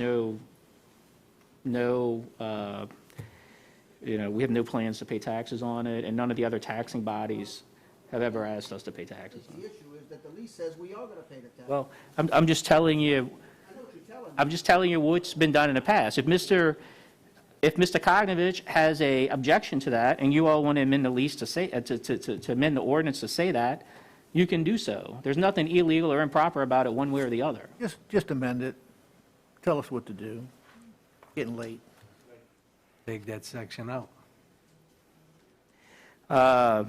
Section 1, after per month, put comma, and put, and property taxes to be paid by the property owner. I'll offer. Second. A motion by Dr. Goy, seconded by Mr. Kognovich. Any questions from the table? Yeah. Ms. Newberry? Is this like a renewal of a lease, or is this a brand-new lease? This lease was previously approved by the council back in 2016, I want to say. And so this is basically doing what we did in 2016. And this is very similar to the Ironton leases that we passed several months ago and several of the other leases. And is this along the levee by the jail? Is it- No, ma'am, this is on the north side of the jail. I thought we were going to try to sell it. Sir, we're going to try to... The next one is we're going to buy that railroad spur, 35.5. This is a different piece, but it's next to this piece. Okay. Thank you. Is there any more questions from the table? Audience? Machines are open.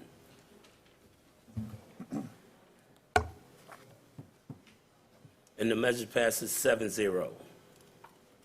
Ms. Barber, before you, I'd like you to not read 9C, and I request we move to H, 9H, Mr. Chair. 9H? Yes, sir, please. A resolution authorizing Plaquemines Parish government to acquire in fee 0.155 acre of land and improvements located in Section 9, Township 14 South, Range 25 East, in Plaquemines Parish, Louisiana, more particularly described in Exhibit A attached hereto and otherwise to provide with respect thereto. Also move. We have a motion by Dr. Gui, seconded by Mr. Albro. Yes, this property is also called part of the railroad spur. It separates about 3/4 of the assessor's office and the entirety of the clerk of court's office. If we are of the mindset that we would like the two properties, the property where the clerk's office is located, and all of the property, including the tomato shed and the lockup and the engineering and the parking lot next to the ferry, if we would like that to be one contiguous piece of property and not be divided, in anticipation that one day it may be the will of the council to count that property as surplus and not in use for sale or for lease, it makes the property more attractive. So we've gone through the process of an appraisal, and in everyone's packet, the appraisal and the maps have been sent. So I'm offering this for your consideration to purchase this piece of property in order to make for one contiguous piece of property that would be owned by the parish. The cost of purchase, the market value, according to the appraisal, is $35,500. The funding source is the... There's an ordinance on the table, there's an ordinance to be considered for the funding source. And that, It's the ordinance that follows, and it's a transfer from the general fund to basically the Coastal Zone Land Department, where we'll use the funds to purchase the property. and that will be, It's $35,500. that'll be I. We'll move to I later if this passes. Any questions? I yield. One comment. Yeah. Mr. Russo? Yeah, the other thing that we will do, we will quit paying $1,000 a month for the rent, Oh, right. which is the most important part for me.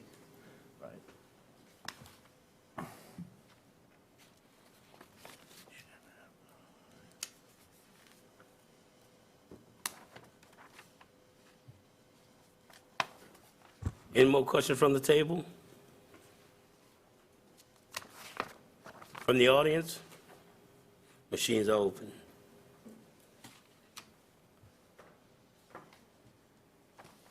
And the measure passes 7-0. And if we could go to I, 9I, that would be the next thing in line. Ms. Barber, 9I, if you could read that? Yes, sir. An ordinance to amend the 2020 operating expenditure budget, General Fund, Coastal Zone Land Department, and otherwise to provide with respect thereto. I'll offer. We have a motion by Dr. Gui. Second. Seconded by Mr. Albro. Dr. Gui. Yes, thank you, sir. As was explained earlier, this particular ordinance is the appropriation of the funds to allow for that land purchase to take place.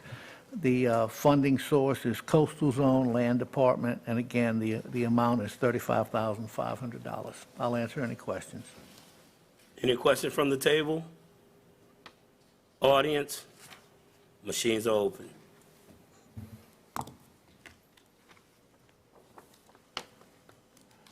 And the measure passes 7-0.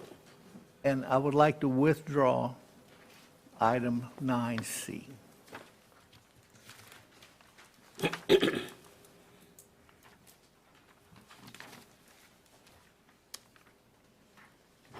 We'll move to item 9AD. Like to withdraw? Withdraw. 9D. 9E.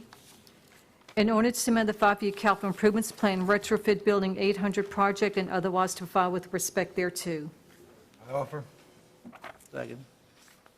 We have a motion by Mr. Albro, seconded by Dr. Gui. I defer to administration to help me explain, Mr. What are we on? Building 800. Building 800. Yes, this was a grant, and it was for hardening windows, roofs, and doors on that building. The work has already been done. This was additional funds. FEMA informed our grant department that there was some additional funds to do this work. So the work's been done. All this is doing is giving us the funds, at least allowing us to pay the bill for this work. It was work that was done to the windows, the roof, and the doors on Building 800.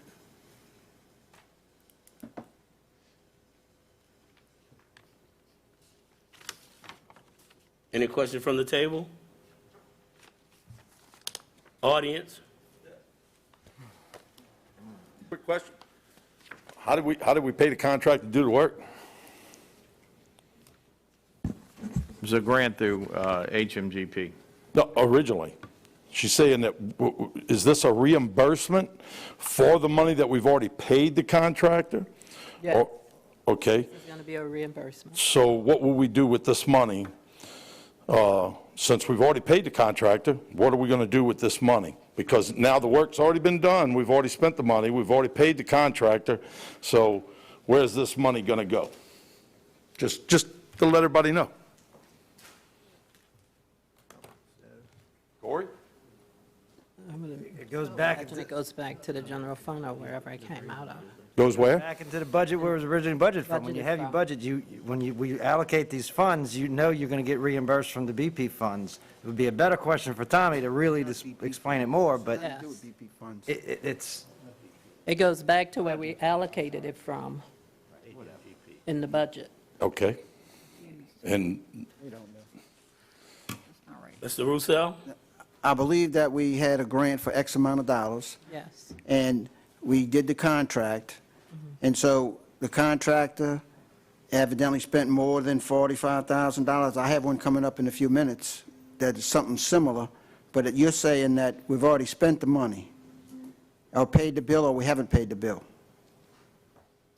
We have paid the bill, and we're going to receive the funds from FEMA to put back into the budget.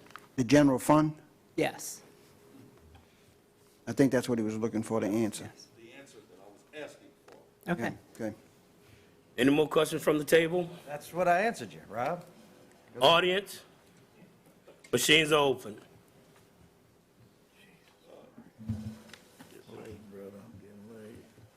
And the measure passes 7-0. Here's what you said. Item F, Offer. Hey, I'll second. can I read it first? A resolution and endorsing and supporting Woodlands Conservancy's application to FRTPL and otherwise to provide with respect thereto. we have a motion by Mr. Albro, seconded by Mr. Blank. Mr. Albro. It's all included in your packet. I apologize, Bill asked me to offer this as he was walking out, so. As read. As read. There any question from the table?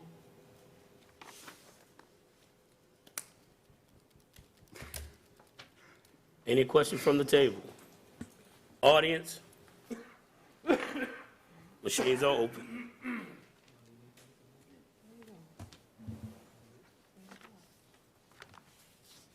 And the measure passes 7-0. 9J. Deferred. 9K. An ordinance to amend the five-year capital improvements plan drainage good news project and otherwise to provide with respect thereto. Discussion? Millages? Mine? Millages. We have a motion by Mr. Roussel. I'll offer next for a second on the drainage good news. I'll project. second it. Please let me second that one. Okay, seconded by Mr. Albro. Yes, what this is the drainage project on Good News that has been stopped for approximately 1 year. What happened was that they started the project, and when they got into it and started excavating the canal and the culverts, the houses adjacent to it started to have problems with settlement and shift, and they had to do some more seismic work, not seismic work, but geotech work to figure out what was going on. And this adds a change order of $768,000, $768,311, which is incredible to me. And FEMA has agreed to pay this change order.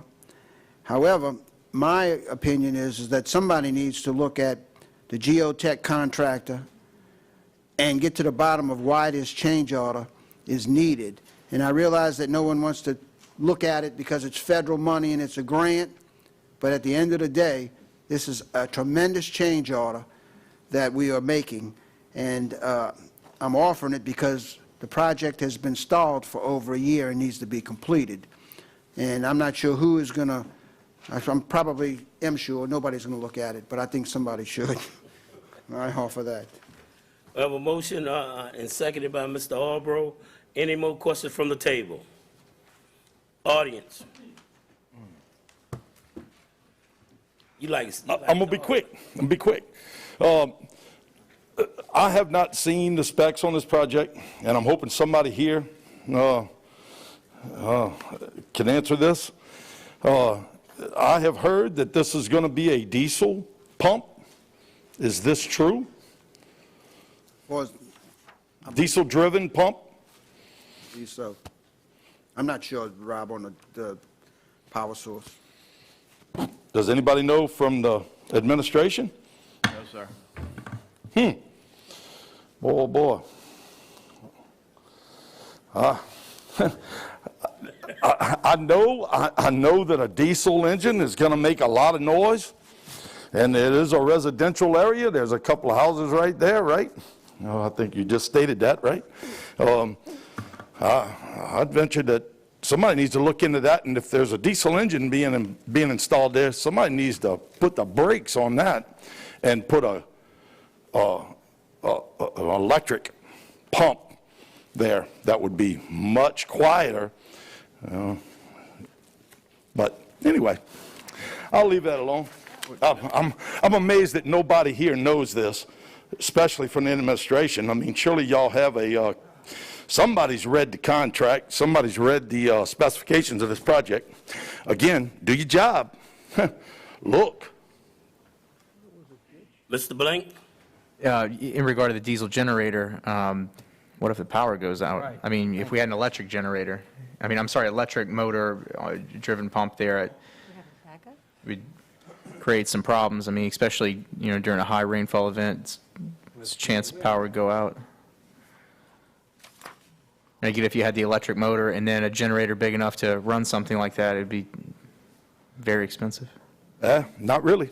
Not one motor or two motors. I think you should investigate that before you would state that the generator would be too big to put there or too expensive to put there, because I think there could be a generator put there that would be adequate for probably less money than you're going to put a diesel pump and motor there. So anyway, I'll leave it. Any more questions from the table? Audience? Machines are open. They weren't. The administration wasn't there when this was approved. Mr. I'm not going Blank? to vote on this one. And the measure passes 6-0 with one abstention. One not voting, I'm sorry, one not voting.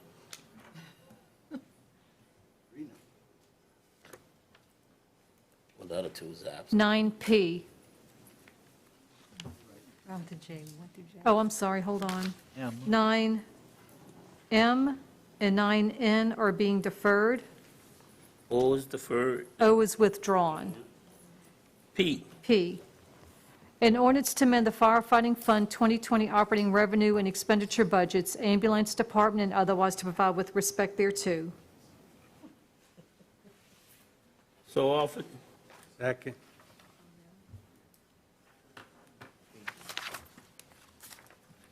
Any questions from the table? Audience? Machines are open.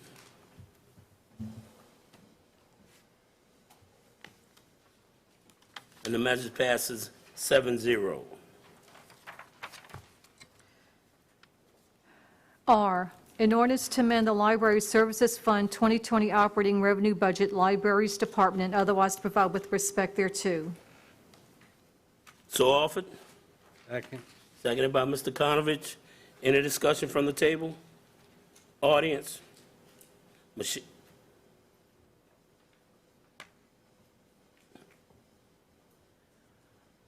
Chairman, on this, to amend this budget for our libraries, what does that amendment look like? Is that to decrease funding or increase funding for the library? Increased funding McKay's Act. that we was awarded funding. Okay, $6,562. thank you. Any more questions from the audience? Read your screen. Machines are open.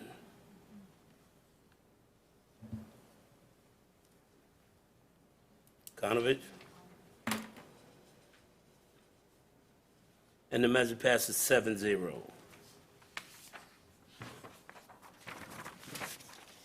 S, an ordinance to amend the General Fund 2020 operating revenue budget, Ferry's General Department, and otherwise to provide with respect thereto.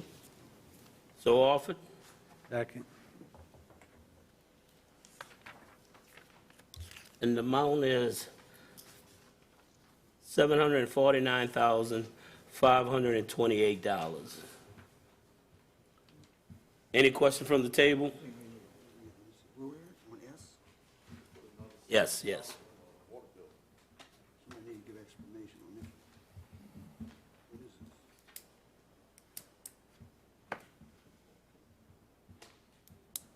We was awarded the funding. Yeah, we was awarded the funding. From the CARES Act. We was awarded the funding from the CARES Act. Any questions from the table? Audience? Machines is open.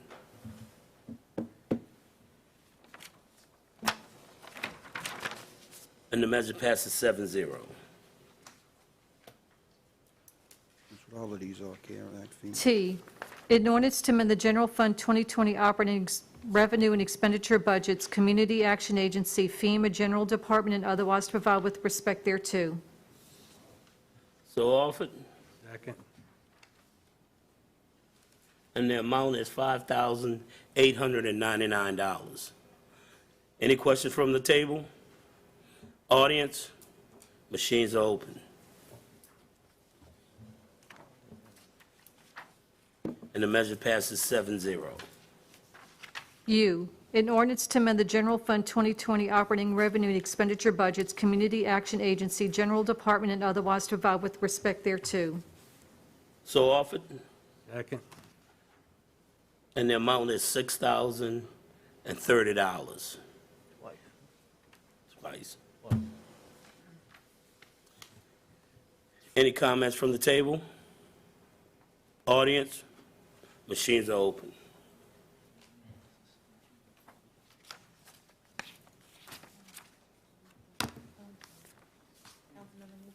Ms. Newberry? Oh, I'm sorry. And the measure passes 7-0.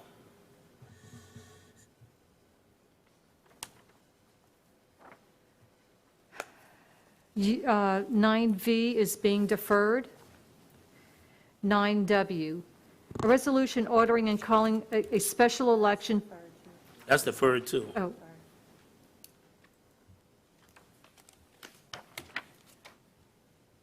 Nine X, an ordinance to amend the 2020 operating expenditure budget, general fund, parish council, general department, and the 5-year capital improvements plan, construction, new courthouse project, and otherwise provide with respect thereto. Offer. With changes. With changes. We'll actually fill in the blanks. On line 18, the object number 532.001 will be added, and also on line 18, the description is professional services general.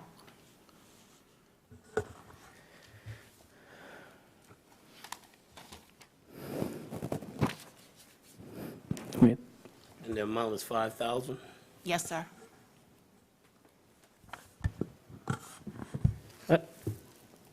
Can I just ask a question? I didn't look at this. This is not using bond money, this is parish money in this project? Courthouse money, Courthouse money. for the courthouse. Courthouse bond money or courthouse parish money?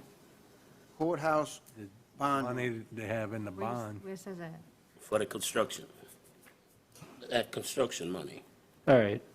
But, so it's related to, professional services related to infrastructure?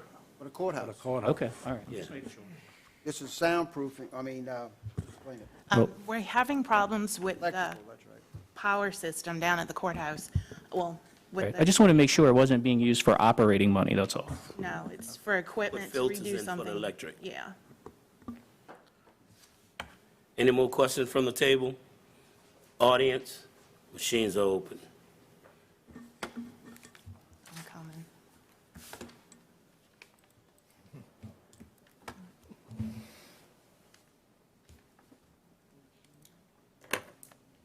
And the measure passes 7-0.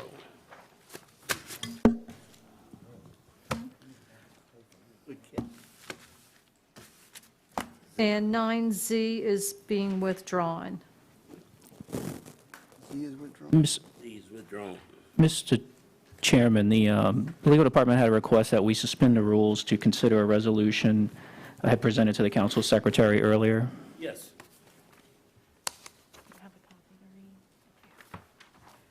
A resolution authorizing the parish president through the parish attorney's office on behalf of the Plaquemines Parish government to file suit for damages and/or civil penalties owed to the parish by Thomas Cothrone and his liability insurer, Hartford Accident and Indemnity Company, and otherwise provide with respect thereto.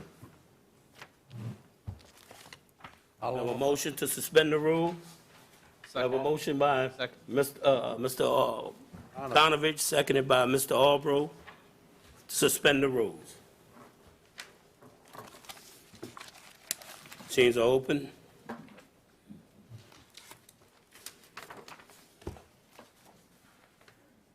Oh, thank you.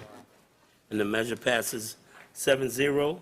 Now, A resolution authorizing the parish president through the parish attorney's office on behalf of the Plaquemines Parish government to file suit for damages and/or civil penalties owed to the parish by Thomas Cawthron and his liability insurer Hartford Accident and Indemnity Company, and otherwise provide with respect thereto. I'll offer. we have a motion by Mr. Conovich. Second. Seconded by Mr. Blank. Any questions from the table? From the audience?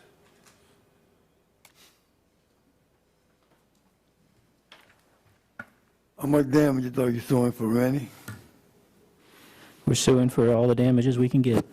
You didn't specify, huh? I don't know the precise amount.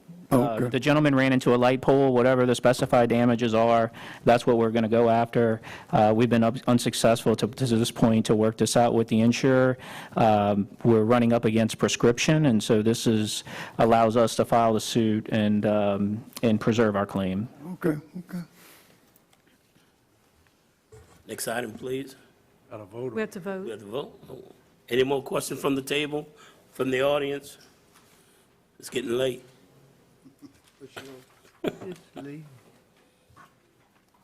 Councilmember Blank? The measure passes 7-0.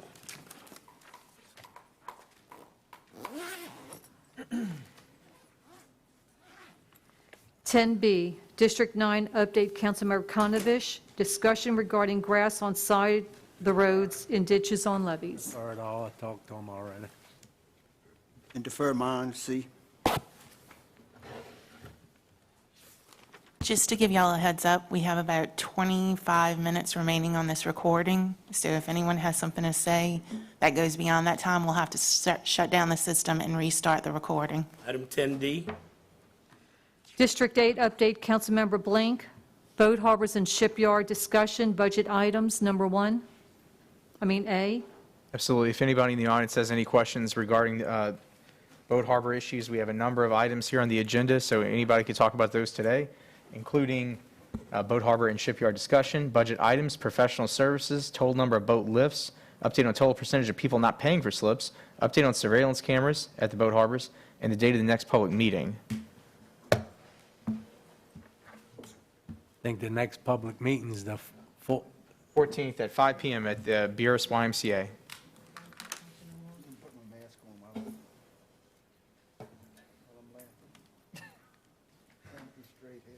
Kendra Arneson, 280 Tangelo Drive, Beerus.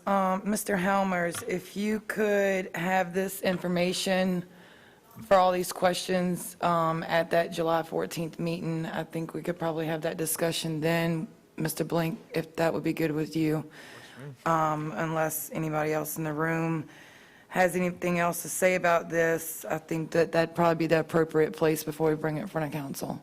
Certainly. Thank you. There's much to do on Facebook, and we've had a number of meetings, and I wanted to make sure it was on the agenda and people had the opportunity to talk about it. Yeah, we need to get these issues with our shipyard and harbors resolved so that we can move forward and have a fiscally responsible department so that we can secure our infrastructure that supports our industry. Agreed. There's been many improvements just lately. Helmers, John, would you like to?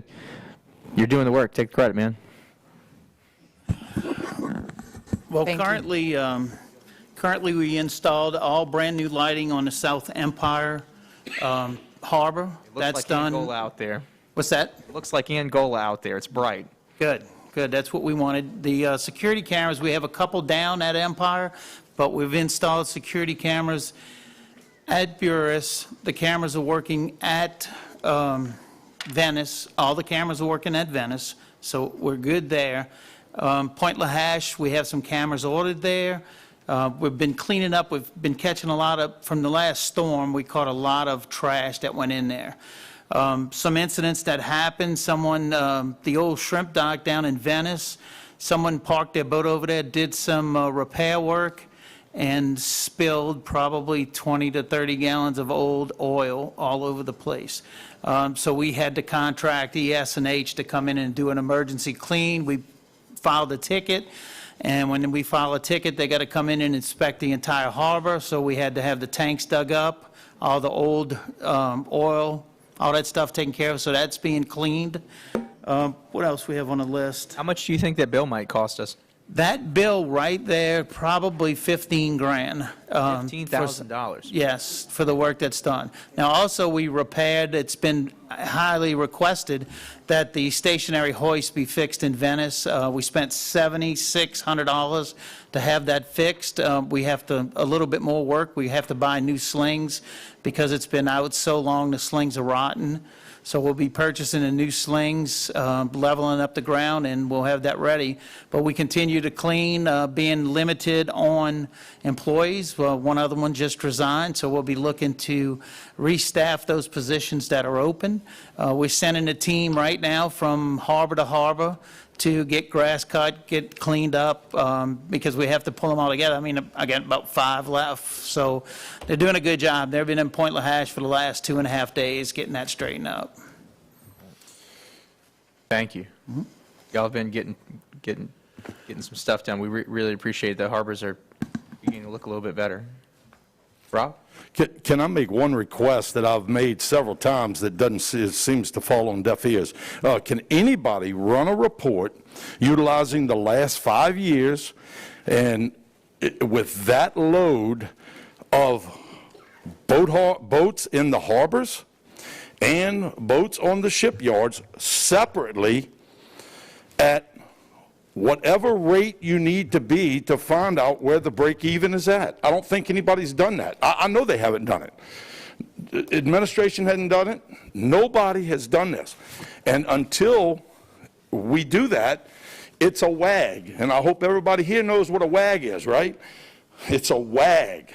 It's a wild guess as to what we're going to generate until you run the numbers, utilizing something that in the past. So I'm saying 5 years. So look, we're about to run out of time. And that's exactly what we want done, because we keep getting targeted in Venice. We $81,000 to the good in a year. Richie, you got a bigger shipyard, you have a bigger marina, and you're way out of whack. Run the numbers, see where it's at, how many boats is in there, who's paying for it, because we've been targeted in Venice. We done been tagged our boats. We done been pushed, a storm coming 3 days out, give you 72 hours to get out the harbor with a storm in the Gulf coming at us. Please don't loop this on me. I'm not stickering boats out there. I'm just telling you, we was targeted, but yet they keep talking about privatize our marina. Venice is the only marina in the parish that has got a surplus, $81,000. So we'd appreciate it if we wouldn't be targeted as much as we've been targeted. And that's an issue. And Yeah. Martin, you know where we at. You know, don't target us because of the fact that the rest of them are not making money. I don't to the good. believe that's the case. I mean, you could see, from Helmer's report, he just $7,600 to repair the hoist, $15,000 in oil spill cleanup. I mean, he's using that surplus. All right, we better take it. And we don't mind paying for what's there, but just don't target just us. Target the rest of them and see where the problem's at and solve the problem before you targeted us. That's the biggest issue. John, could you commit to doing a 5-year look at this? I know it's We've beat not this easy. horse to death. What's that? I said, we beat this horse to death. We've beat this horse to death on the budget, looking back at the past, comparing to the present, and just the little bit time in the present, we've had made great strides of compared to, you talk about boat lifts, so let's look at the first 3 months or 4 months, including COVID. For this year, we picked up 111 boats.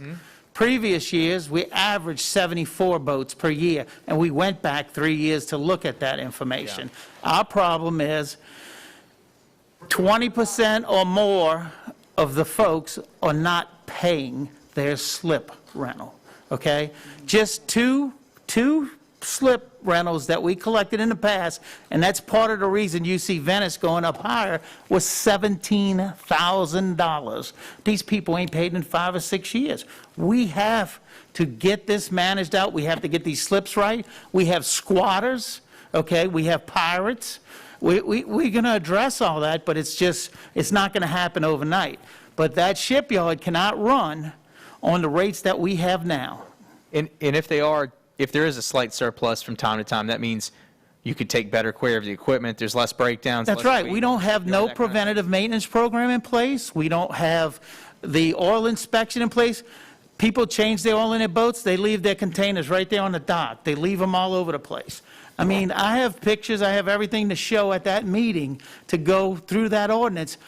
I mean, we do a lot, but they have to do their share also. I mean, it's their shipyard. We're going to provide good service to them, or it's their harbor, but they don't take care of it. I've been hearing on the street people are getting a little bit better about paying their bill and that kind of thing. They know that folks mean business now. And Richie, there may be a surplus if everybody paid their bills, because I've been in the marina since it was built. You know, the reason why the Venice Marina was there, the land was donated, and in the late 70s and 80s, we used to park the number 2 slip. Louisiana Fruit said they wanted to develop the land, so they donated the marina down there for us to go into as no charge at the time. But now we have functions there, we know we need to pay. That's not an issue. That's not the issue. The issue is be professional about how you do it. Just don't come in and try to ram something down your throat and start tagging boats without even talking to the man that owns the boat and try to work out a deal with him. Be professional. Again, I just want to point out, because this is on video hopefully still. Be professional about how you do it. Anybody's boats. Be professional how you do it. Just go talk to the man. If he owes you money, get him that way. Just don't come in there and start pushing it down your throats, tagging the boat, saying, I'm going to take your boat. And be professional I about hear it. what you're saying. I'm not sure. Don't shove it down our throat like we don't mind and we don't care. We do care. Yeah. This is our marina. We do care. How many letters, John, went out? Four letters certified? Collection levels. For collection. So some of those were like, What about Empire and Beerus? I know they're not up to date, but just us letters went out. We got pushed on. Do the rest. Make sure the rest of them pay. And we may be enough to where we can cover them. And it can break even, Mr. Benny. It may be able to break even if you get everybody to pay without even going up. So John, you have it breaking even in a year and a half, correct? Venice Marina's $81,000 to the That's good. correct. Port East is $48,000 you paid last year, and y'all's about to give it back to him. Y'all paid $48,000 to Port East, and y'all's about to give it back to him. We didn't. Thank you, Benny. Because of you.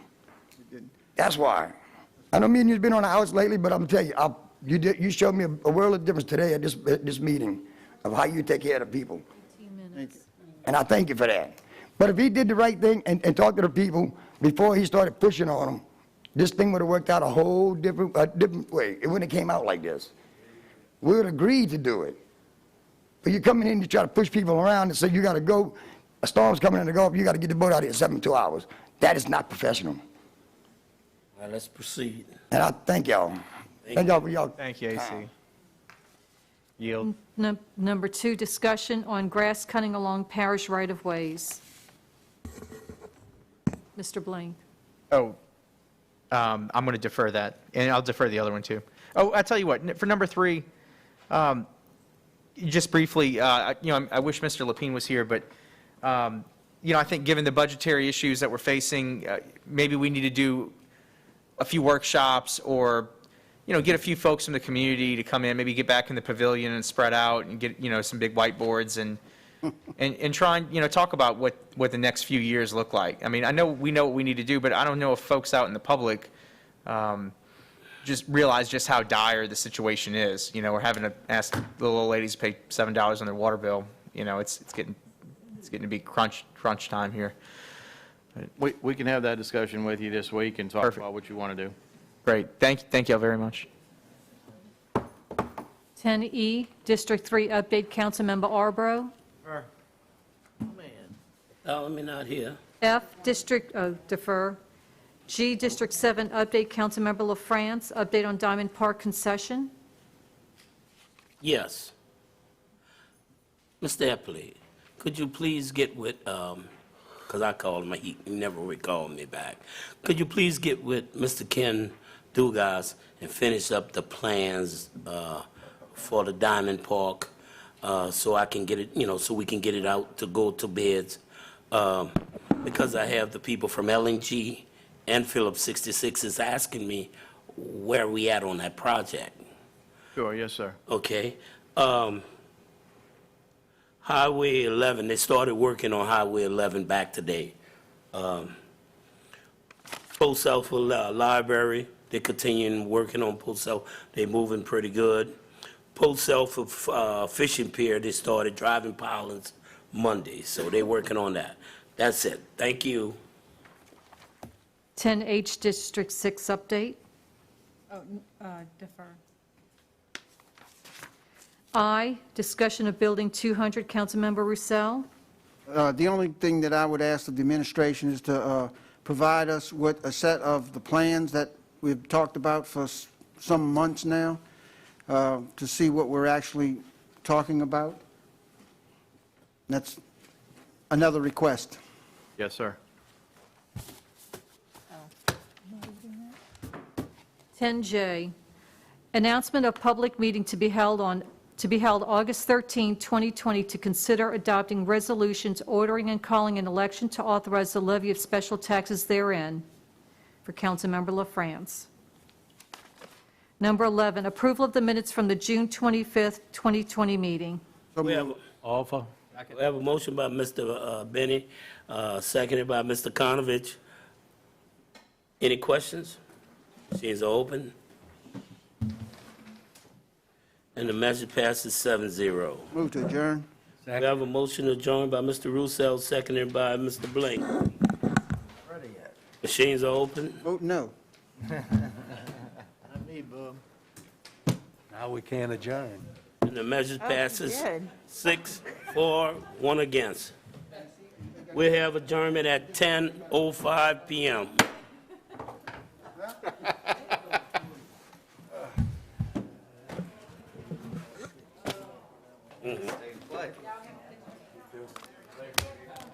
Yeah, thank you. See that flexible hose?